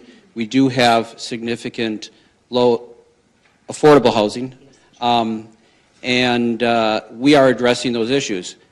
We don't have the problems to the degree that Milwaukee does, but I think we do deal with all those issues. Actually, what was you want me to do? Well, originally I was interested in the whole issue of jobs and connecting the workforce with where the jobs are. And okay, so our transportation does allow for people to come from Milwaukee into Waukesha. Now, it's pretty much limited after that. There's buses that go to Brookfield, but it also, and the buses are, once you get into Waukesha, you can pretty much get around all of Waukesha. It's not the best solution, but the city of Waukesha does have a significant transportation system put together. One of the things, though, I wanted to comment on is how do we solve this divide? I don't think there's going to be any magic bullet, and I think having a summit that doesn't accomplish anything is worse than not doing anything. But the way I look at it is it should be incremental. We need to establish trust, not even between all of the communities and all the state and the representatives and all that. The public needs to establish trust, because Mayor Barrett kind of alluded to it. You know, an article in the Milwaukee Journal about Waukesha water, there will be over 800 comments, and 400 of them are, let Waukesha wither and die, and then there's 400 from the exact other side. So we have an enormous public issue problem, and the way I think that can be solved is unfortunately, not all at once, but working incrementally, working on agreements, and then making the public aware of them. That the city of Milwaukee and the city of Waukesha reached an agreement on something. Waukesha County and Milwaukee County reached an agreement. Washington County and Milwaukee County, and keep on getting those things done. They may not be huge ticket items, but if the public can consistently see that these communities and counties and the state is working together, I think we can get somewhere. Tom Moe? Well, Mike, I'd like to add something beyond the transit discussion, if I could. Ozaki does have a transit program. We actually lease from Milwaukee County Transit Service buses, and it's really largely a commuter express. And originally it was set up to bring workers to the jobs in Ozaki, but as it's turned out, it's become more the opposite, more the bedroom communities of Ozaki feeding downtown Milwaukee jobs and people using the transit system. But I think, going back to your question, if I could, about what would I like to see, or things that I'd like to address, or things that I think the region needs to address, we're the 20th state in the country by population, based on the stats I saw. We're the 10th highest in terms of levels of local government, units of local government. On a per capita basis, we're 4, maybe 5 highest. You know what? It's wonderful to have a response and to be able to get a hold of your supervisor, your elected official, whatnot, but it comes at a heavy cost. And what I mean by that is every one of our entities, they all do their very, very best, or some better than others, but they are very focused on delivering quality and doing it efficiently. But you know what? Every one of us has a personnel office. Every one of us has an accounting service. Every one of us has a bond counsel. Every one of us, in the case of the city of Milwaukee and the county, have their own pension system. All the rest of the entities are in the state retirement system. There's a heck of a lot of overhead with all these levels of government. And you know what? In my opinion, we tax plenty in this region. I think we tax too much. Before we talk about any other things, we need to think about an entity of how we serve the public. And that was what I was alluding to with a blank sheet of paper. You know, these entities have been formed long before the technology of today. Every entity has their own, every county has their own public safety network. They have their own communication system. They have their own computers. They have their own software. You know what? We hire the same kind of people that Mayor Barrett's hires in the city of Milwaukee departments in Ozaukee County. We hire the same, very much the same qualified people, the high quality people that want to work in the public sector and serve the public. So I think it's time we look at this in the totality of things and how we're organized. Can we continue to afford the organization that we have? I don't think so. I don't think it's sustainable, in my view. And I think there's opportunities to look at it like a multinational corporation would look at it from an acquisition. They squeeze out redundancies. We have redundancies in government, which I think we need to address. Chris Abele, well, what's been your experience? You've said that at times you've tried to change the way business is done in Milwaukee County. How has that gone? Oh, great. It's fantastic. Yeah, just swimmingly. No problems. We're good. Well, you know, one thing that isn't a partisan issue is you can change anything in a government organization or a private sector or a nonprofit organization. You make any kind of change, you're always going to find somebody who's upset about it, and that's okay. People aren't wrong to, you know, fear losing what maybe they're used to. And it's very difficult sometimes to get people to move from that to get excited about what they could be getting. And again, I don't think that's always made easy by the public discussion about the decisions we make. I mean, you know, at one point or another, I've had the sort of probably loudest or more significant coverage on the left upset at me, and at the same time, talk radio upset at me, and I think, God, I don't know if I'm doing something right or wrong, but I do know that you know, most of the decisions we've tried to make, you haven't really been about which party, you know, came up with the idea. I mean, we're all aware of these dynamics. I mean, we all know kind of which parties, you know, associate this and that, and you know, sort of value. And I'll tell you, when we were lobbying on restoration for child support. And, you know, like I said before, Sullivan and I were talking to a lot of Republicans and Democrats. We did talk about it in different ways, you know, but there wasn't any sort of finger pointing or who's the bad guy or who's wrong. But I got to say, I'll bet this is true for all of us, the amount of times in an interview, the first question is something like, well, you must be really angry at fill in the blank. You know, the sort of invitation to tee off on something. I mean, that happens a lot. And occasionally, not always, with lesser publications, there's occasionally there's the palpable disappointment when you say, well, no, I get along with so-and-so, and you know, I mean, I've had a lot of interesting experiences. I mean, you know, the bit about sort of hiding who you're working with for fear that both parties, or at least the more campaigny sides of them, are going to get upset if you're working with the other party. You know, to being, I spoke at a Founders Day event for Dems, and who I continue to support and was protested at it. You know, and it doesn't mean I don't agree with like 90% of everybody in the room. And I remember thinking, well, what are we doing here? And it happens on the right too. And worse yet, you know, as the Journal has also written about, as the moderate folks on both sides start retiring and we see who they're replaced with, here's what I'm not seeing. I'm not seeing people like Patrick Lucy. You know, when I saw a bunch of times when I met Patrick Lucy, it was usually with Lee Dreyfus, a guy who would proudly say, I'm a progressive Republican, and Lucy would say, you know, I'm a fiscal conservative Democrat. But here's the thing, they were best friends for years, and there's no reason we can't do that again when we sort of give ourselves a chance to. But, you know, how are things going at the county? You know, I'm working on it. As they say on Facebook, it's complicated. Yeah. I'm gonna ask one more question, and then we'll take some questions from the audience. But so County Executive Abele said, you know, we've got to find a way to do it. We've got to be optimistic about the future. Corey Nettles, are you optimistic about this region's future? We certainly have all of the assets that we need to be successful.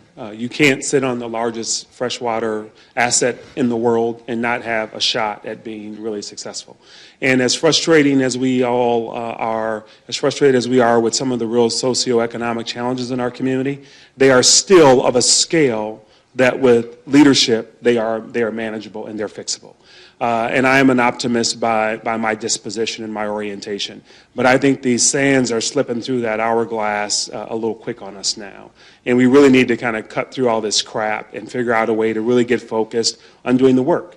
We have the assets, we have the opportunity, and the problems are manageable. It's really about our leadership and our vision and about the legacy we want to leave to children and grandchildren who are coming behind us. But the opportunity to fix those things, I think, is still here, but we're losing ground at a growing clip, at a faster pace. I have a lot of questions I'd like to ask, but I'd like to turn it over to the audience for questions and listen to what you have to say. And we'll start up here. Hi. Piggybacking on the idea of PolitiFact and the idea of possibly minimally decreasing political polarization, especially as it affects campaigns. I wonder if it's time for a kind of a new paradigm for politicians to actually reference facts for their opinions. For example, let's say the Legislative Reference Bureau or the Institute of such and such or Brookings Institute, whatever kind of thing it would be. So judges, when they make decisions, base their decisions on past precedents and cases. Professors make comments based on research. Business makes marketing decisions based on data. And yet it seems to me, I'm generalizing here, so please bear with me, politicians can say almost anything without accountability until something like PolitiFact comes through. So what about this idea that from now on, 2014, when people have numerous cell phones, smartphones, iPads, laptops, that when a politician makes a statement, he or she, especially as the campaigns go on, but even in this kind of context where we had some controversy, and I don't know the answers to that controversy, there are 3 or 4 people in the audience who are paid to do this that check that fact out. They get the reference, first of all, according to so-and-so, this institute, then they check it out, and the 10 minutes at the end of the debate, the moderator says, okay, let's look at this, and then it's on the screen, and here's what the data says about blah, blah, blah. Or what if the moderator, and I'm not talking about this particular... Can I ask you to come to the question here? Okay, the question is, why can't this happen? Why can't the moderator say, what is your reference for saying that this many people or this thing or this many bills were passed or whatever?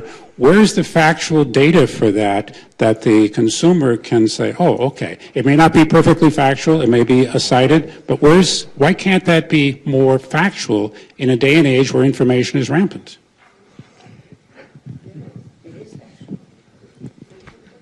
I'll just quickly comment in that a lot of what people running for office say is subjective, so it can't be fact-checked. And even if it is fact-checked, there will be one fact that says it's true and another fact that says it's false.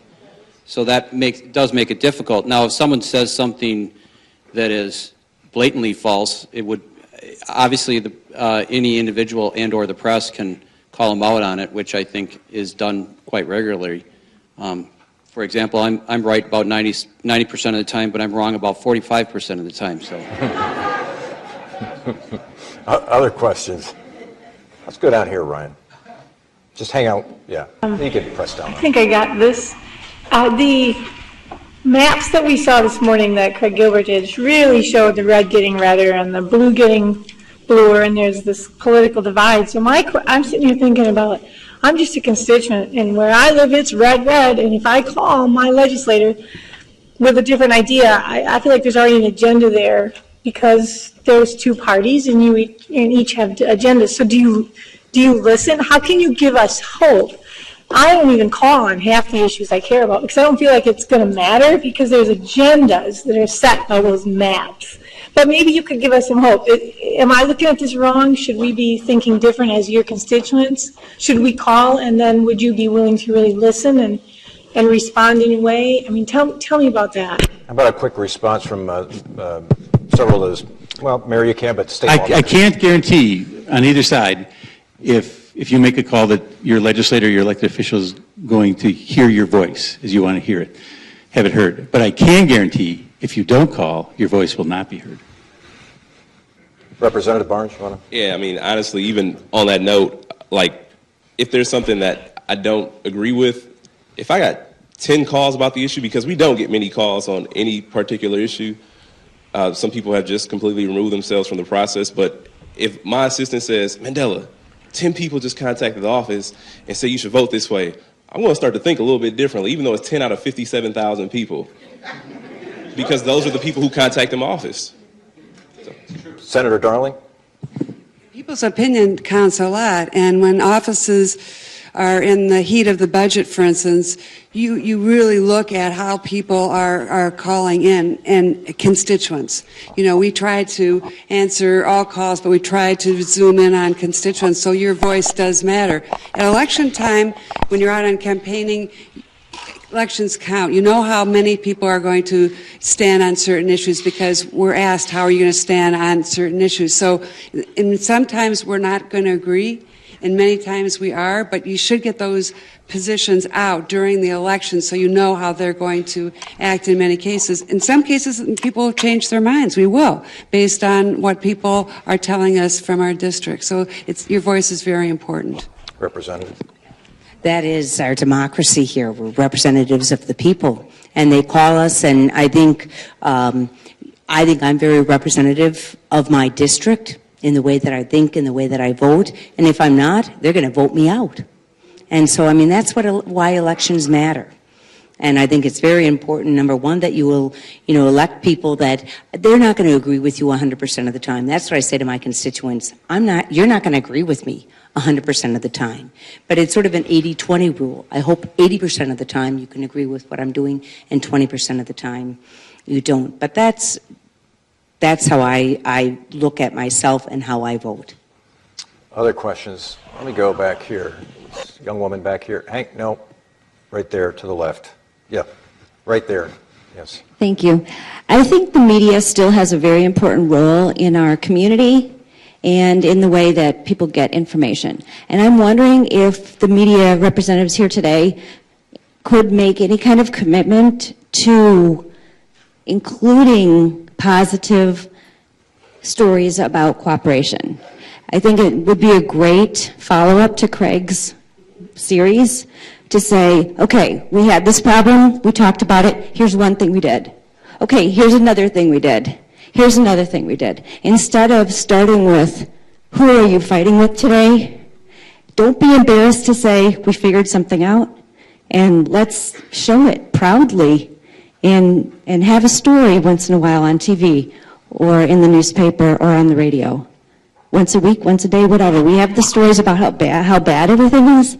How about if the people in the media make a commitment to saying something positive and showing that cooperation? Right there, Ryan. Hi, I've been here, as everyone else has all day, and I'm a teacher, and I also study how polarization affects students and how when they learn about an election, they come into the classroom and we teach what you're talking about. We teach where you call your member of Congress or call your elected representative and something's going to happen. And they're going to be responsive. And then they go out into the election world and they see you guys fighting with each other and they see the ads and they see this real vitriol. So I've had this question all day and I don't know if you guys can answer it, but I'm going to just pose it. What should we teach them?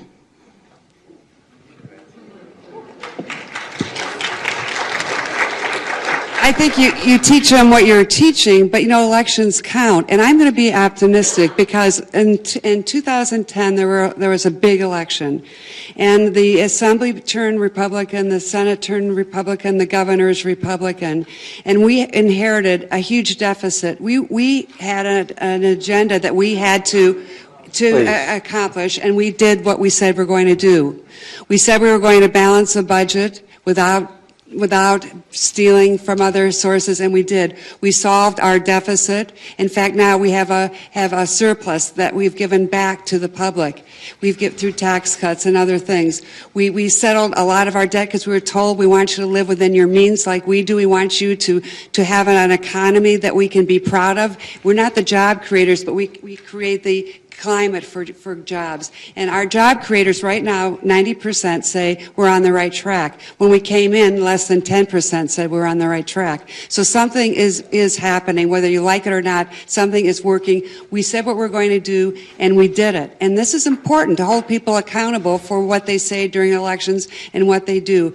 What we did is working. 54% of the people think it is working. You might disagree because that isn't 70%. But job creators tell us there's a built-up demand in our state. There's a labor shortage that cannot fill a lot of these jobs. We need to work together to build the economy, to make sure that these jobs are filled, that the skill sets are offered to our students, both at tech, college, and in the grade schools. We need to focus on growing the economy and jobs, because doing that, our people have opportunity in Wisconsin. And everybody can disagree with me, but what we did is we told you what we're going to do, we did it, and right now, in my opinion, it's working. Go ahead. The only thing about that is there actually wasn't a deficit.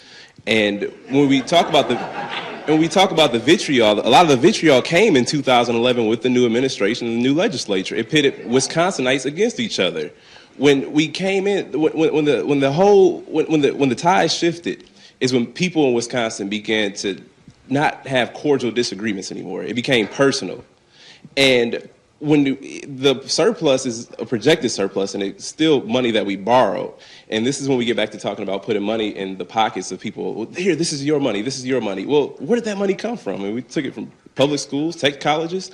That money came from somewhere. Something hasn't been funded in a way that it was funded. And we talk about people or students in not succeeding. We talk about there being a skills gap. Well, if money has been taken away from education programs, then people obviously won't be able to learn. I think we saw a really good snippet right now of why democracy matters. I think Senator Darling gave a wonderful expose on why she believes Republican policies are working. I think Representative Barnes gave a rebuttal. And so the gentleman who wants the PolitiFact, there's your PolitiFact in the real world. But that's what it should be. That's what it should be. And that's what it's our job to do that. My request to you is to beg those young people to get involved. Because democracy is the ultimate participatory sport. It only works as well as we make it work. And so Mark Rawle, I don't even know if Mark is still here, when he was quoted in Craig's article, he said, people aren't going to be persuaded anymore. Now it's all just, we try to get our people out to vote. And I don't take any issue with that. I think that's good politics. My minor caveat on that is I don't think that means make it hard for the other side to vote, which is another thing altogether. But again, I think that what you just heard here that's good. That's the way it should be, and we should be able to disagree without hating each other. I think what I would tell the kids is that the issues are emotionally charged, and there's two sides or three sides or four sides to the issue, and they're going to hear people argue everything forcefully. However, it's up to them to figure out what the right answer is, and not to listen to what everyone is saying, but to figure it out themselves. All right. We're going to time for about. And I would, the only thing I would like to say to the gal up there, I go to the fourth grade classes many times to talk about state government, how a bill becomes law, and I explain to them also how many elections were won and lost by one vote. So it's important when they turn 18 that they get out there to vote, because their vote does matter in our community. One final question is going to be brief right here. Real quick, thank you for choosing these presenters, wide variety of presenters. Thank you very much.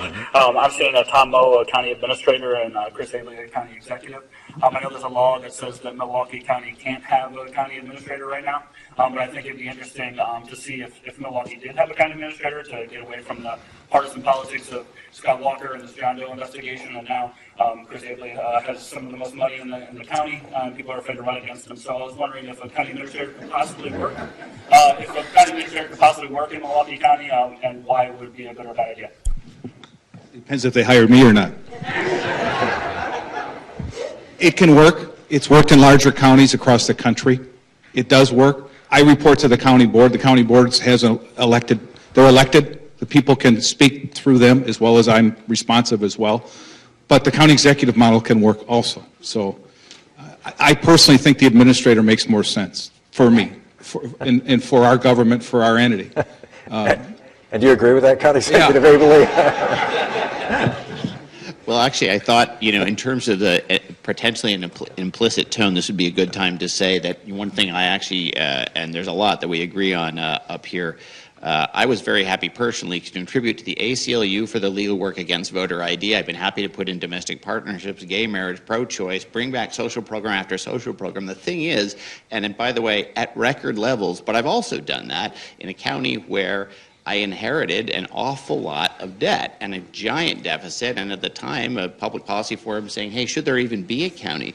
But here's the thing. While I've been asked by both sides to make this an issue about politics, I really haven't spent too much time on who wins and who loses. I've just spent time on delivering more services, trying to empower more people. And honestly, this might surprise you too, if somebody in a fact-based, and I am all about database decision-making, that's why my chief of staff had no political experience, but she did get her doctorate in policy at Rand and worked at the EPA for 10 years, and that's most of the wonks I hire.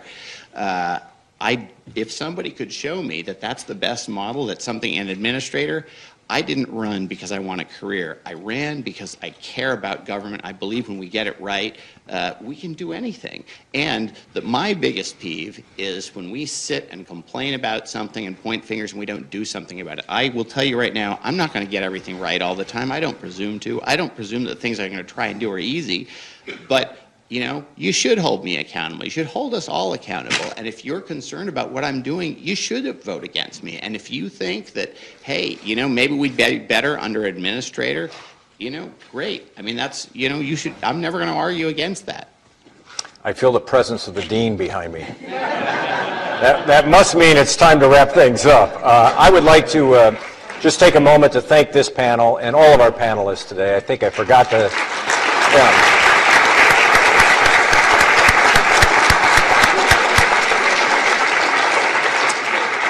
I think I forgot to thank Mark Grohl and Paul Maslin after the last panel, and I regret having done that. But I would like to go right down the list and thank Milwaukee County Executive Chris Abley, State Representative Mandela Barnes, Mayor Tom Barrett, Senator Alberta Darling, Ozaukee County Administrator Tom Moe, former Milwaukee County Supervisor, Corey Nettles, Generation Growth Capital, Sean Riley, the new mayor of Waukesha, and Pastor Cota, the outgoing Assembly Majority Leader. All right, thanks very much. Appreciate it.